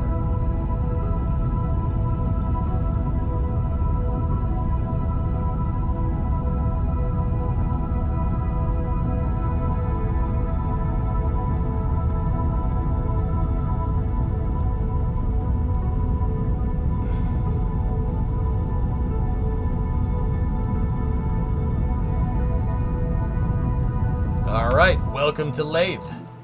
Here we are. Whoa.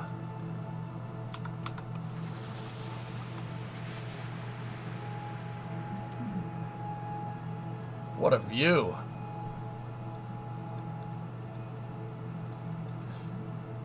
Darn it, you missed 4 hours of EJ solving my traffic problems in cities. You could have just shown me a picture.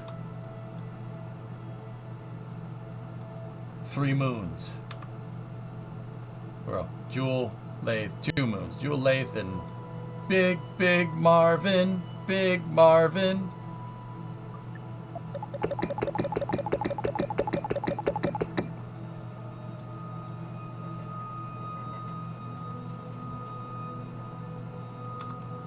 That's right, Joko.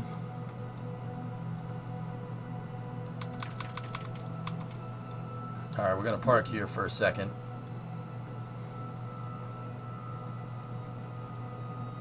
Yeah, I got you, Alleviate, yeah.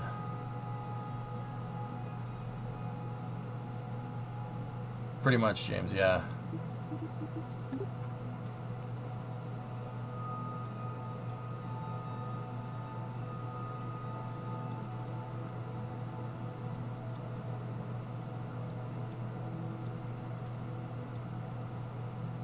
Hang on.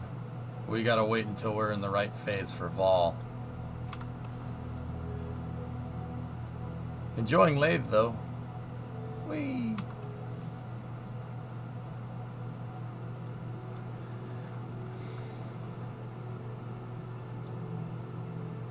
But then again, you know, the flip side of that is that, dude, you know, I played Kerbal for 10 years. You know, you're telling me that I can't find a way to have some fun with this game, like even after only a couple months with what's given. I'm sure we could get it done. I just have to adapt the way I play, that's hard to do.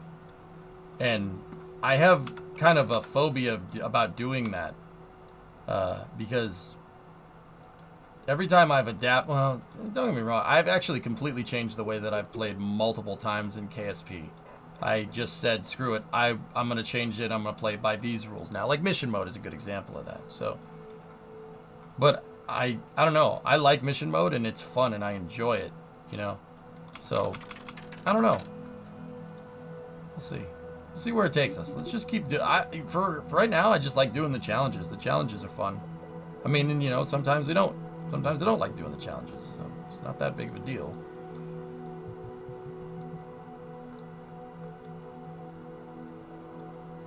Alright, next stop is Vol here.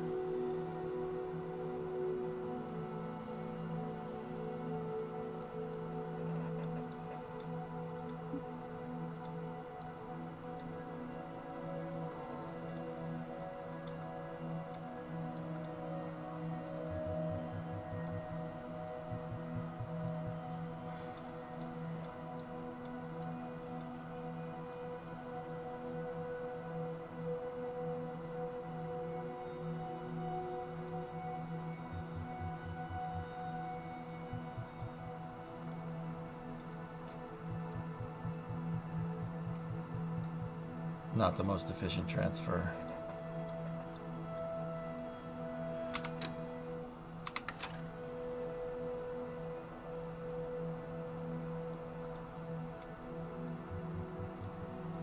We don't have the best phasing for Vol here, but it's okay. Your boy can get around it, because we have nukes.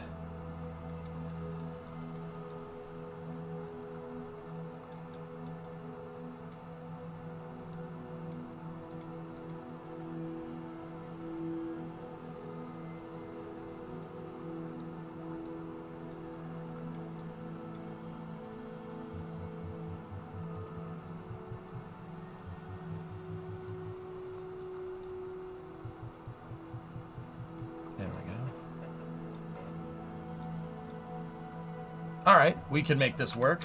Let's go.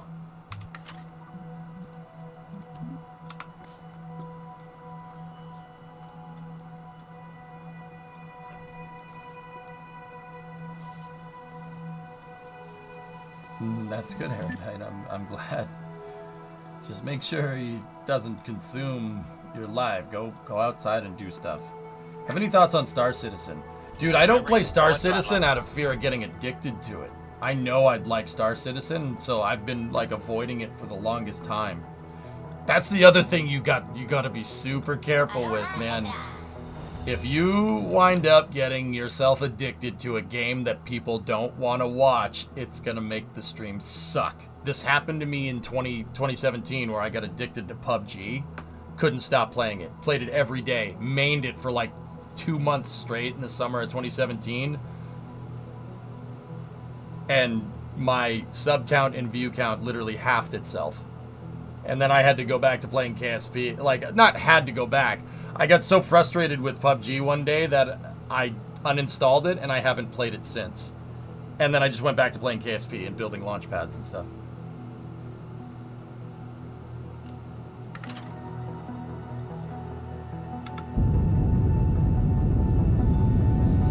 Yeah, you gotta be careful about that, dude. You gotta be careful about getting addicted to a game that your viewers don't want to see. That's happened to me before, man.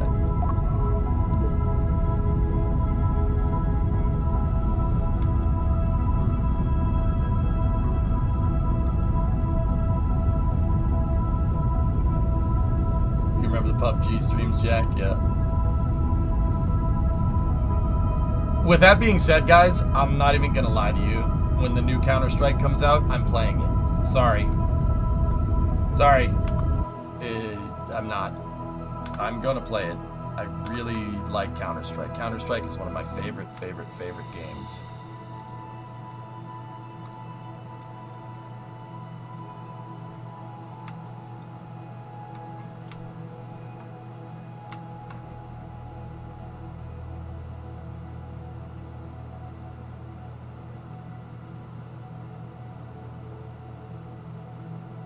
Yeah, Jack, keep it going, man. I wish people wanted more sim racing. That's a shame. I've been avoiding playing games with viewers, except for GTA. I'm taking a hiatus from Friday Night Racing, from Minecraft, stuff like that. The reason why is because I don't have the time I don't have the mental bandwidth to commit to something like that right now. Just because, too much going on in real life. So yeah, I needed to take a little bit of a break. That's because there's other things that I'm working on, and it's starting to settle down. But yeah, that's the idea. Okay, let's take a quick trip. How long is that transfer out to Vol here?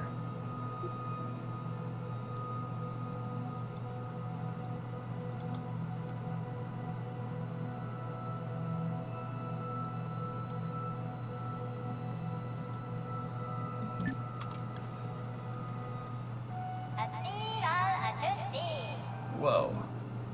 Cool. Oh no, Counter-Strike EJ is intense. The ultimate test for me, Urban, what's up, by the way? The ultimate test for me, Urban, is to play Counter-Strike on stream and not get pissed at it. I used to get really mad at Counter-Strike when I was a lot younger, so like 20 years ago. I used to get pissed at it. And then I decided to play semi-pro, and when I played semi-pro, I decided that I wasn't going to let the game piss me off anymore.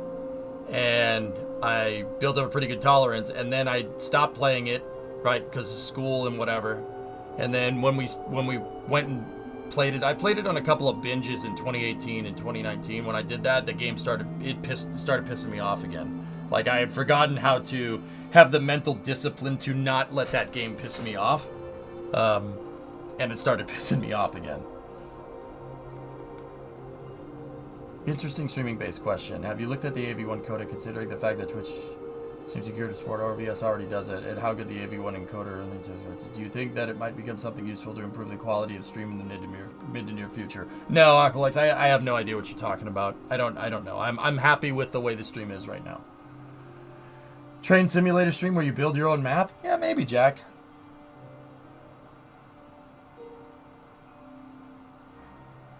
Yeah, Eldazard, I got you.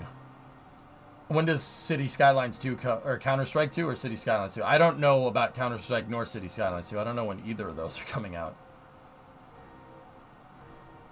It's... okay. Hang on, fellas. It seems like it...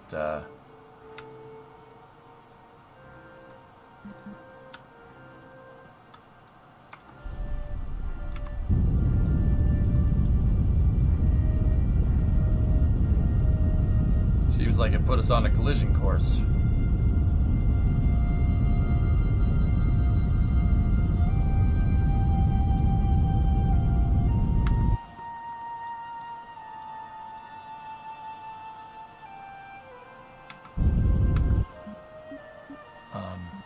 Hold on a second, Creeper.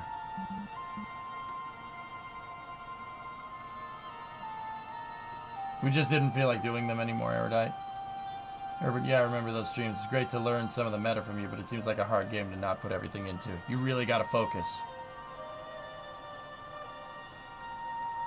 You made it more of a collision. Yeah, I'm trying to get out of, it was a retrograde insertion. Trying to fix that. There we go. Perfect.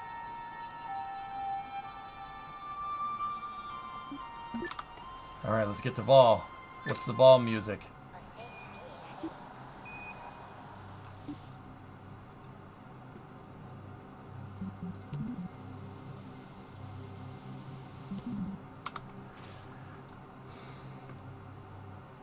How's the train game you were playing coming along? That's actually what started this conversation, Rasta. Yeah, I heard it's better.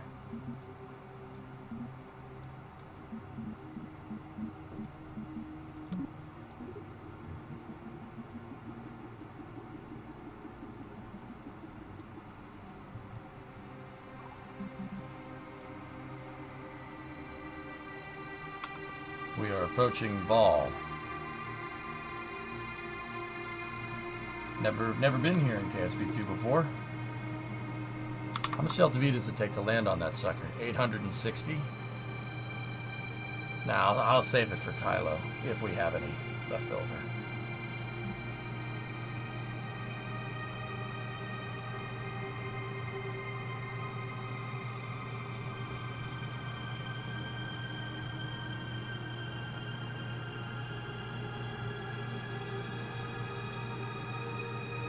Yeah, Dreaded Rasta, yeah, I got you. Alright, let's go.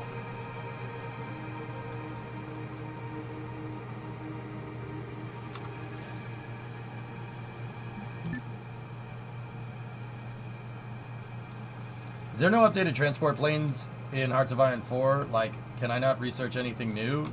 Only basically you could get a C-47 SVO. That's pretty much it. But you could do jet fighters too. It's in the research tab.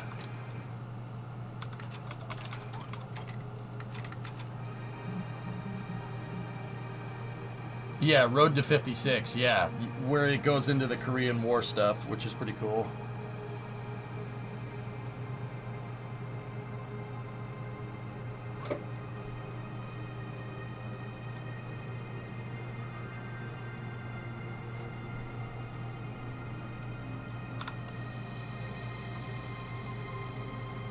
Look at this place. Chad, pick a game for me to play DCS War Thunder Farm. Play War Thunder. Or Farming Sim.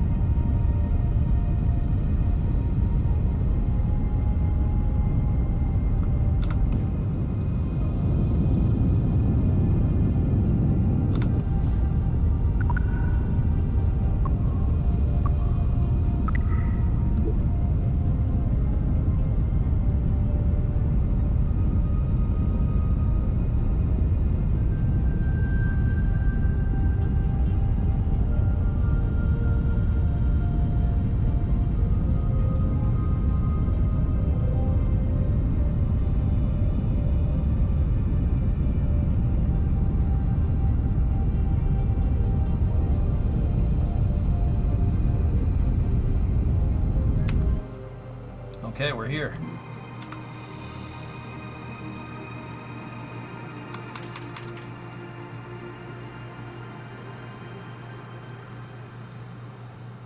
That's an interesting looking planet.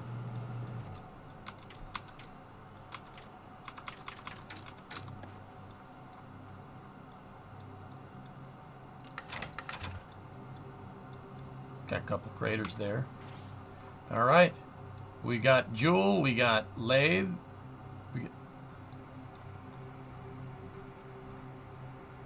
Wait.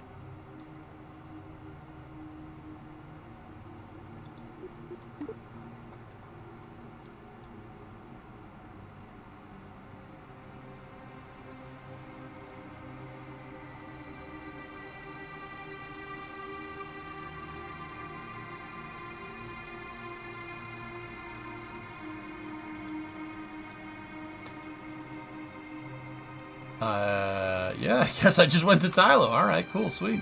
That's the stretch goal. I said I was going to Vol and just automatically went to Tylo. Either that or the game encountered some very weird problems. I don't think that one was the game, though. I think that was me. We're at Tylo now, so we completed the stretch goal. That's cool. And now the last one is to just do a grab assist. Or wait, no. It's visit Jewel and all of Jewel's moon. So we got the stretch goal. We need Jeb, too. So that means we... Oh, no, not M here. Those are people I want to send a message to. The stretch goal would be to go back to Vol, Bop, and Pole.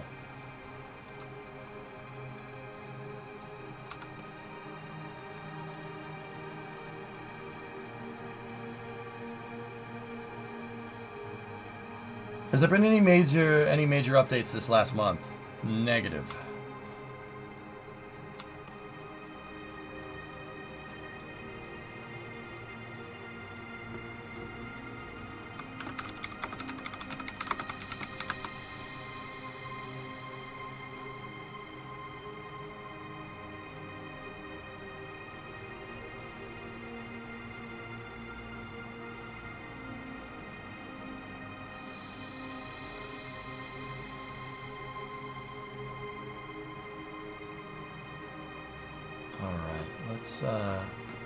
Let's look around here.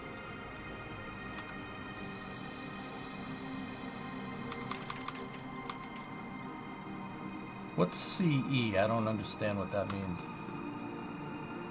Yeah, you need to do a grab assist off of one to do the other.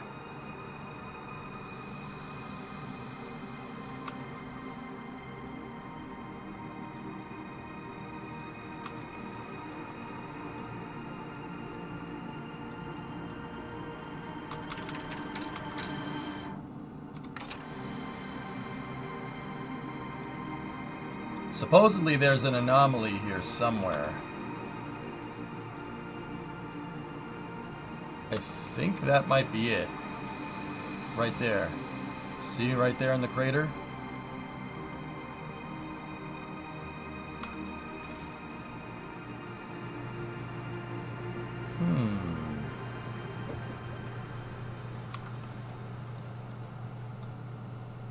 See, there's that mark on the crater. I think that might be it. I'm not sure. Someone was telling me in chat that there was an anomaly here.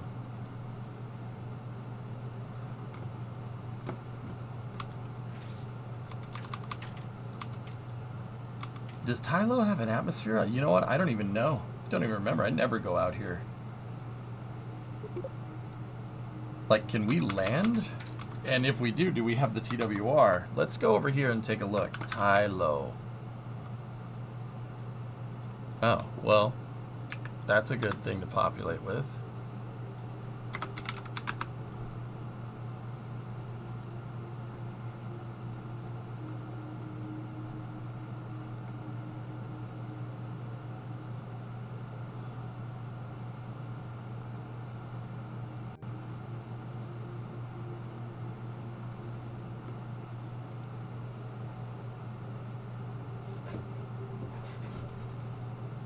Tyler's like landing on Kerbin. No atmo, high gravity, aka Kerbin gravity.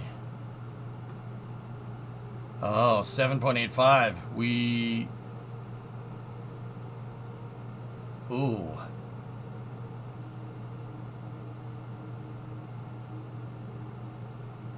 Interesting.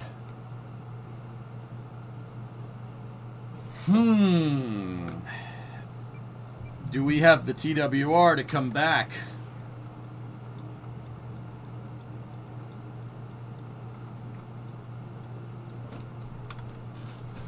Interesting.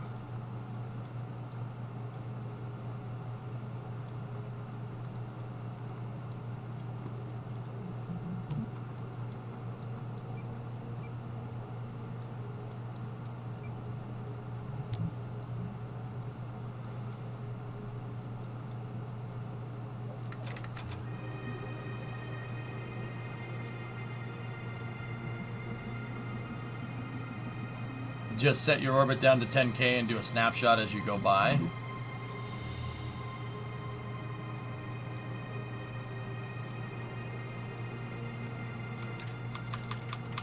It's not a bad idea, dude.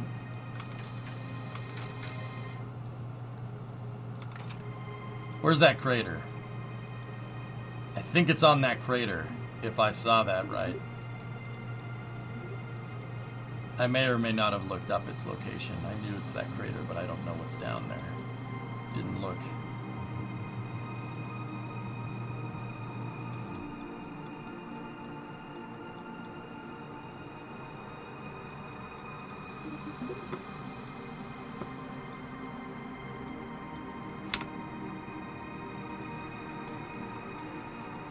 Why is it taking forever to move the mouse?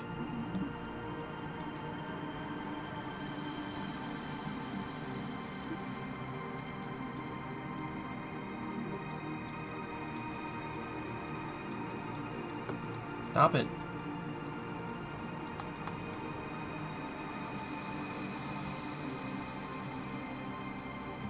Something's going funky with the controls here.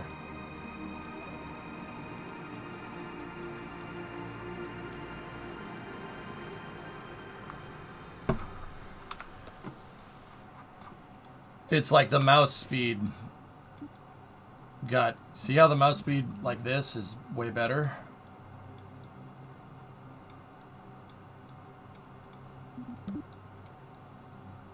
See how like moving that before it wasn't doing it.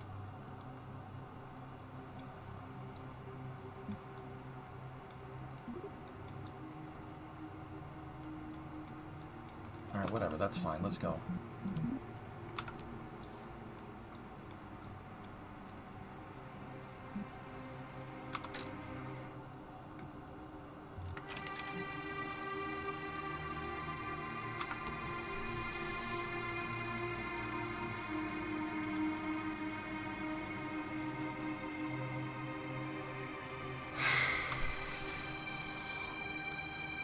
Is this thing as big as Kerbal is? I can't really tell.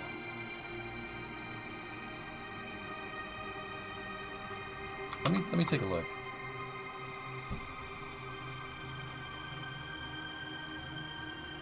Yeah, it's close. It's close.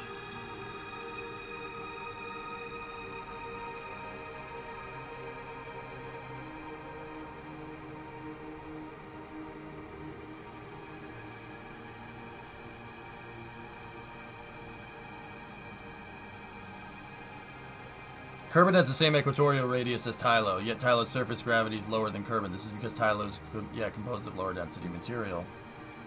Yep. So it is about the size of Kerbal.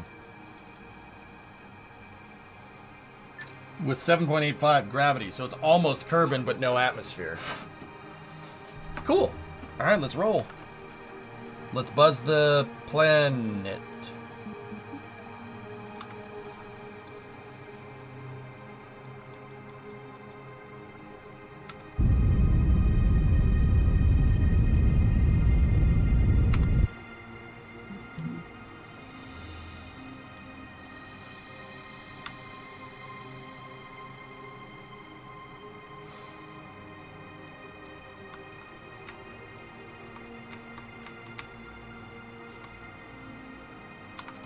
Okay. For this maneuver, I'm going to set us to radial out. And that will adjust the orbit, and that'll basically boost us up in case I see us hitting the ground here.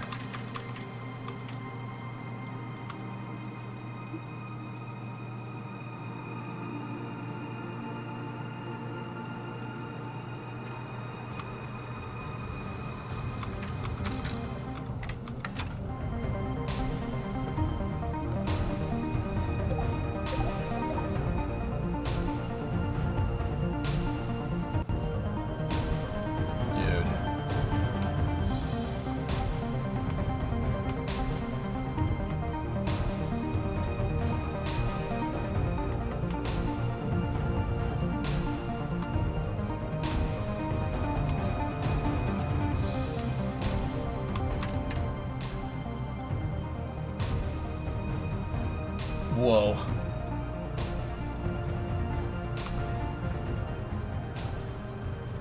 We're gonna get awfully close here.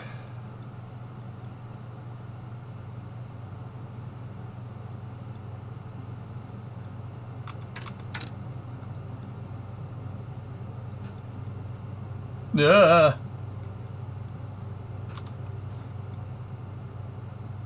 Oh God. Oh God.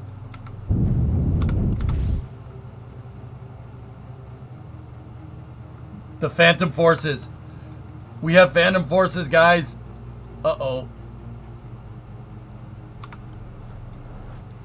The Phantom Forces are pulling us in. Sir, we're caught in the moon's gravitational pull. What do we do? We die.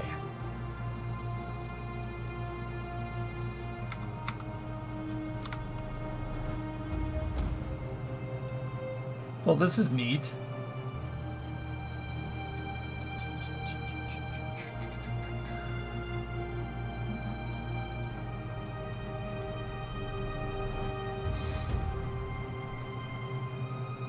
There's a ridge right here. Oh, we gotta be careful. We're really gonna brush the ridge right here. Ground altimeter's 7 kilometers. We should be okay.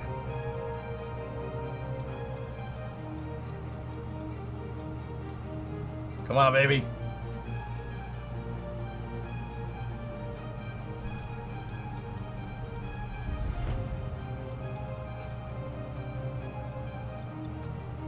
Marvin's all right. He's having a good time. Oh yeah, we're okay.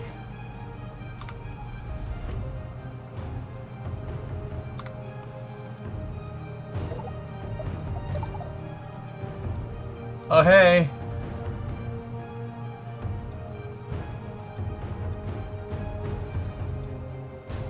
Yeah, I'm T-posing over Tylo to assert dominance. That's right.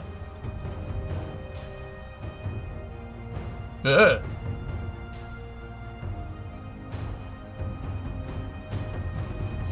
Just a hill.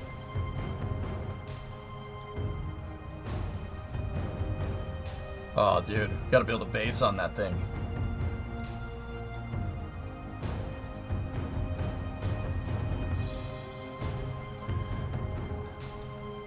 It's not a Chinese spy balloon, damn it.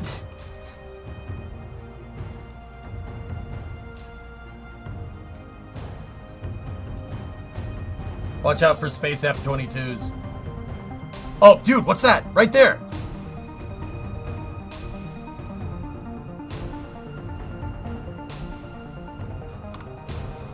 I see it. P's good. P's good.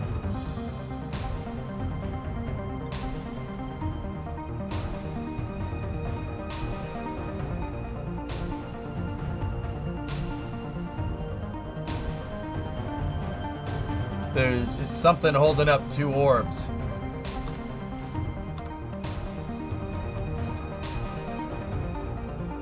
Now you need to land there.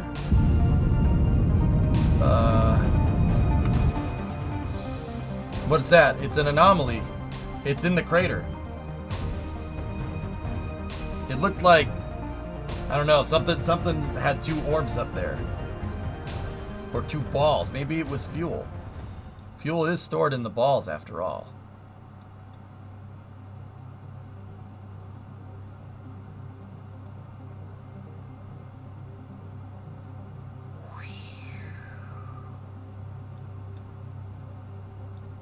This is fun. I like this. This is a good time.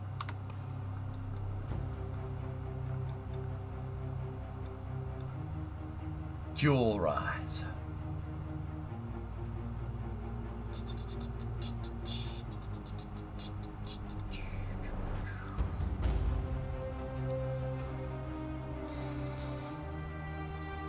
This is fun. I like this planet. I like Tylo. Good time.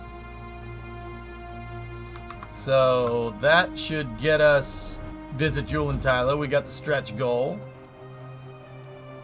Now the only thing left to do would be to visit everything.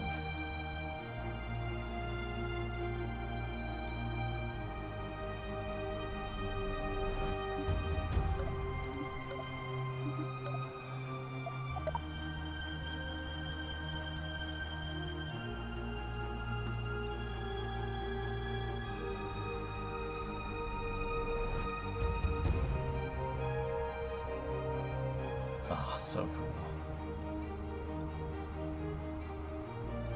We don't get to see the anomaly? So, Joko, that's the next thing I kind of was going to say. I'm not 100% sure we have the TWR to take off or land.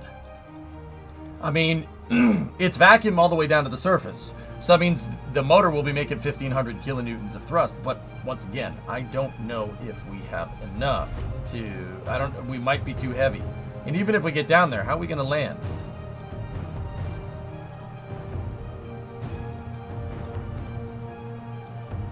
Like, what do I land on? I mean, I can just land on the nozzles. That's not that big of a deal. I was thinking while we're here, it probably would be better to use the Delta V that we have to get to fall, bop, and pull. I'm actually kind of annoyed that I skipped fall. Check out what just flew over my house. Wow. I wonder which one it is. Pat said there's only two. Could be Doc or Fifi. It's a B-29.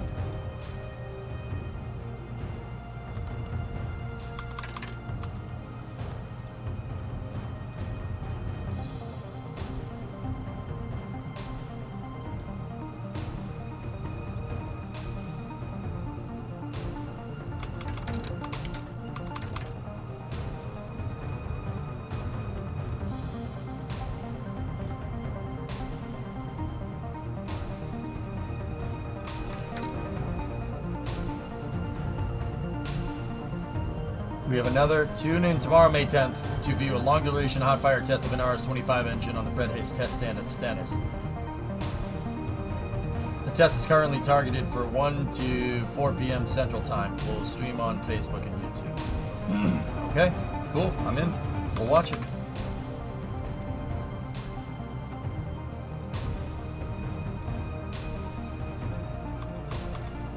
No way to check TWR in flight. Nope.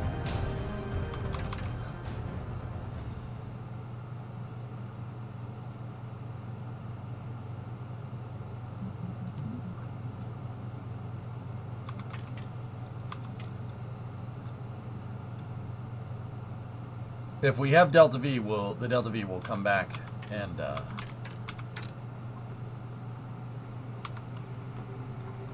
we'll come back and land.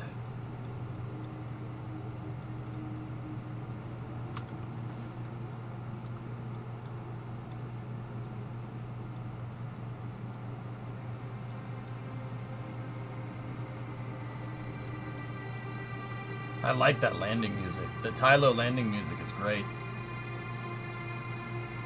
Nice, Ardian, there you go. F-22 chromed out at Nellis. Whoa. That's wild, dude. It's wild to see that. Alright, Antari, see you, buddy.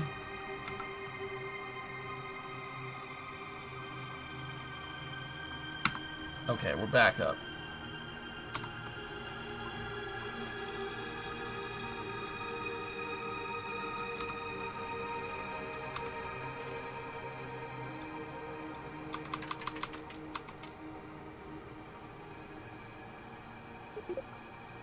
Ever thought of doing a model rocket stream? Yes.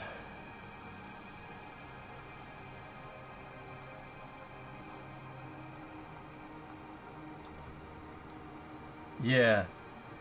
I have, Jack. It's just that project fell to the wayside right now.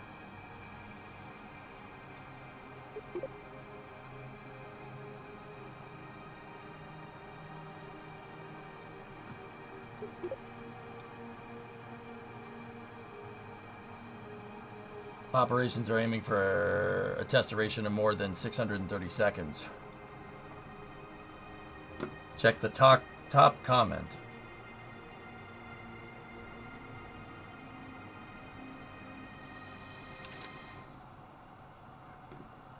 Wait, we thought you covered the whole moon, star, planet concept with HUD.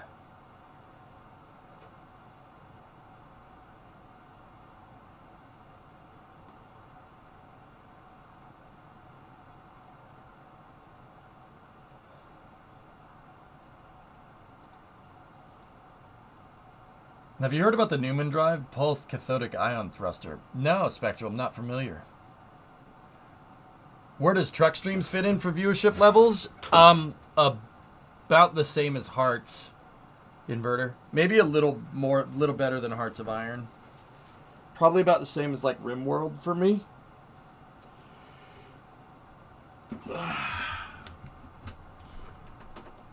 So the thing about the car streams is that if I'm sitting there and if we're sitting there just painting something, it is hard to do that with long format content because that easily can end up to literally a stream where we watch paint dry. Yeah.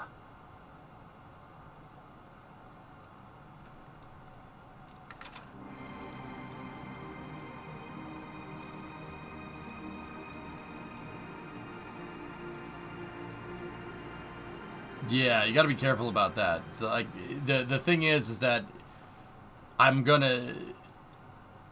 have to have something like new to do every day, or like do a whole syndicated project, right? But yeah, some of the content for like working on that stuff is not the best, you know. But I'm probably gonna do truck stuff after KSP tonight. We need to, believe it or not, I need to start taking the front apart on the truck. There are some things that I noticed that are, like the front leaves are cracked, so we got to take the front axle out temporarily, and just like we took the rear axle out, and yeah, work on that. So that should be fun. But let's hit all of Jules' moons. I got an idea. How about we grab assist off of Vol to get to... Oh boy, how are we going to get to Bomb? Is the exhaust done? Yep. The exhaust is done. Yep. All done.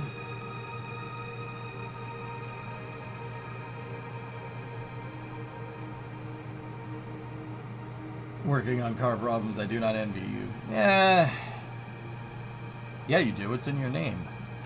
It is what it is. It's a labor of love. I enjoy doing it. But, like, the thing about it is that you're not going to always get... It's like hit or miss with car streams, dude.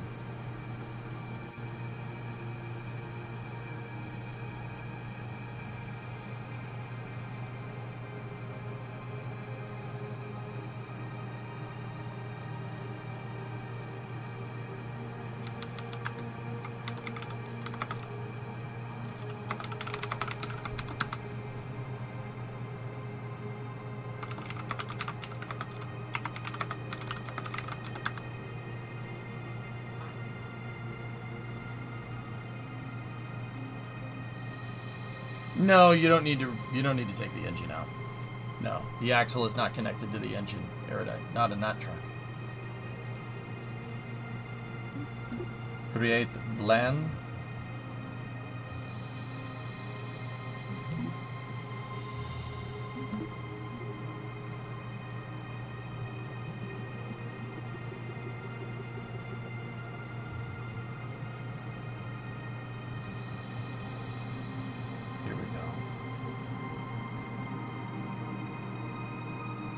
Got to get the ejector angle right here.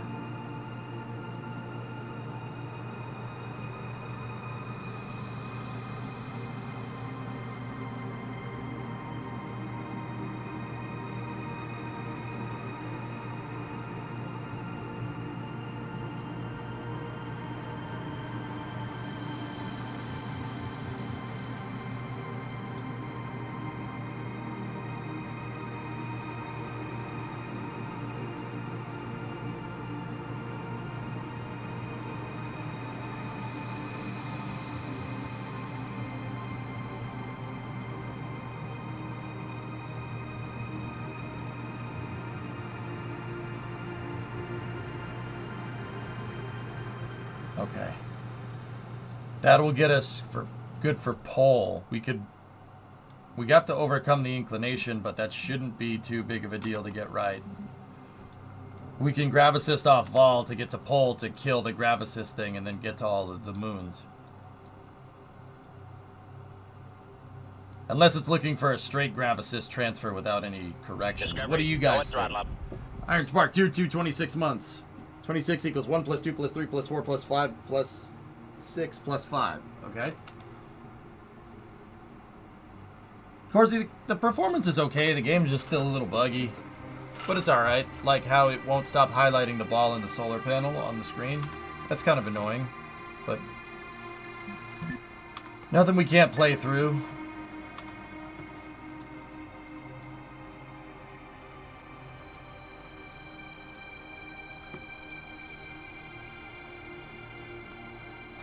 Corsi, the game really favors doing like a one-shot mission.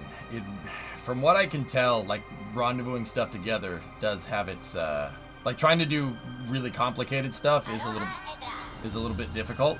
But if you're doing one-shot missions, basically playing Kerbal in the same way that you played like KSP 1 like 0.25 back in the day, it works just fine. Game works great.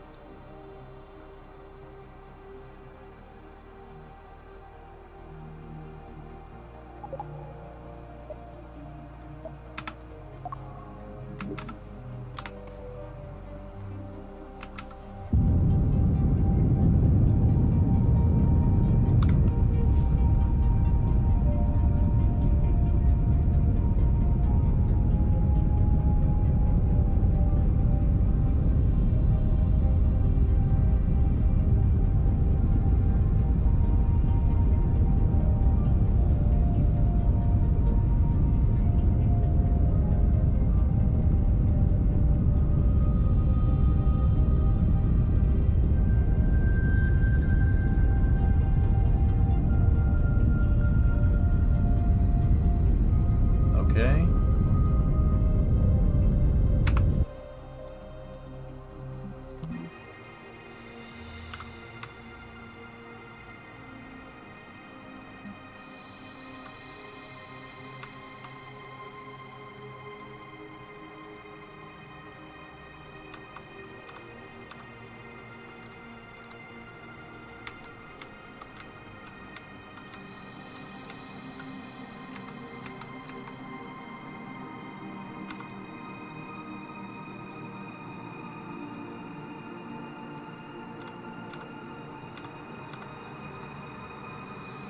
Okay. Good.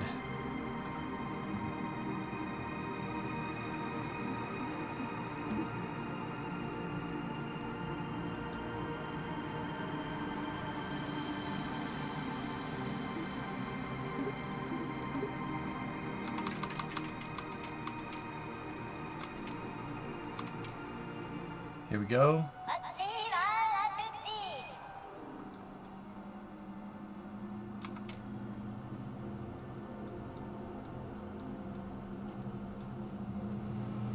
Set target. 7 Naya. Armed the weapon. Where are you, Vol? Oh, there you are.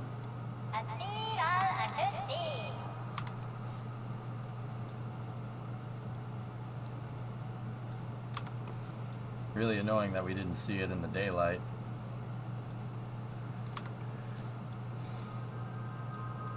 But it's calling for a grab assist, so we'll grab assist off of Vol here, and then I'll set pole as target.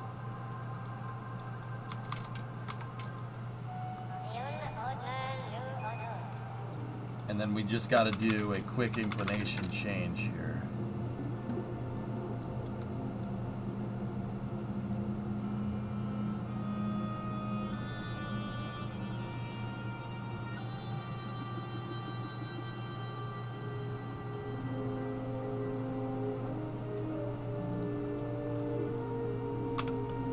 I'm invincible. Give me the codes, Natalia. Give them to me.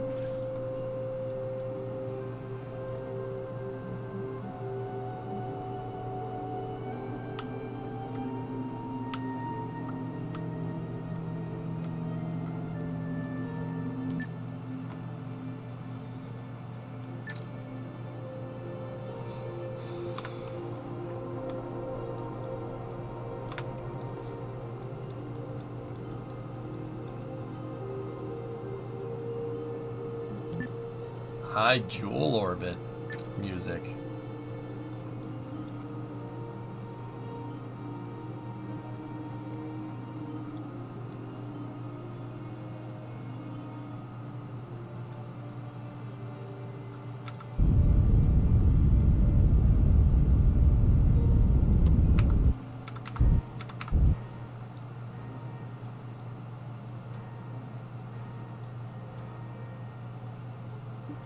We'll do a grav assist into a bioelliptical transfer, and that should get us what we're looking for here. Boom. Oh, nice.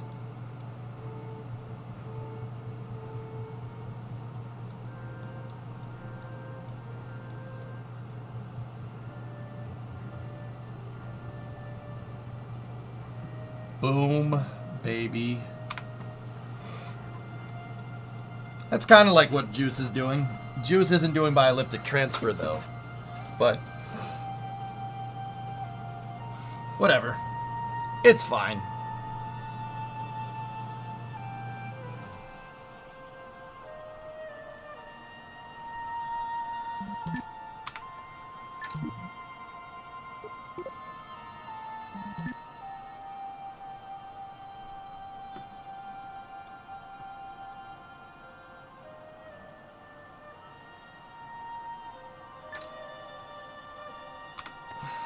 All right, guys, here we go. We're going to do a burn here. The next 10 seconds. That's all, I don't know.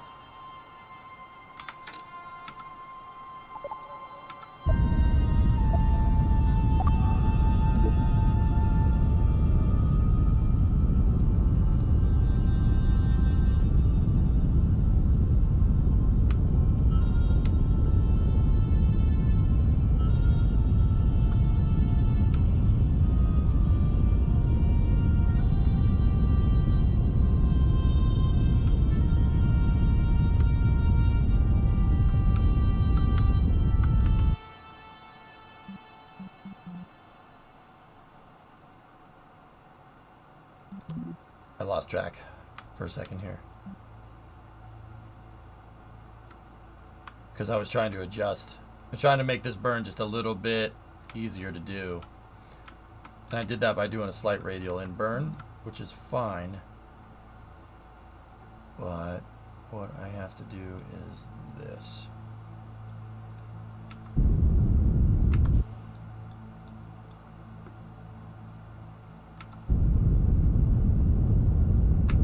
There it is. Alright. Yeah, that'll work.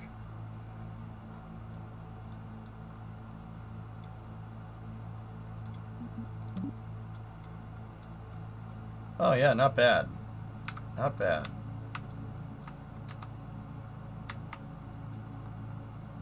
Cool.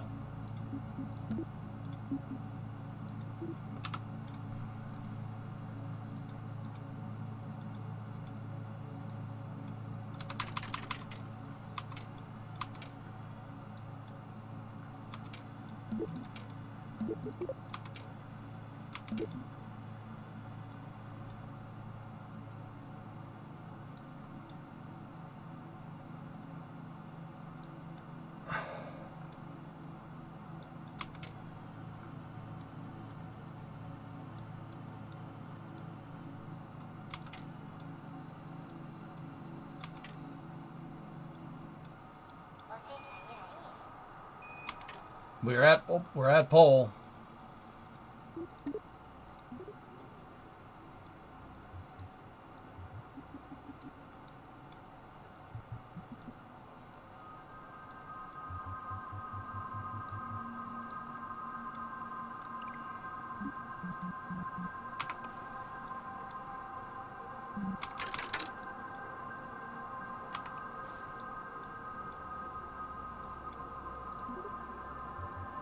It's not retrograde. At least I don't think. No, we're not retro. There we go.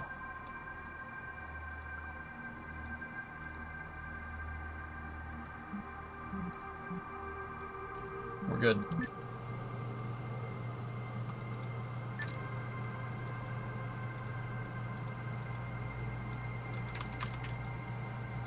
Look at this thing. Aloha top.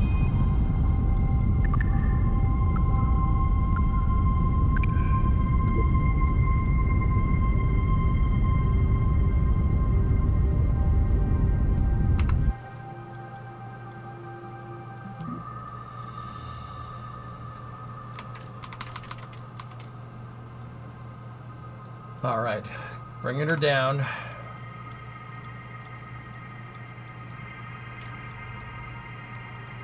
Whoa. I wonder if sulfur is going to be a resource in this game.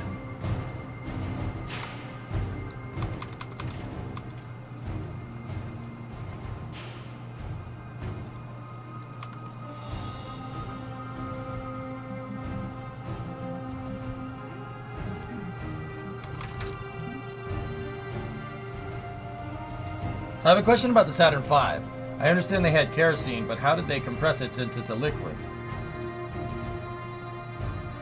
They didn't.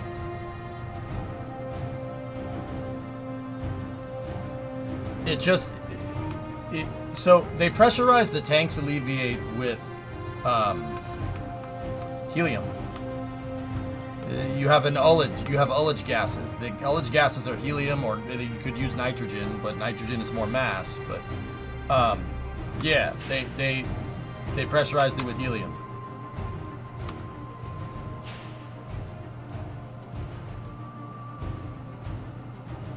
Hi there. Where are we, and what made you use the engine on ball?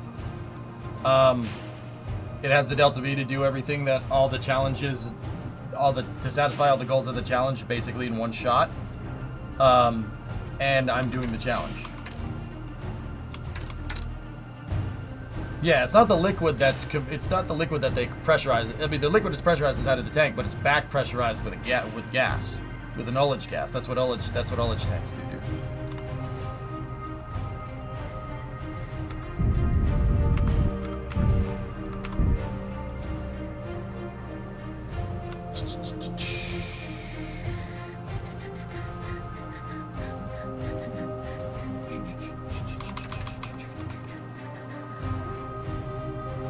Look at this thing.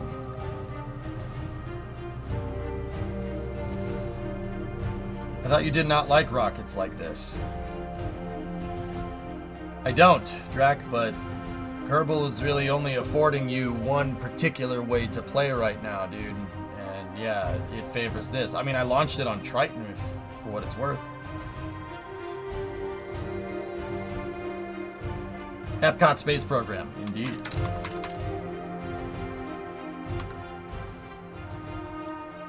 And Pole's a tiny little guy, huh?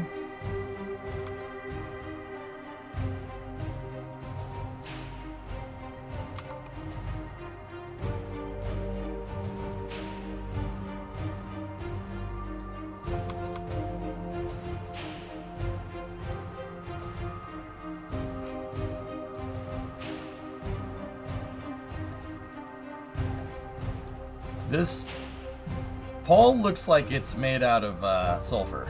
This looks like sulfur and sulfur dioxide and stuff. Let me hit sulfur dioxide. I don't know, maybe SO2.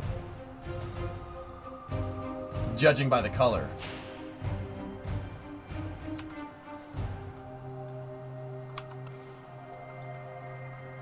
Man, some of those ridges though, look at that. That's a really tall hill.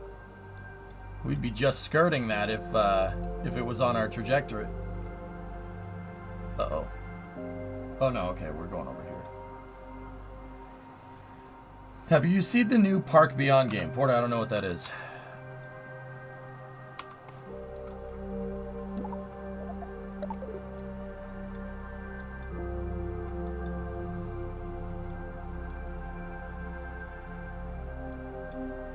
Yeah, this is like Minmus. Very much like Minmus. Pull a small boy.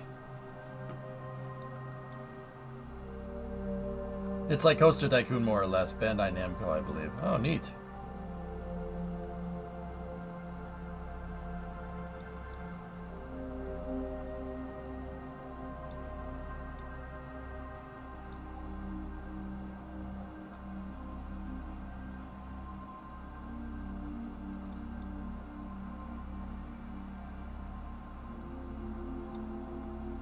I'm trying to get us around into the light so we can see the dang thing. At least the game, you know, it's easy for you guys to see where the spacecraft is because the game wants you to see the spacecraft. That's a little silly. There's a mountain in the way, game. You are drunk. Oh, wow.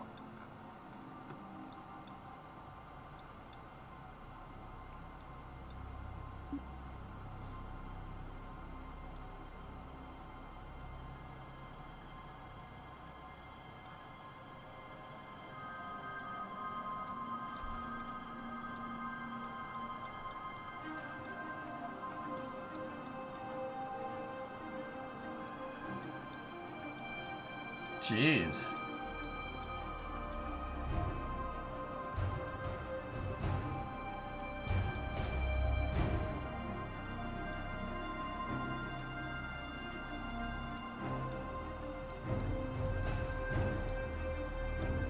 That's something to see.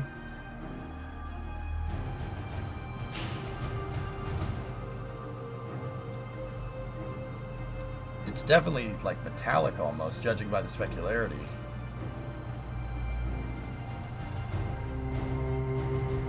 Yeah, we could land here easily.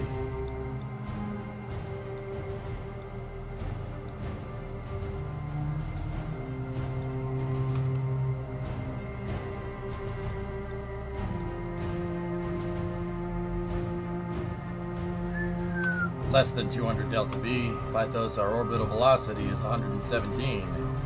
If we timed it right, probably get it's like 150, dude. Not even. There's nothing here. Interesting planet. Or moon.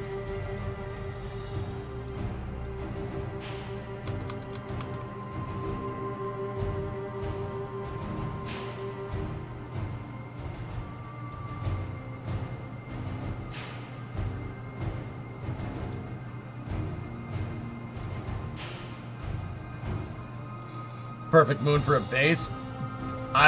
Judging by how this planet looks, the devs are definitely sizing it up for a resource. I'm pretty damn sure. Because I don't even... Does Pole in KSP1 look like this? It looks like a gigantic booger. That's right.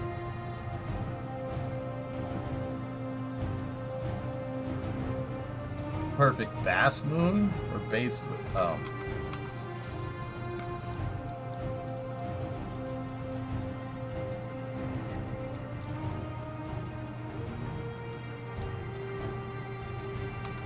Earwax planet? Oh my god. Alright, we need to leave. Uh-oh. That's a big hill. This is a Kraken booger. Yeah, we're fine. We're not even close.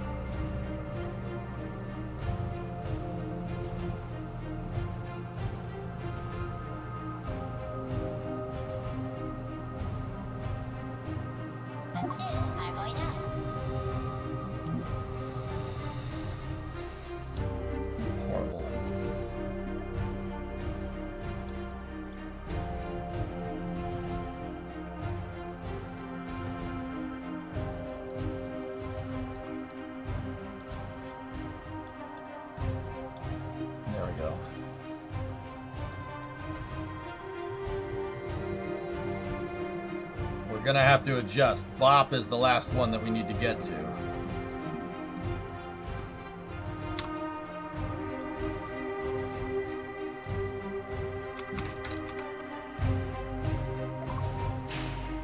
Red, red, red, red. What? What? What? What's the challenge? go to Jewel and go to all the Jewel's moons.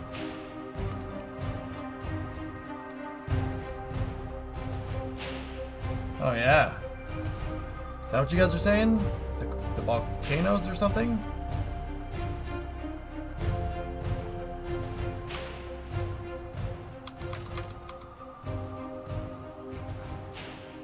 Yeah, it's Tomac. I prefer the maneuver node thing where you could, like the menu for the maneuver node, like what Kerbal 1 had. I think they should put that back in. Legacy controls for the game would be really nice.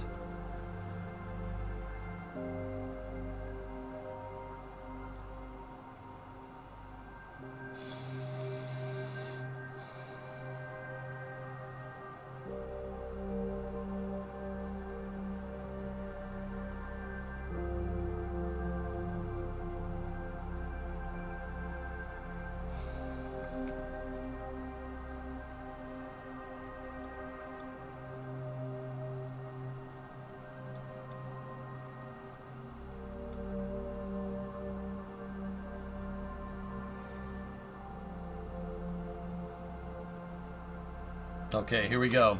Let's go. Let's get away from the Kraken booger.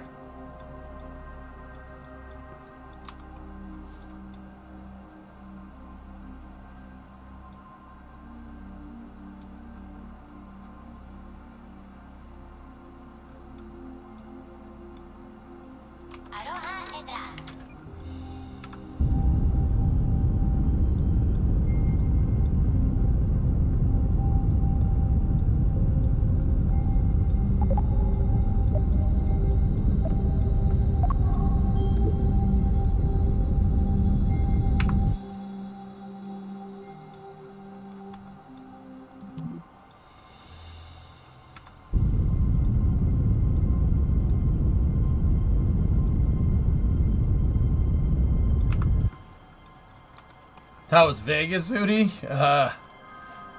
It's fun. It's fun. Good times. Had a good time with your boy, you know. Omega Mart was dope, right? We didn't go. We didn't go there. Like I said, if we did, I don't remember it.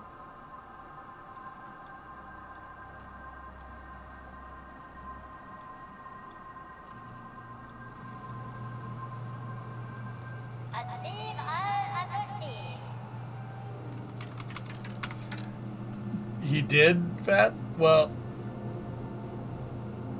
there is a distinct possibility that I have no recollection of that. And we actually did. Either that or he went when I was doing something else, dude. We weren't together the whole time. It was fun, though. We had a fun time. SCPs, no. I don't know what that is. Porter, yeah, no. Vegas is a good time. It's fun. I enjoy it. I like the casino. The casino's fun. It's gaming. It's like playing video games. Only you win money, which is pretty good. Read this from the Miami GP. The prices are, yeah. They want 200. They wanted $275 for nachos. Okay. Yep. So once again, the Miami GP proving itself to be useless. That's good.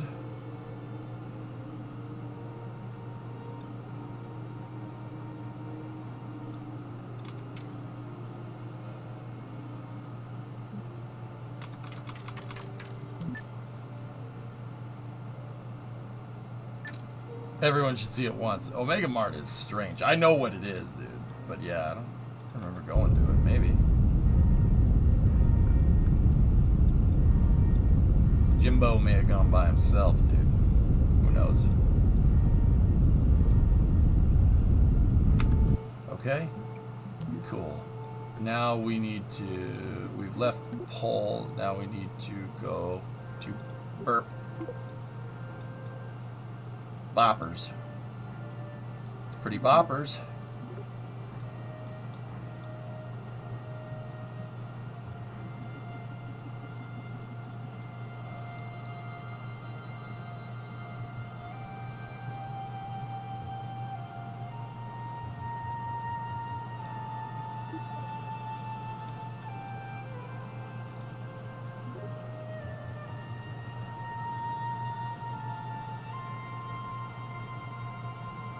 we go. Caught a transfer. Perfect.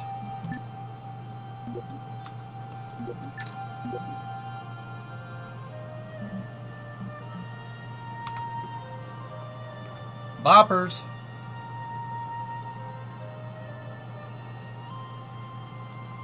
It looks like, oh, we're going to finish up on Tylo. Perfect. Perfect. Great phasing right there. Excellent.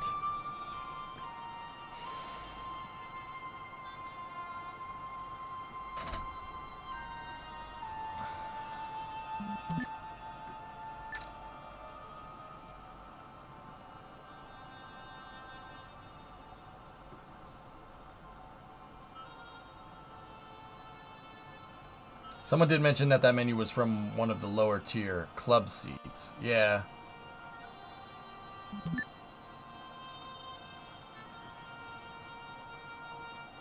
All right.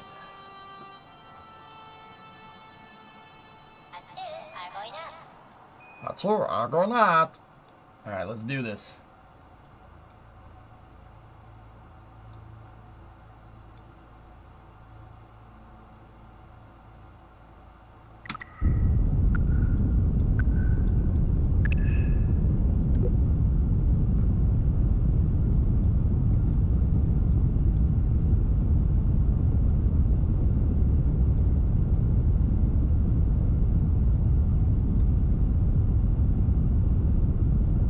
Yeah, Shaw, that, you know, we can sit here and talk about ticket prices, etc., but the race sucked. It was horrible.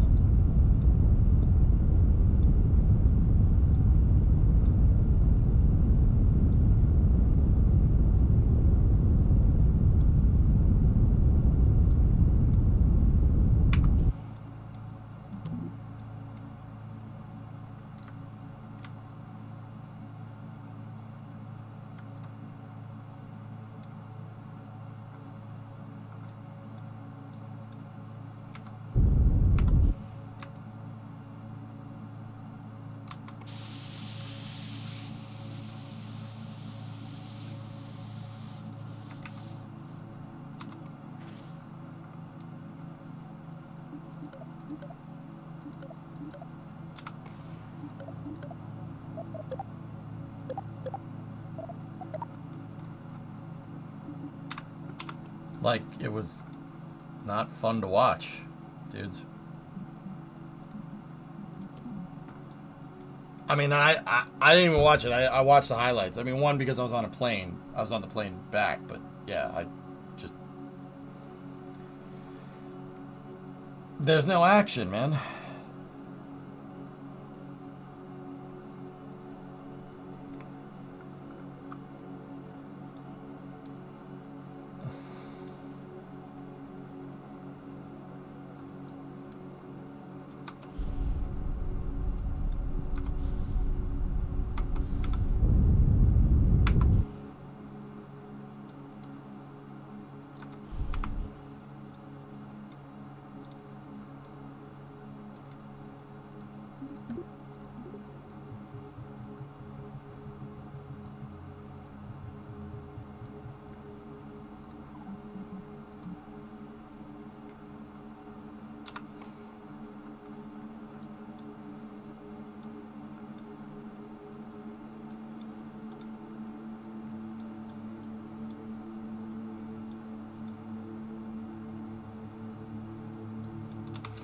I'm worried that this cost cap stuff is just, yeah, stagnating the sport. But I don't know, maybe it takes time. I'll be honest, guys, I haven't really been in the Formula 1 loop in a little while. Just too much to do, you know? All right, here we go. Just a quick 50 meters a second burn. Bingo.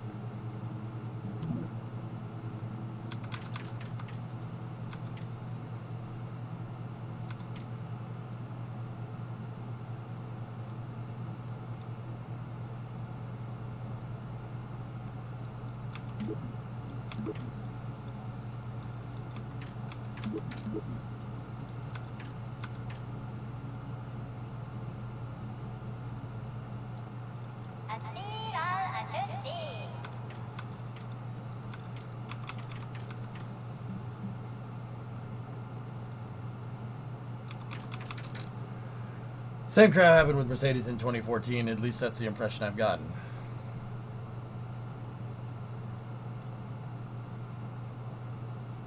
McLaren can't catch a break. That's all caught up. F1 is so boring to watch. NASCAR is way better. Agreed.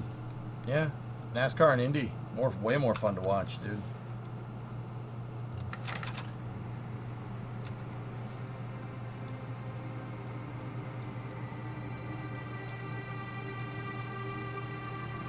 Okay, last moon.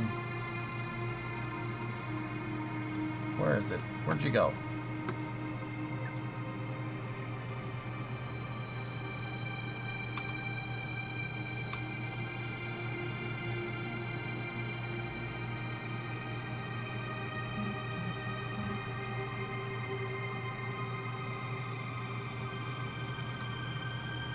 Oh, whatever. We'll capture him. See what's good here.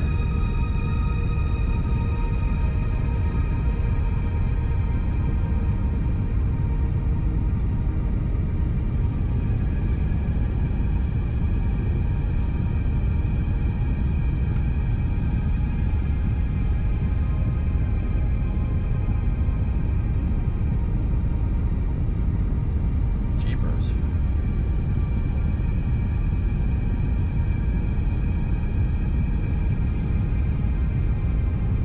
Is Bob like a captured? It's supposed to be a captured asteroid or something? Because yeah, this thing's gravitational pull is less than Pole was.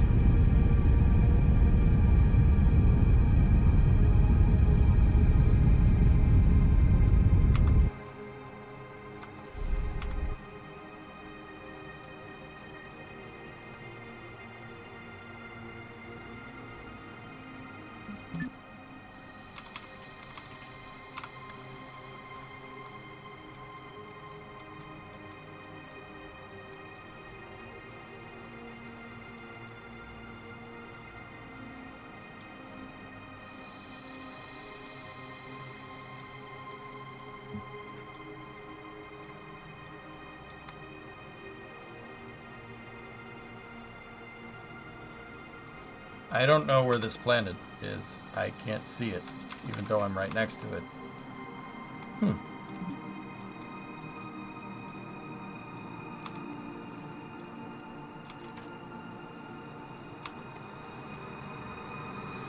Oh, there it is. Whoa! Dude!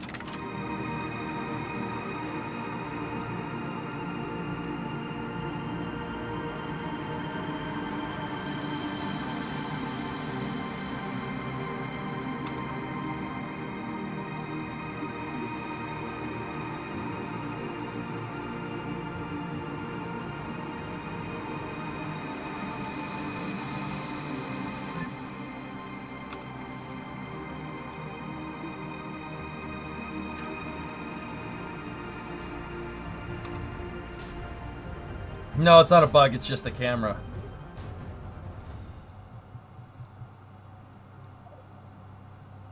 Let's keep the AP up high so we can see what we're doing.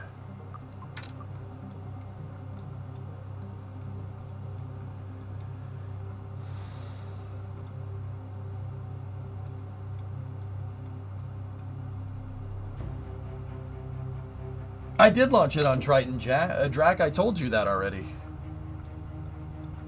It is a Mega Marvin. Yeah, it's nuclear Mega Marvin.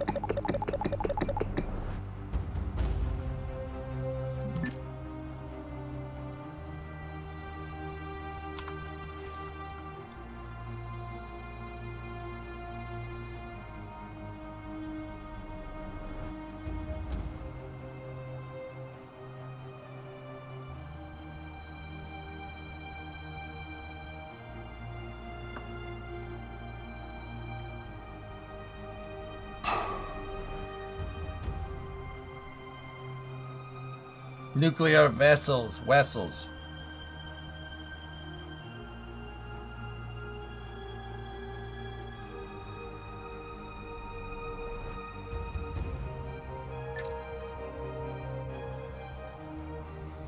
All right.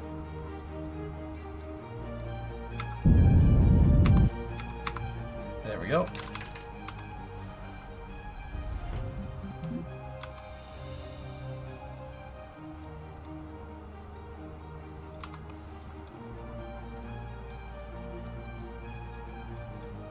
Hang on a second, fellas.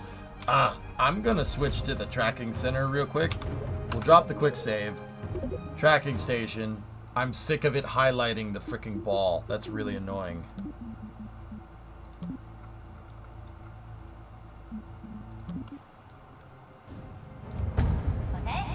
Okay.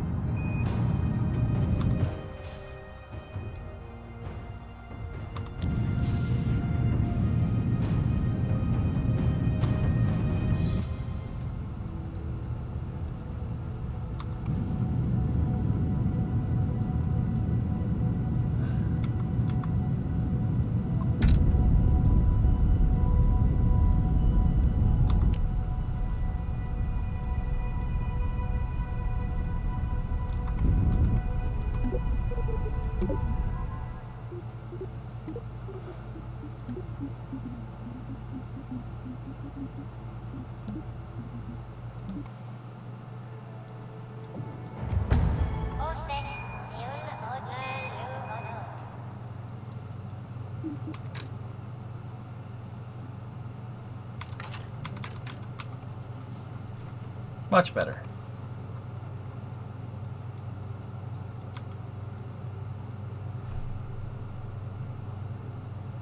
Big breeze here. Give me 1 second.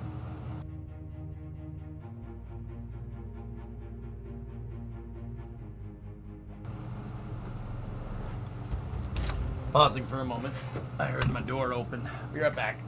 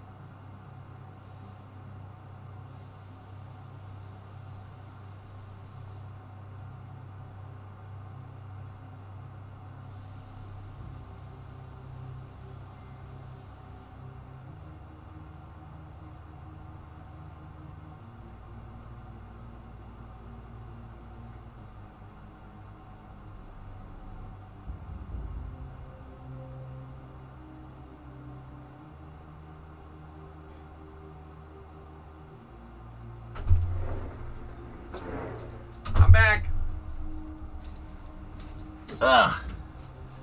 Hey, Echo, what's going on? Rimo was here. Dude, look at this. So we're out at Bop now.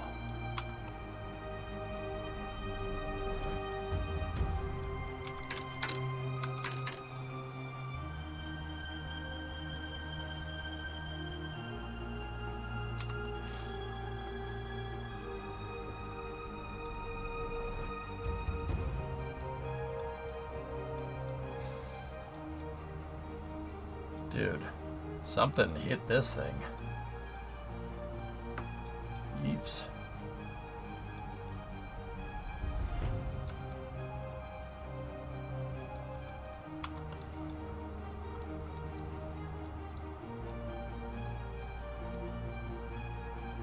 Just got home from work. I'm more excited for KSP2.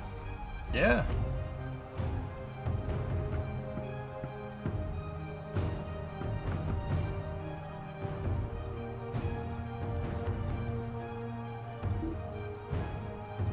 I don't see Jewel. I think Jewel is between where... Yeah. Jewel's over there.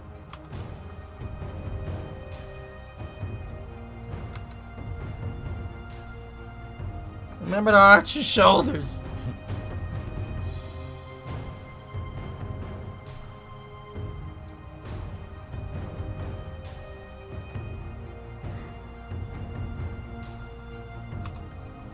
You arching your shoulder? Oh, he's trying.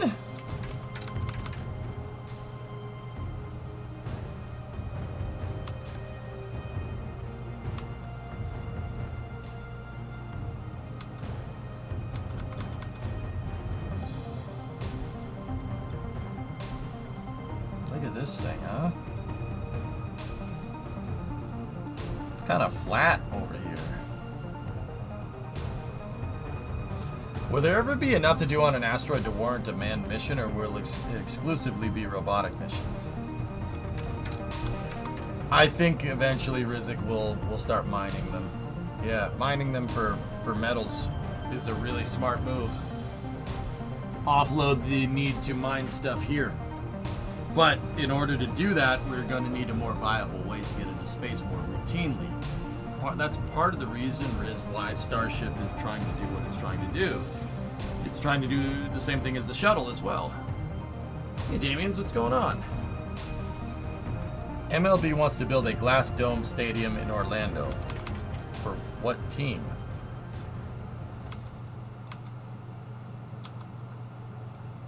Oh, yeah, look at this.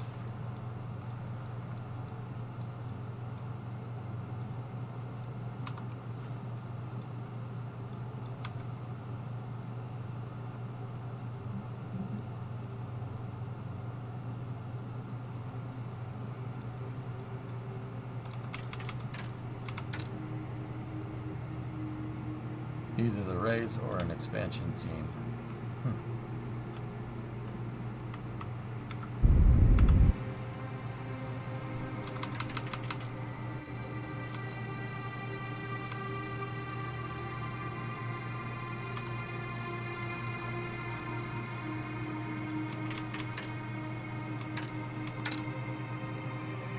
Damn.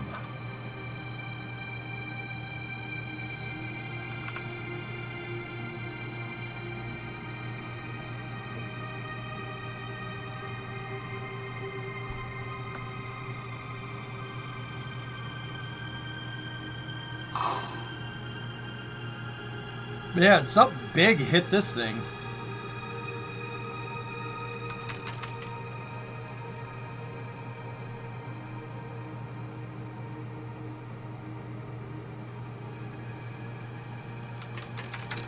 Awesome. Pretty cool, man.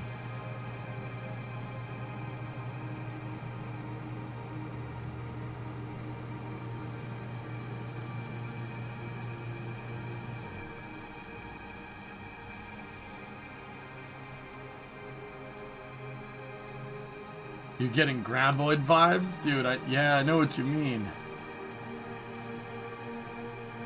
Alright. That did it, dudes. Visit Jewel and Tylo, visit Jewel and all of Jewel's moons. Use one or more gravity assists to complete visiting all of Jewel's moons. Done. Challenge finished, dudes. That's it. We did it. Wanna go see what that thing is on Tylo?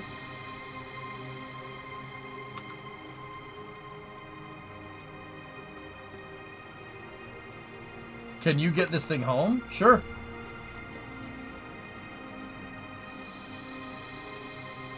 Oh yeah, chair streams are great.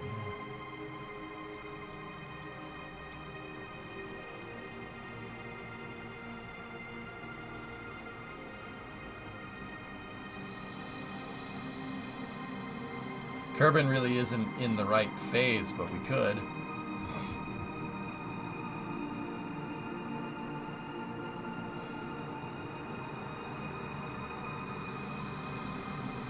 We saw one on Tylo, Drac.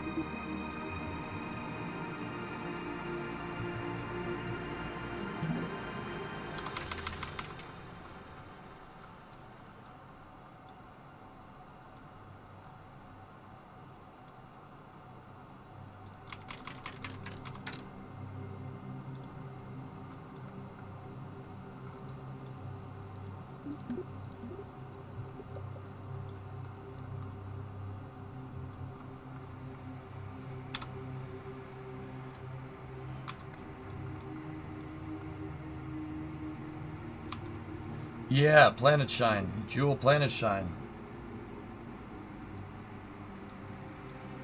The planets look great. Oh yeah, they absolutely do.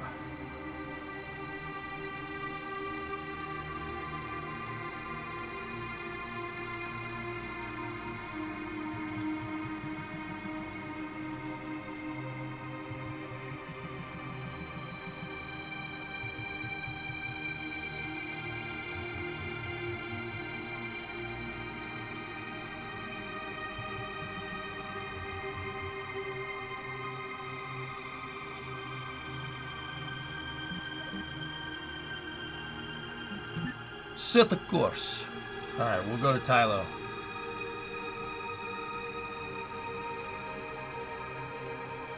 Set the course. Good day, Commander. Shields up, weapons online.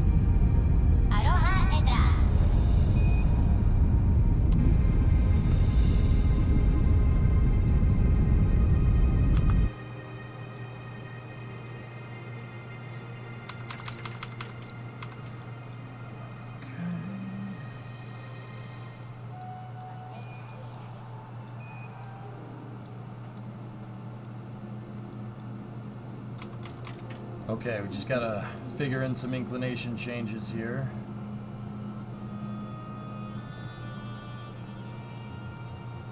Should be easy to do because we're far away from Jewel's gravity. How's the patch been for you? It's been okay, man. Yeah, patch 2 is good. There's still a lot of little things in the game, John. But I'll be honest with you, I'm kind of like hesitant to push the game like we can push KSP 1. So, I mean, that kind of does favor a little bit more garden variety missions. But as we do more of these kind of...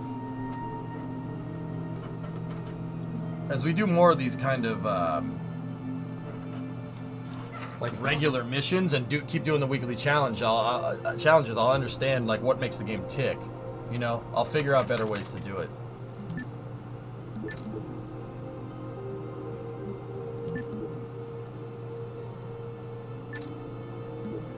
I actually kind of am hankering to go play like KSP1 and start working on, I don't know, like hybrid tech and Kraken tech infrastructure and trying to get like a fully reusable vehicle working and stuff.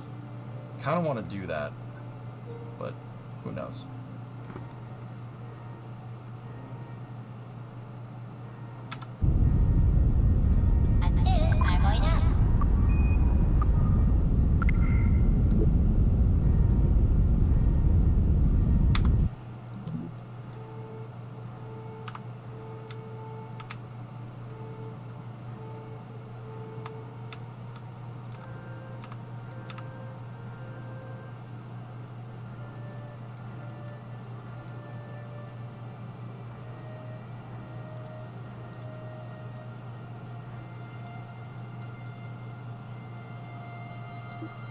We're in pretty bad phasing here.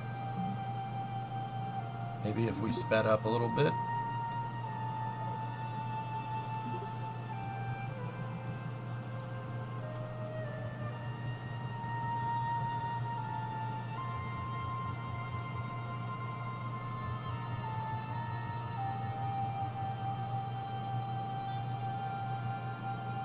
That'll do.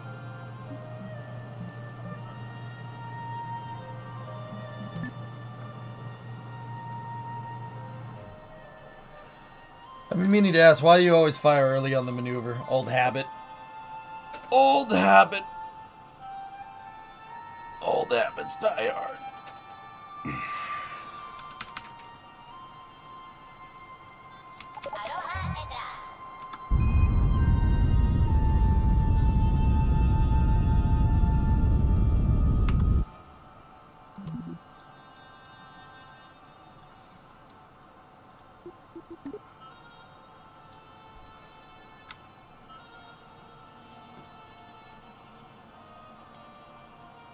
Bob's massive crater reminds me of the dish of a radio antenna. I wonder if a natural crater could have the appropriate geometry to use as a signal amplifier. Yes, absolutely, Farron.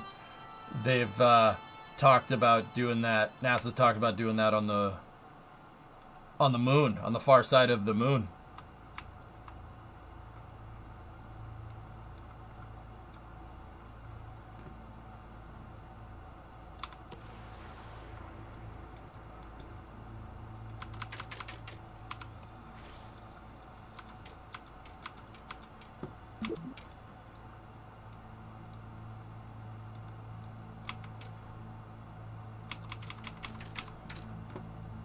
What's that, Bandit? Facebook Marketplace. Oh, no. Oh. Ha. Discovery, Mercury go at program throttle. test suit. That's cool. Trainman, 17-month resub. Moon Arecibo sounds cool. Agreed.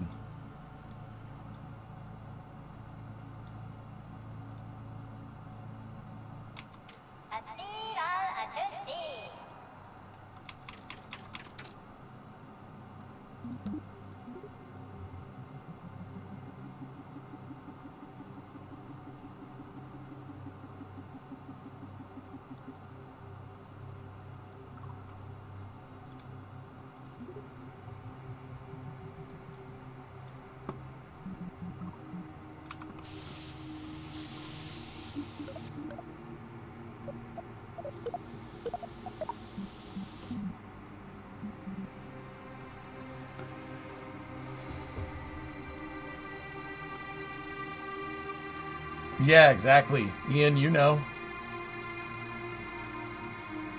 Discovery, go at throttle up.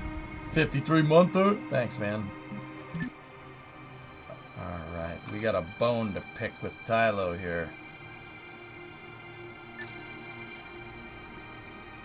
Sub-a-dub-dub.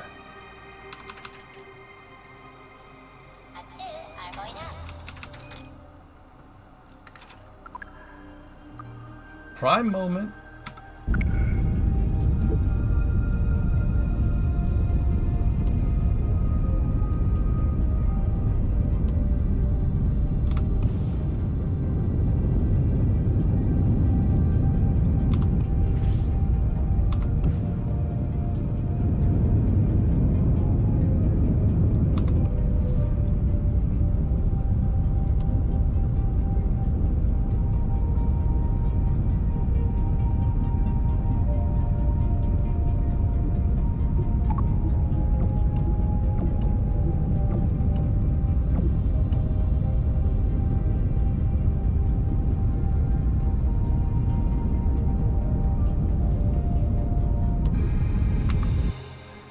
AJ, do you think SpaceX and NASA has thought of Titan?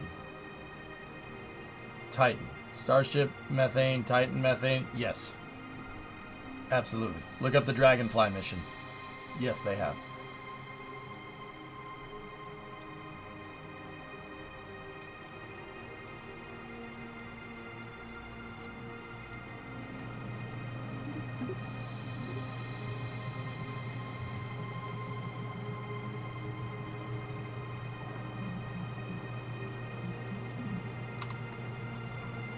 I know Dragonfly, I meant cruise, so no. Crew missions to Titan are probably good 20 to 30 years out, and that's a very conservative estimate. I'd say 20 to 30 years out minimum, probably closer to 50, if we keep progressing at this rate. It's going to take some time, dude.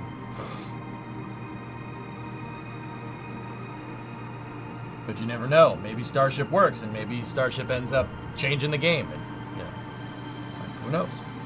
I mean, nobody. If you look at industries can grow rapidly like that. That happens. Transportation systems can grow like that. If you look at like the 1830s versus the 1850s, two way different things there. Now look at the 1850s. So you have like primitive steam locomotives. Look at that to the 1880s. 1890s. There's trains everywhere, right? Picture the world in 1899, right? Versus 1923. Different place. Very different place. Look at the world in let's say 1955 versus 1975. That's a 20-year difference. We went to the moon in that time. 1963 is when the Apollo program basically started, and they were on the moon in 69. Like, it can change. We never know. Like, right now, Mars is kind of a distant thing. That's not something that's happening anytime soon, right? But Starship could change that. Some Blue Origin could come up with something that's better than Starship, or, it's possible. I'd say we're trending in the right direction. Let me put it to you like that.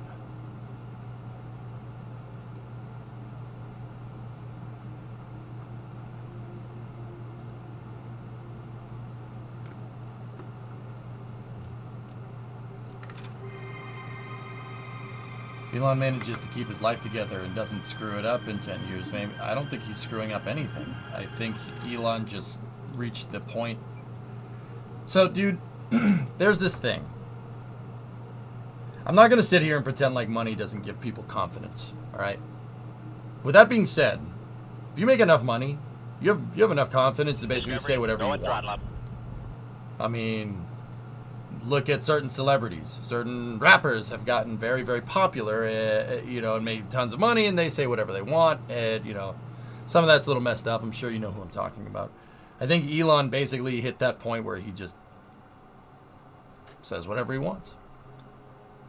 And people might not like that. People might not like what he has to say. Sure, absolutely. But, yeah, I think he reached that point. Just an observation. Ark. 33 months. EJ, you're not allowed to leave again. I had nothing to watch. I am so sorry. I think Elon hit the point where he just says whatever's on his mind. And some people just do that, out of the blue.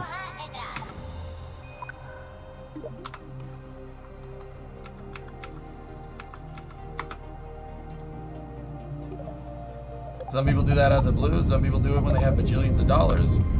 Money gives people confidence, dude.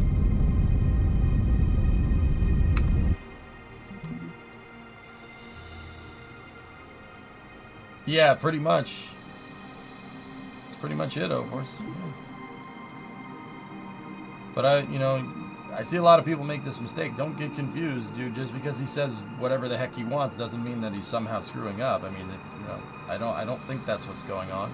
Been following the guy for a really long time. I think a lot of people think he's screwing up because he's saying things that they don't like. But what do I know, dude? I'm just a Twitch streamer. I do like the rockets, though. The rocket launches are great. Not gonna lie to you, the rocket launches are sweet. All right, we need to land on that. Actually, let's do a flyby. Let's do a flyby and see what's good.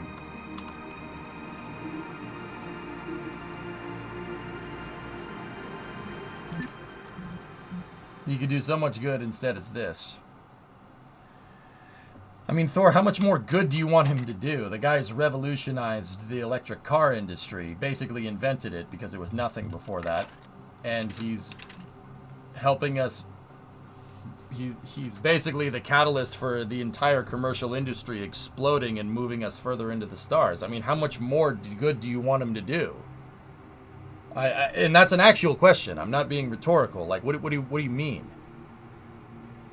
Like, I don't understand how, like, what, dude, this guy's already basically made it his life's goal to lowering our carbon footprint and moving us further in space. I don't understand. Like, those are two pretty damn virtuous endeavors, if you ask me. Just genuinely wondering.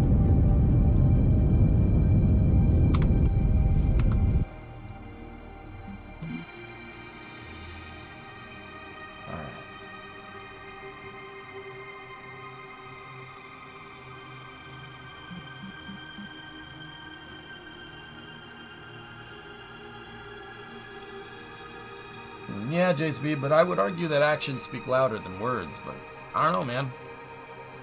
I'm just not usually one to let what people say bother me, that's all.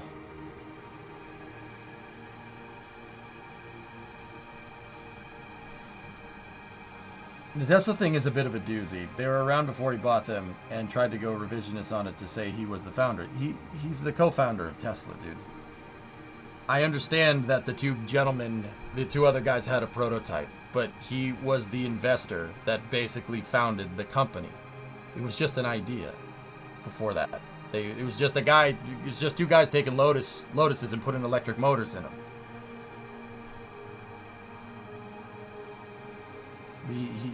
He is a co-founder on the books, dudes. And I mean, he started as the investor, but then, yeah, he kind of, I mean, I suppose he hostile took over the company if you want to look at it that way, but even the guys that started Tesla said that he's a co-founder of it. The company wouldn't be anything without him. Definitely wouldn't be what it is today. You know? Just, I don't know, poignant stuff to think about.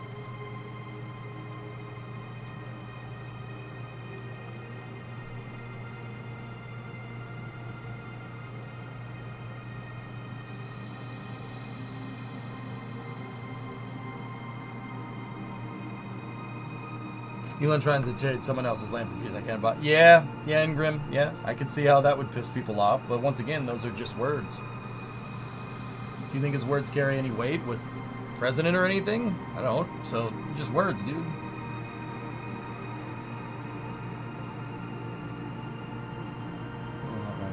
not good at all. A lot more.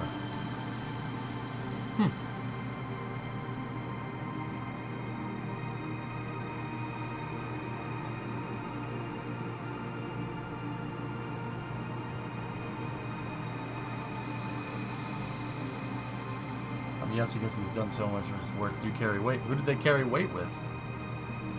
I'm pretty sure everybody said he was wrong, and for what it's worth, I definitely think he is wrong. Like, yeah, no, I understand what you're saying, but yeah. I think he may have silently took that one back a little bit.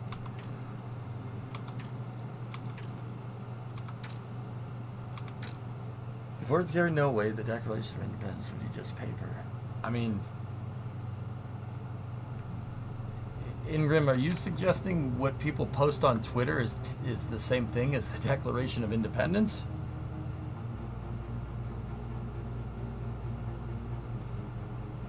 Did I get that right?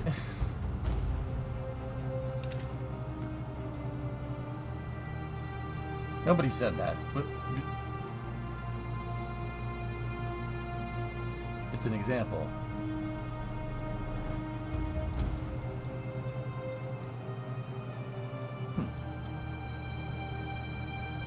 Okay, guess that makes sense.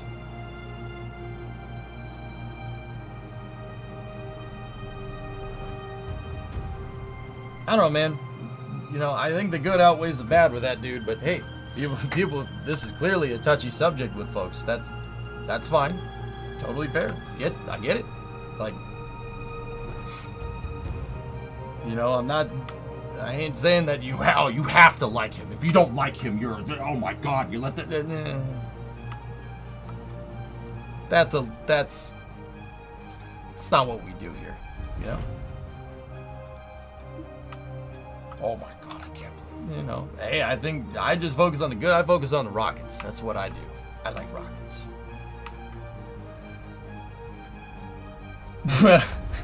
Damn foreplay. That's funny. I don't think we have enough Delta V to land, fellas. What's the DV map telling me? 2270. Balls. Crap. I used up too much Delta V getting back here.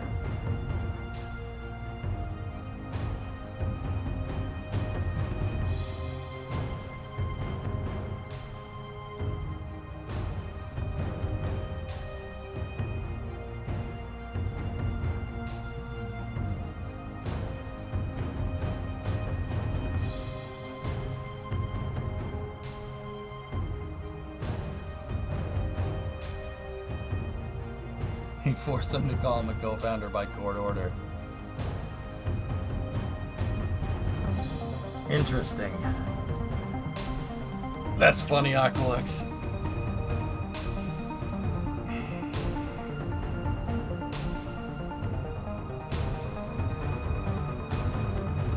You know, sometimes I wonder, dude, if I had that much money, would I do stuff like that? And like, would I force people to call me a co-founder or something? Like, would I do stuff like that? I don't have the answer, dude. It's easy to say no. It's very easy to say, no, I wouldn't do that. I'm not a piece of crap. Like, but you never know, man. Money changes people. Yeah, exactly. You never know, dude. You never know. Just, yeah, some poignant thoughts. Like, dude, I definitely could see myself getting petty like that. That's the bad part. And maybe because I could see myself doing that, I know I wouldn't, but who knows, man. Dude, I definitely, like, come on, like, Discovery, go at you wouldn't do that if you had the money to sue somebody to force them to, like, call you a co-founder by, like, settlement. Like, I'm gonna pay you to call me co-founder. Like, don't get me wrong, in this scenario, the easy thing to say is, well, you probably would avoid this whole thing in the first place, but you never know. I think I'd be more like Keanu Reeves, but I don't know. Yeah, and I'm right. It's something, like, we'd all strive to be like that, dude. We all strive to be like that. But you know, like, the vast majority of us would not end up like that. And I'm not afraid to say that I would not, there's a possibility that I wouldn't end up like Keanu Reeves, you know?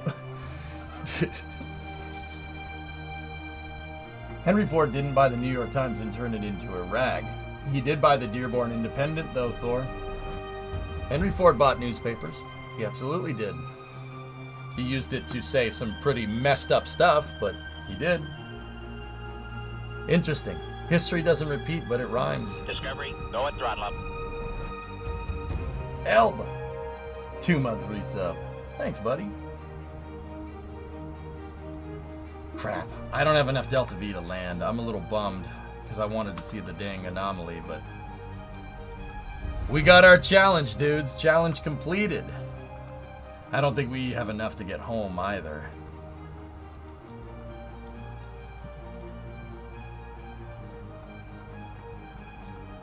Don't forget Bezos bought the Washington Post. True story. Yep.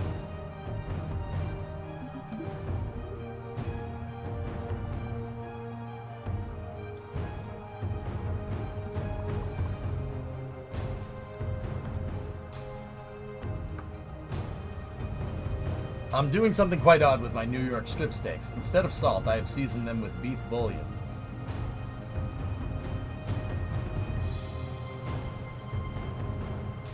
pan-searing it or what?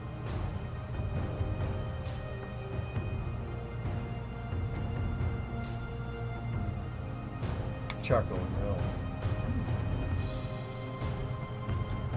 Seasoning beef with beef. Interesting concept.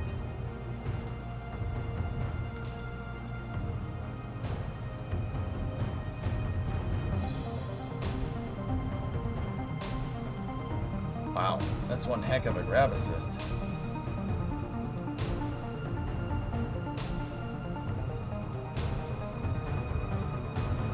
Let's try that. Oh, that'll get us crashed into Jewel.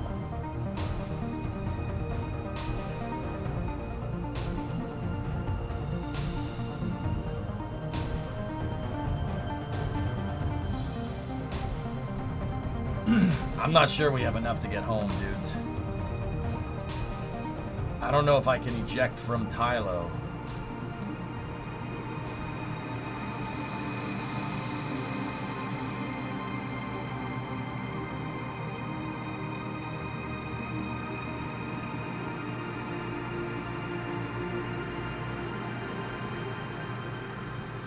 We have to be able to eject from Tylo to get the proper ejection angle around Jewel. This is kind of difficult.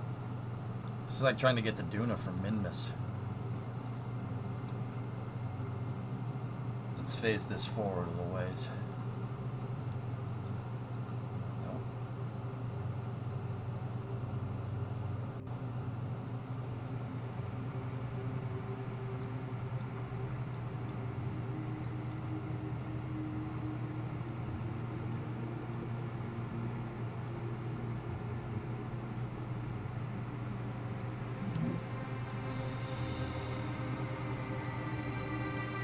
Probe deserves Jewel as its resting place? Oh, we can do that. Discovery, go at throttle up.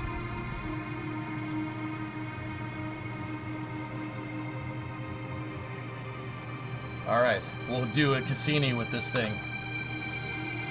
Big Marvin, you've served your purpose.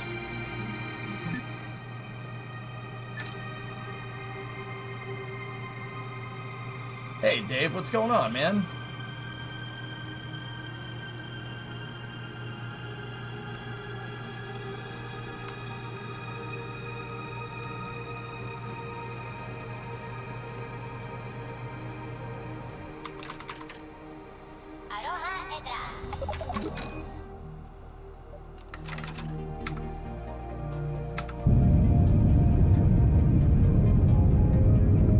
Notice how this all kind of stopped working here. That's good.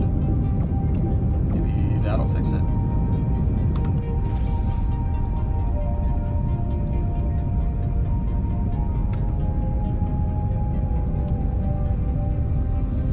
We're going Cassini. The probe has reached end of life.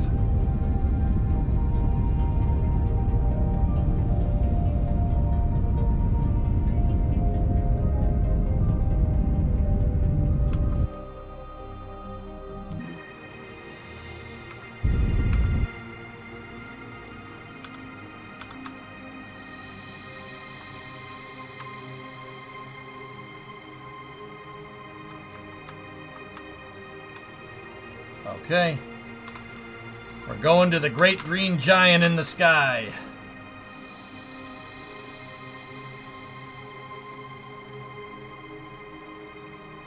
Yeah! Do the Superman.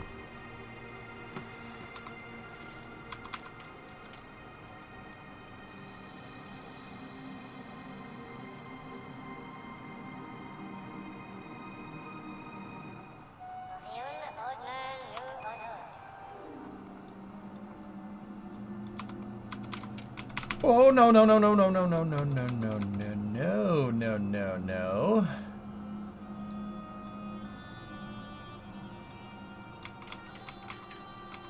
What's that, O-Force?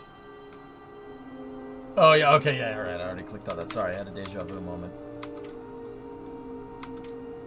Also, the Iron Giant's amazing.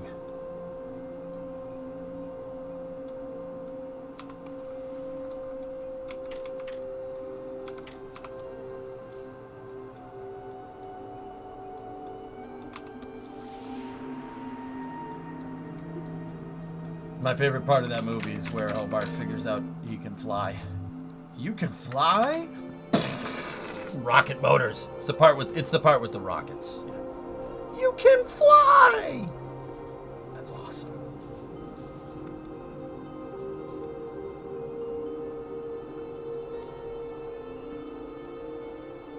We're doing a Cassini, Jim. We're going in.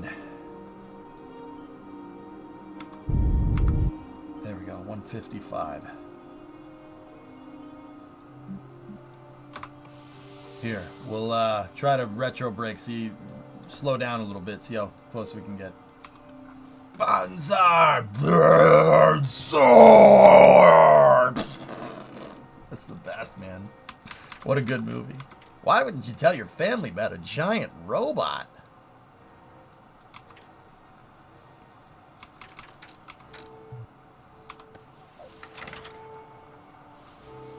Marvin's memory has been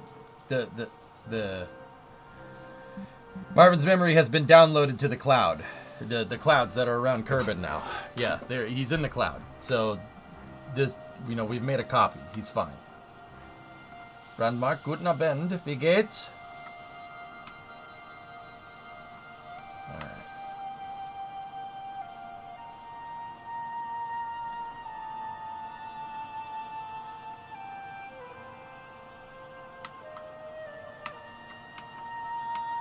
Yeah, it's possible, Oculux. Yeah.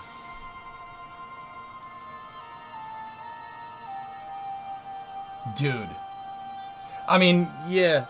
Oculux, you know what's scary, man? You know what's scary about that, dude? And this is why I've been trying to not let what people say on Twitter and stuff, and what people say on social media and politicians or whatever. I'm trying not to let it bother me because you know why, dude? Everyone's susceptible to this, including Elon. That's scary, man. I don't like that. I don't like that at all. That scares the piss out of me, dude. That's why, even, clearly there's people that disagree with me about, Elon's words here, and that's fine. That's okay. If people aren't disagreeing with you, you're in an echo chamber. Straight up. I never want this stream to be that way. Ever. Dank gut und der? Good, sehr gut, sehr gut. Danke. Yeah, Thor, I never, ever, ever want it to be ever. We can't... This stream can't be a stream where you teach people to... I can't take a platform... I can't be on a platform about teaching and not teach people how to think. Alright? And if you critically think, you won't get mad at people that disagree with you if you're capable of critical thinking. It's that simple. So... That's why I stay neutral in most things, because this is a learning environment. Differences. Except if we're playing GTA racing, then frick everybody that beats me. You know what I'm talking about? Discovery, go and throttle up. Welcome to Mission Control. You go and throttle up. Except GTA and maybe Counter-Strike, in which case frick those guys. Everything they say is wrong. You know what I'm saying? You know what I'm talking about? RE Racing, get good. You shut your dirty mouth. You shut your dirty mouth. Alright, here we go. We're taking the plunge. We are going 8.8 kilometers a second. That's good. Here, fire the motor. Boom! See if we can slow down a little bit. Don't worry about it. Bucket! What's up, man? EJ just coping. L plus ratio plus racing line. Common chat W. That's pretty funny, man.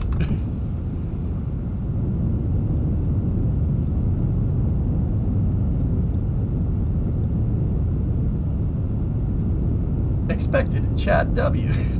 Common streamer L.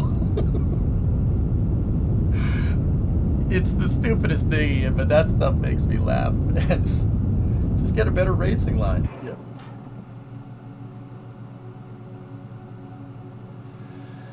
Oh boy.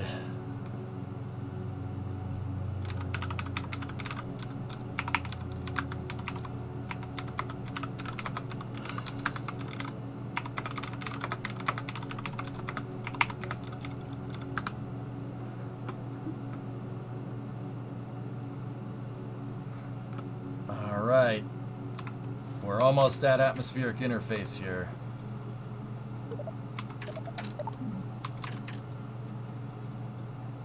Oh boy. We're doing a Cassini.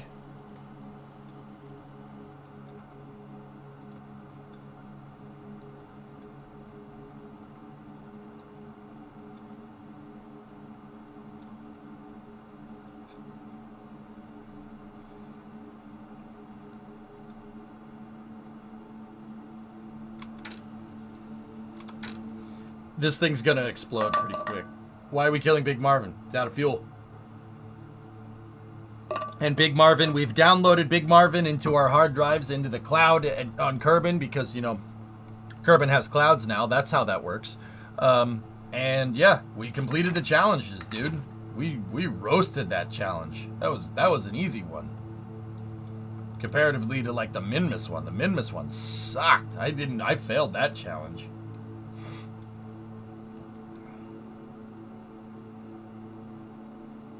Here we go. We're at atmospheric interface.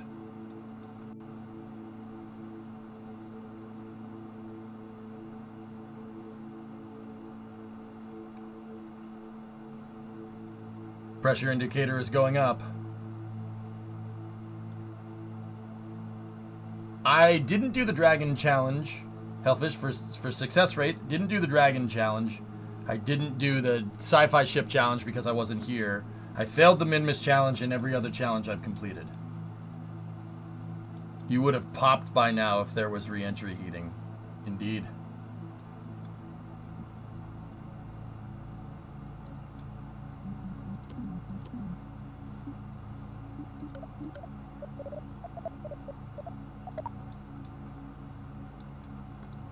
I mean, our deceleration would have killed us instantly. We're beyond 15 Gs of deceleration.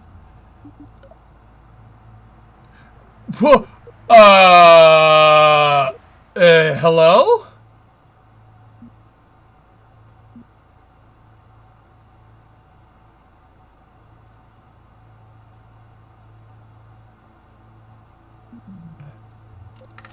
Right.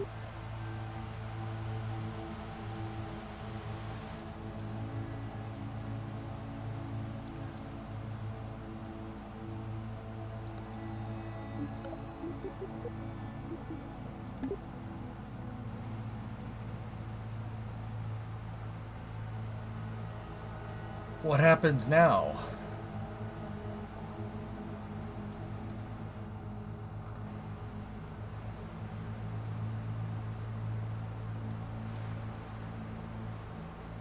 Man, those are some strong solar panels.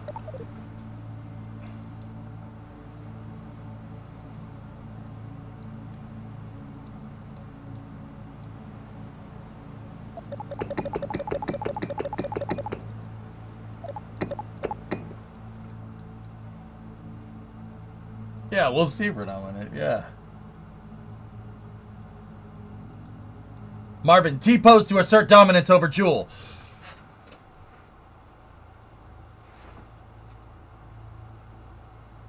I will T-pose with you, bro. We'll go into the atmosphere together, bro. I don't give a frick. Who's T-posing with me? Don't lie. Someone's doing it. Someone's doing it. Yeah, I'm calling you out.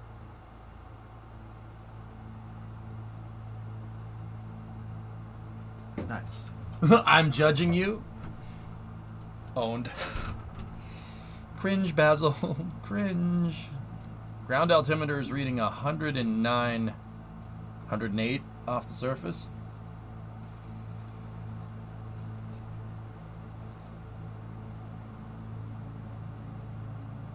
Yeah, Aqualex, I'm gonna sit here and say probably not. If everyone's susceptible to it, even some of the smartest minds in the world, man, gotta be careful. I would go out of my way to hire a no-man.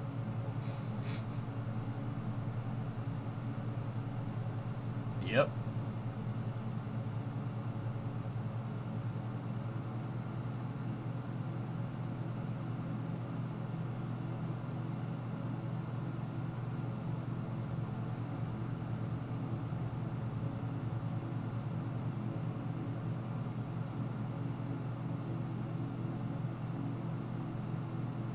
Huh.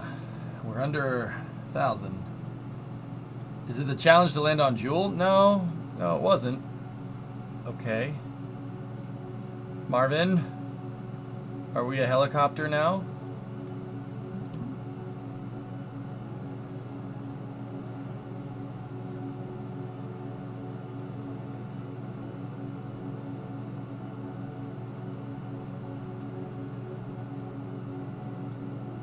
Bro, you think somebody's hiring for a no man?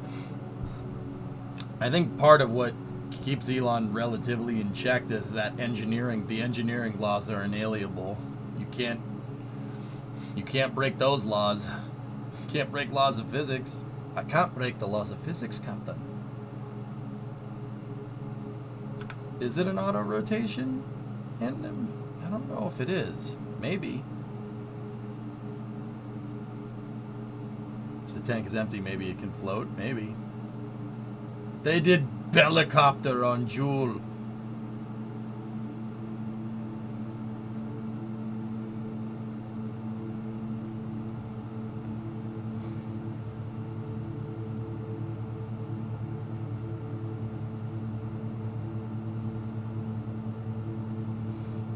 Yeah, Aqualex, I'm not gonna lie to you, dude. Stuff like that keeps me up, dude.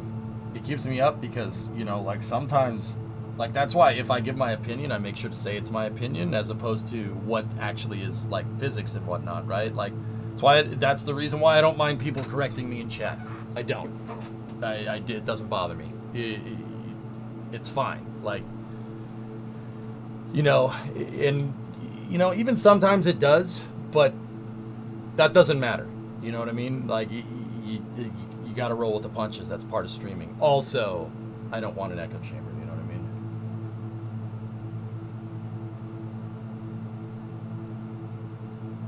I thought I had imagined in like 500 years all resources off Earth. Ask EJ, do you think this is possible in 500 years? Sure. No, man, is basically your job predominant. Well, of course, you're a software engineer. It's your job to say no. Hey, do you think we can, you know, take the software and do that? No. Yeah, but, you know, you could just work a little hard. No.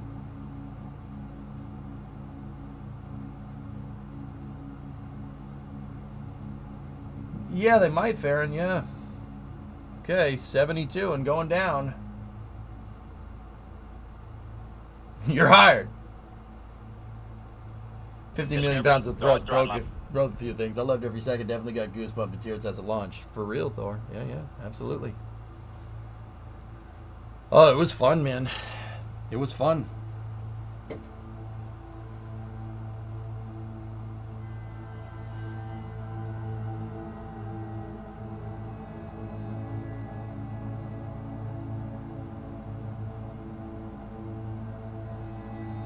The descent into madness. This is not on the product path. Oh, God. Little frick you money? Oh, thanks, Jack. Yeah, Thor, I mean, I'd like to, you know, something to add is that you can disagree with what Elon has to say and like SpaceX. That's totally fine. You know. People ain't perfect, man. And that's what I mean, dude. Like, that's the kind of stuff I'm talking about. You know, we ain't perfect. Everybody has a little bit of devil. You know what I mean? You gotta be careful. I can't tell if we're auto-rotating or what. Did you build a Chinese weather balloon? No. It kind of did end up looking exactly like it. Yeah. You know, no one's infallible, right, Thor? Like, that's not a thing. I say stuff that's wrong all the time. People correct me all the time because I'm doing it off the top of my head because helps you understand. It helps me understand better. You know, is that freaking fish Jenga? No. So hey, you know, somebody that you look up to could say something that you don't like. That's fine. That doesn't mean you have to hate them. Okay, 60 kilometers. I think it's across you want to like you just make it tough. Yeah, well. Right, I hear you.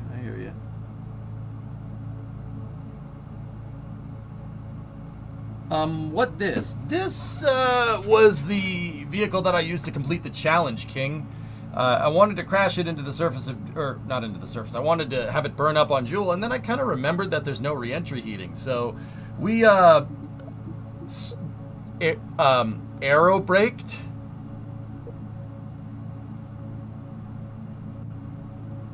And now we're just kind of floating down to whatever's down there.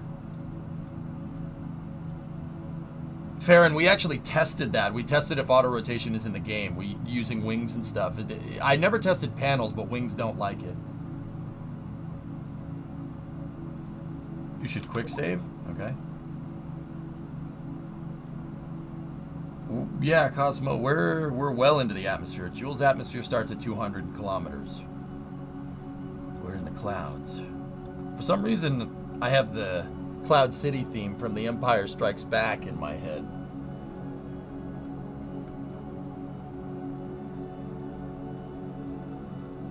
Bum bum ba da da bum bum ba da ba da.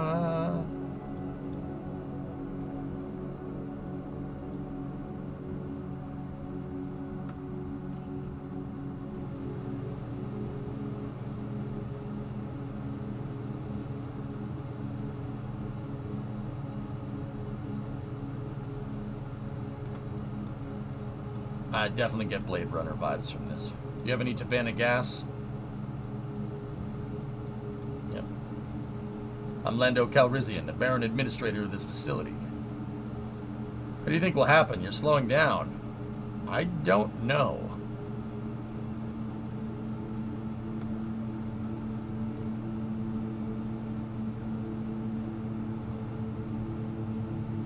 Turn the ship around. I know where Luke is.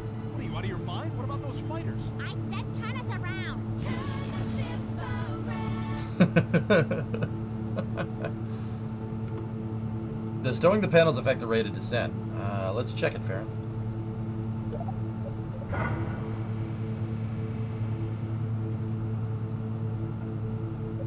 Dude, no way. Oh, it absolutely does.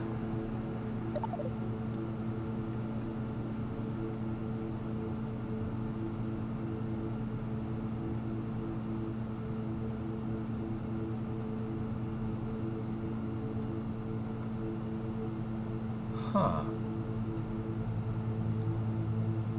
The solar panels affect Aero a lot more than previously anticipated. Marvin, report. What do you see?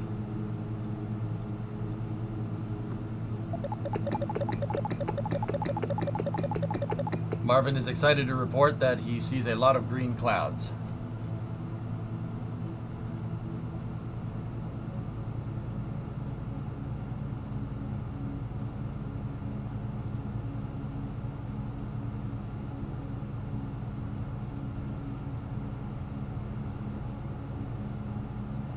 Super green. Yeah, Green Goblin has definitely been here. Did you guys ever realize, you guys ever wonder? Kerbal's a green, Jewel is green. It's not a coincidence. What's not a coincidence? Doesn't matter. Wake up.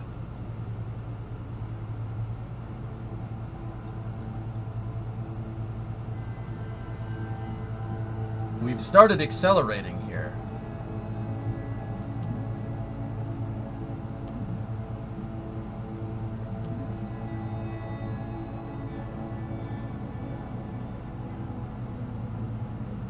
We're still 35 kilometers off of the surface.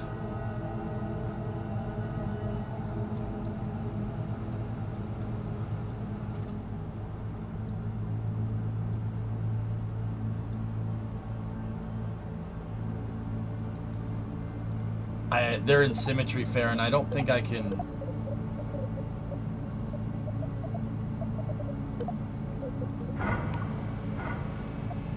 I can't retract one. I can't retract both of them. Hey, Leglander. What's going on, buddy?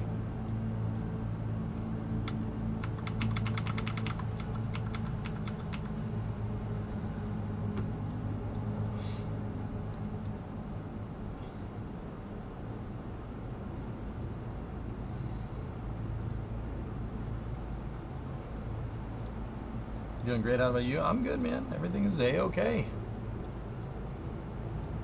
Just exploring Jewel.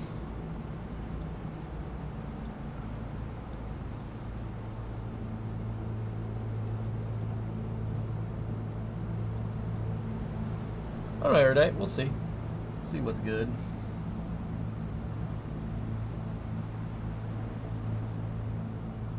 This thing did end up looking like that stupid balloon, didn't it? Only in a slightly different configuration. And I inadvertently made it the same color. Damn it. Okay, Hellfish. Yep. Everything's fine here now. Here, how are you? Who is this? What's your operating number?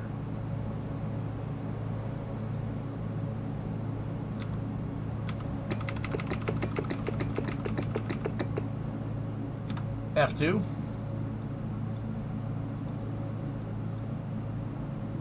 "25 kilometers off the deck."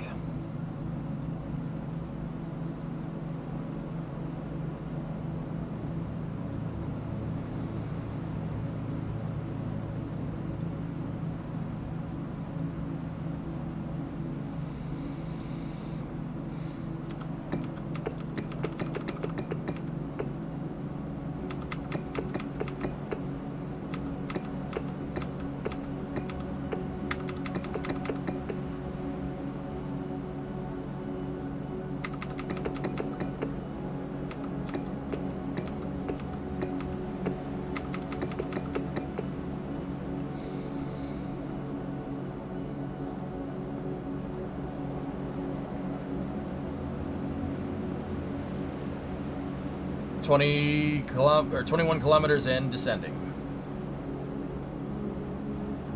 Are we there yet? No!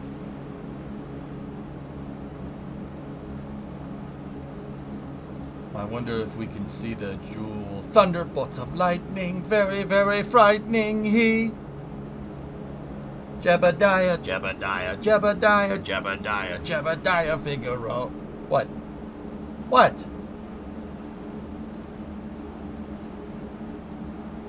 No, Fahrenheit. No. I don't want it. I'm just a poor probe, nobody loves me. He's just a big probe from a big family. What?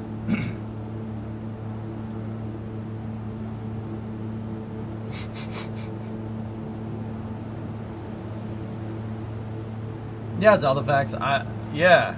There's no re-entry right now, so we would have burned up way up there. Discovery, But now we're not burning up, so I don't know.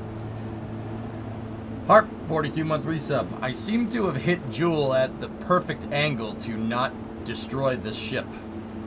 Discovery, Neat. go at throttle. 98-month resub. Thank you. Harp, dude, what's going on? 98 months, dude.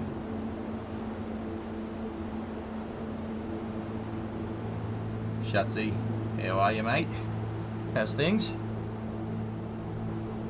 Hope everything is good down there, man.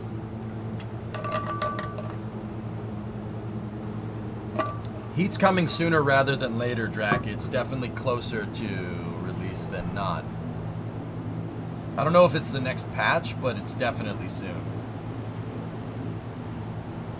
Whatever happened to songs with the 5-minute interlude that had nothing to do with the main song? Oh, Manic. Technical question, how hard is it to check valve clearances? Valve clearance?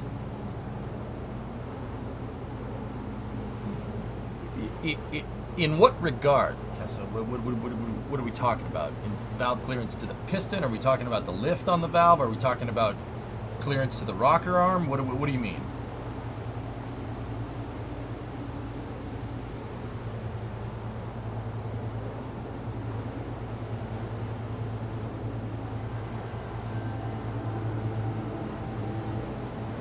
You just landed in Tokyo. This place is awesome.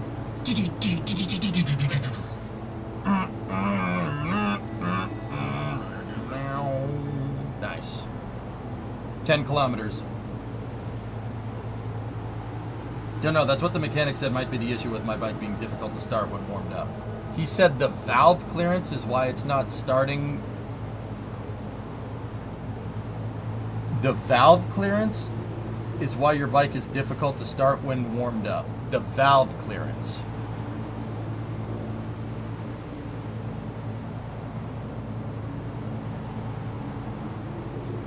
Wow, this is neat. Like a low compression sort of thing.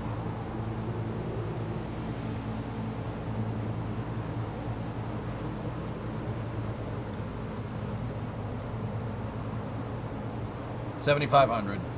That, Tessa, that's not really.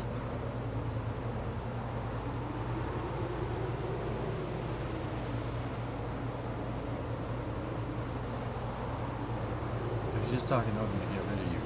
You reckon? I think he's guessing. Yeah, valve clearance has nothing to do with compression. So you tell me what's going on with your bike. What's wrong? That is nothing to do with it. I think homeboy was guessing. Should have asked us.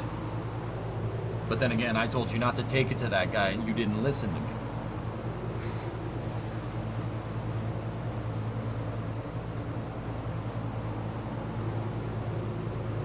Aqualux, show Erudite that Swedish ship. The Swedish ship that they recovered from the bay.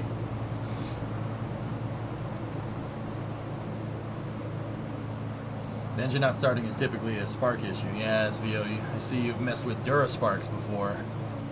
Why are you descending into Joule? We ran out of fuel. Didn't have enough to get to Tylo. Dude, look at this! How was this morning launch? I don't think there was a real rocket launch this morning. Now, valve seat affects compression. Yeah, exactly. The seats, definitely. Because, yeah, you absolutely will. Turn on the fog lights. We'll be alright if we reach the fog. Bum, bum, bum, bum, ba-da-dum, bum, ba-bum, ba-bum, ba-bum, ba-da-dum, bum, ba-bum. Gear down. I don't have any gear.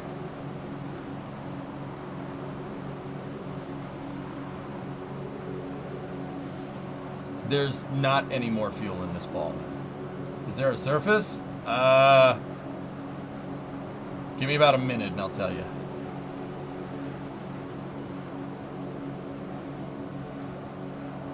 Discovery, go at throttle up. I'm kind of scared. I don't know what's going to happen here. Midget. Hey, 61 months. I'm finally back. Been keeping up, but the motherboard fried back in February and I only just got it back. Missed chat. That Starship, though. Dude, that was sweet. Any barometer on board? Barometer is reading very high pressure. Tessa, give me 1 second. Oh, oh, oh! What's that?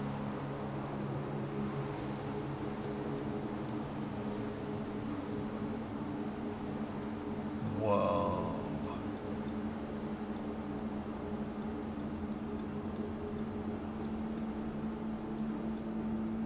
Think he'll survive?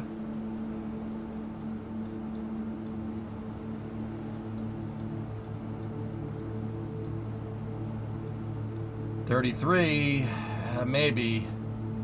Maybe. Come on!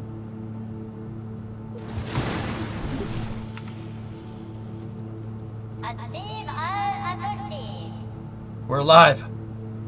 We only lost the motor.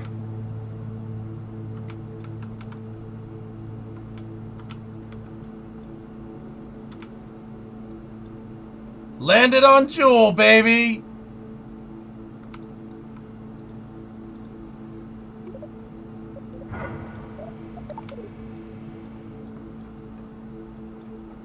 So maybe if we roll like this and then extend the panels, we can get them to be upright. No, no, no! Dang it. Crap. Yeah, never recover it for sure.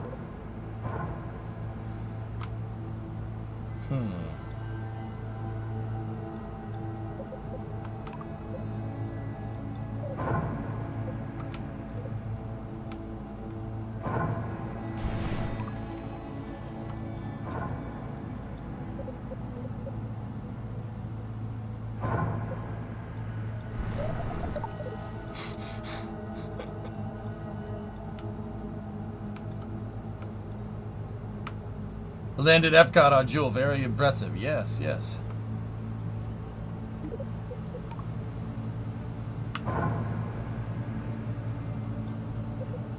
Come on, baby. Come on. Dang it.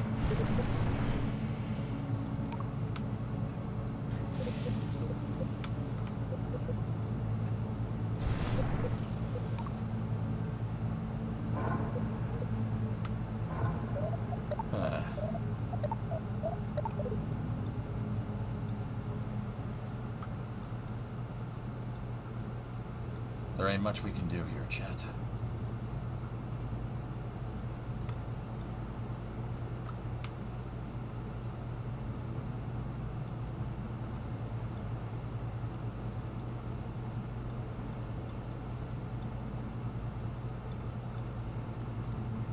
I will quick save, and Big Marvin is here forever.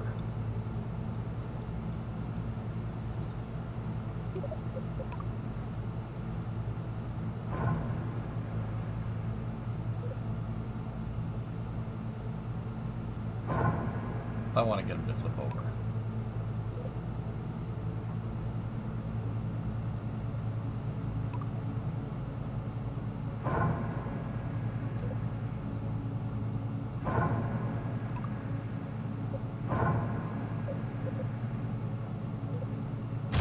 Oh! Oh! Oh! Oh!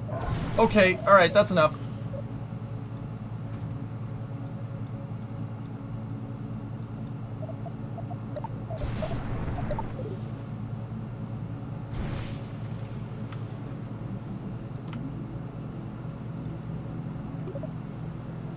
There.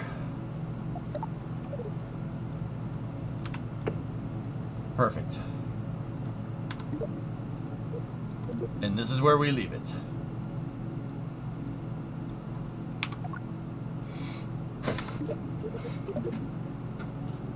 Nice. We landed on Jewel. All right. Jewel base when? Huh? Dude. I don't think... When they put pressure in the game, I don't think you'll be able to get anything down there. In fact, if we ever reload this file when they do that, it'll just blow that thing up instantly.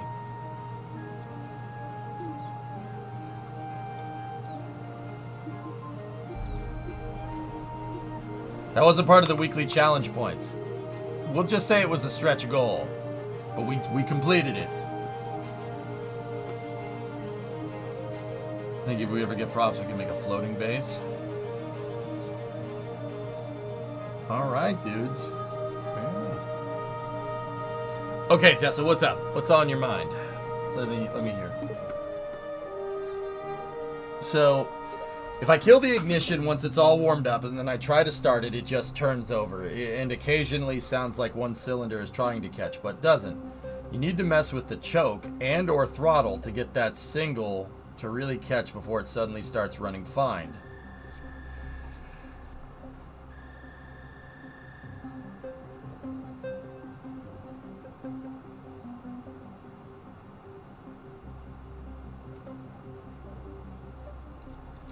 Kill the ignition once it's all warmed up, and then I try to start it, it just turns over, and occasionally sounds like one cylinder is trying to catch, but it doesn't.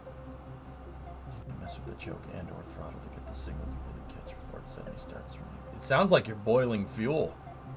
That's what that sounds like. It sounds like you're boiling fuel.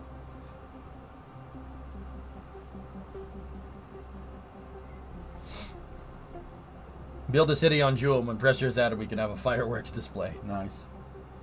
Likely a low idle circuit issue, going by what else Tessa stated. Leaned out and heat gummed up the carb. Could be boiling fuel. Could be what Nikita said. I mean, I don't know. Is your bike all mechanical or what? If it's all mechanical, dude, then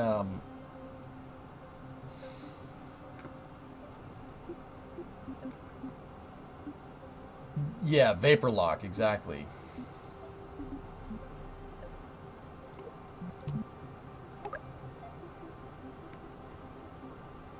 '94 Kawasaki.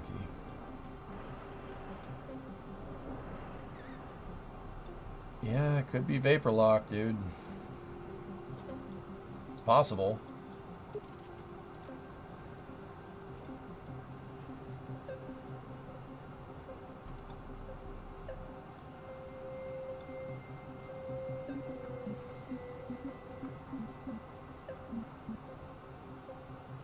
So turning the idle up would help?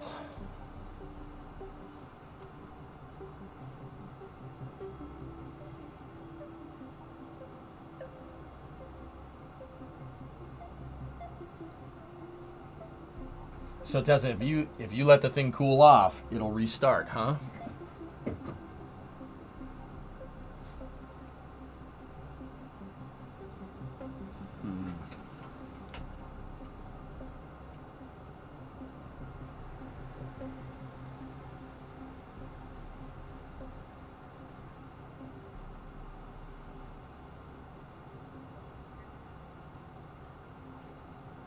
There's a little knob that adjusts the fuel at idle. You guys think the motor's leaning out? Your AFR might not be set correctly, Tessa, and if the AFR isn't set correctly, that can cause the motor to lean out and get too hot and boil the fuel, hence vapor lock, which also would explain what Nikita is saying too.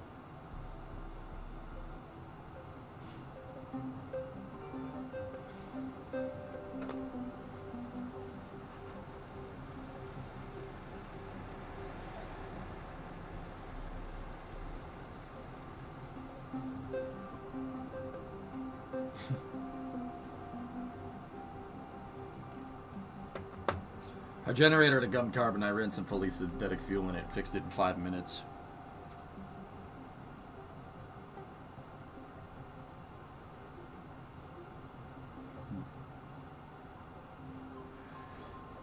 See, now I'm thinking the carburetor on the Coronet is toast. That the ethanol fuel ruined that thing. I'm kind of like halfway wondering if I put some Berrymans through there, if it's gonna fix it. Who knows? She runs great when she's up past 4K, revs all the way up with full throttle to 14K. Proform carb. What? Proform? What are you talking about? I'd rejet the carburetor. I have a rebuild kit, Shutzy. I bought the rebuild kit for it. I'll rebuild this thing.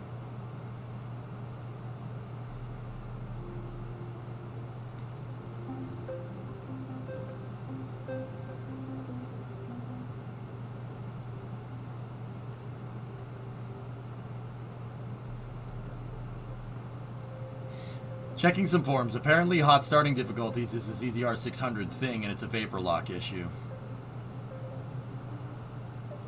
It makes some very nice aftermarket stuff. A 600 CFM would do very nicely. Yeah. Buying front leaves for the truck kind of cleaned out my spend money on truck fund right now, so that's coming later. The rebuild kit was 20 bucks.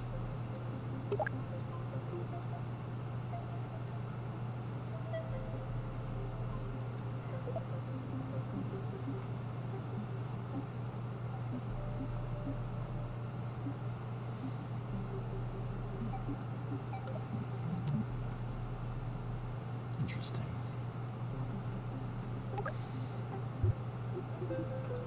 Oh, yep, that's permanently broken.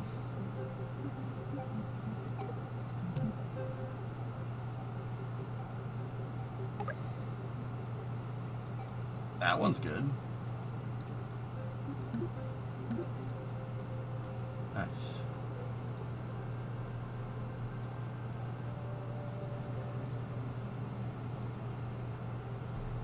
Cool.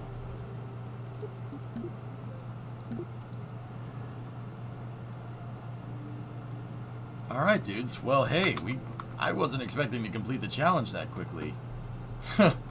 That's not a bad thing. We belted that thing out in one stream. Not bad. Not bad at all. So what planets have we visited in KSP2 then? We've gotten, obviously, Kerbal, Moon Minmus, Duna and Ike,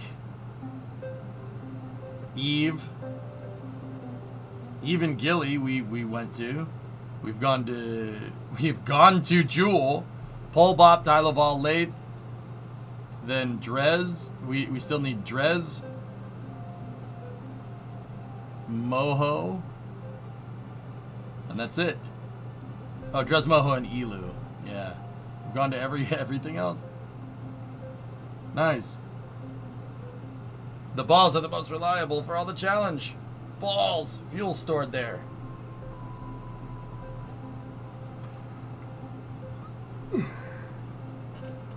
Yeah, Tessa, start with screwing with your AFR screws on the carb. Try that. And then if that doesn't work, try wrapping the fuel line, because I think your AFR is set too lean and it's leaning out the engine and it's vapor locking your fuel.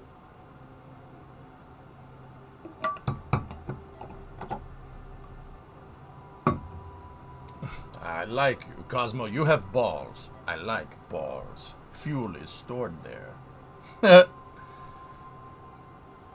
Alright, dudes. Some pretty damn good KSP today. Nice.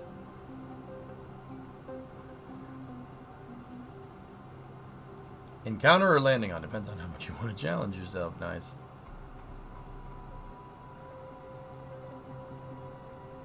Alright, dudes.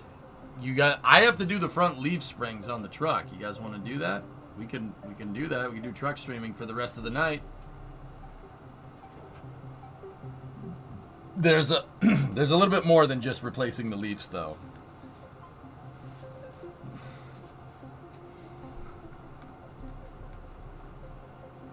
Yeah, it looks crazy, right?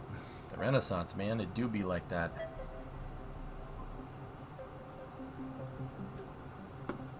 All right, dudes. Well, sweet. Belted out that KSP challenge.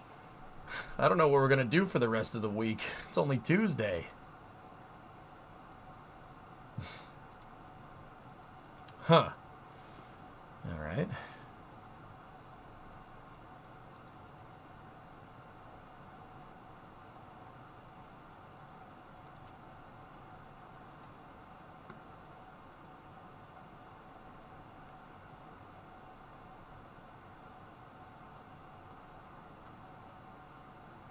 Star Citizen or new Beam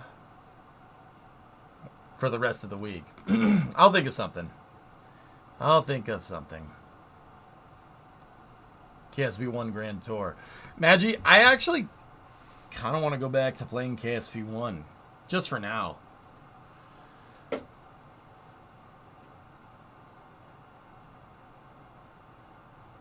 But, yeah, here. Let me go get the cameras set up. Nikita, by the way, when I got my mom's car, it hadn't run for about a year. Also added a couple of liters of Aspen to help it along. Worked very nicely to clear out the stale gummy fuel.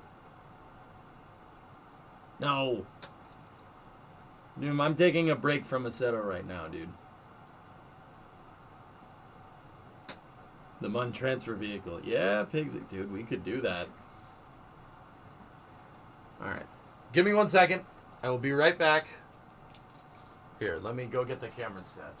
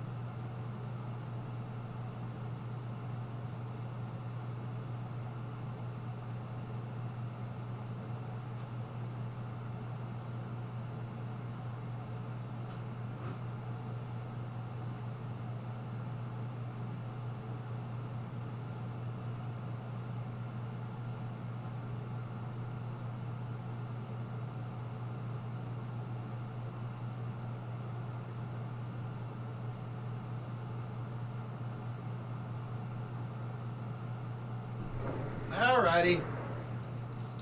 Should be able to change up the title here and get us ready.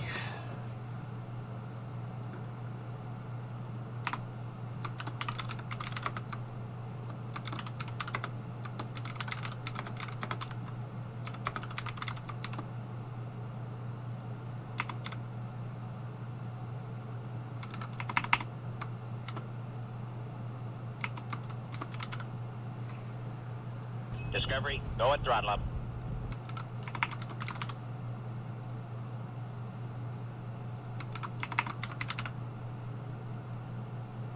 Should we do just chatting or science and tech? I don't know. What category should we put it under? I think EJ would have fun with Dredge. Arts and crafts. That's a category?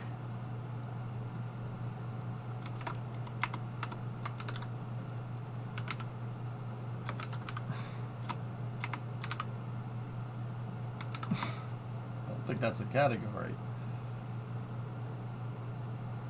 Truck is technology. Yeah, I'll put us under science and tech.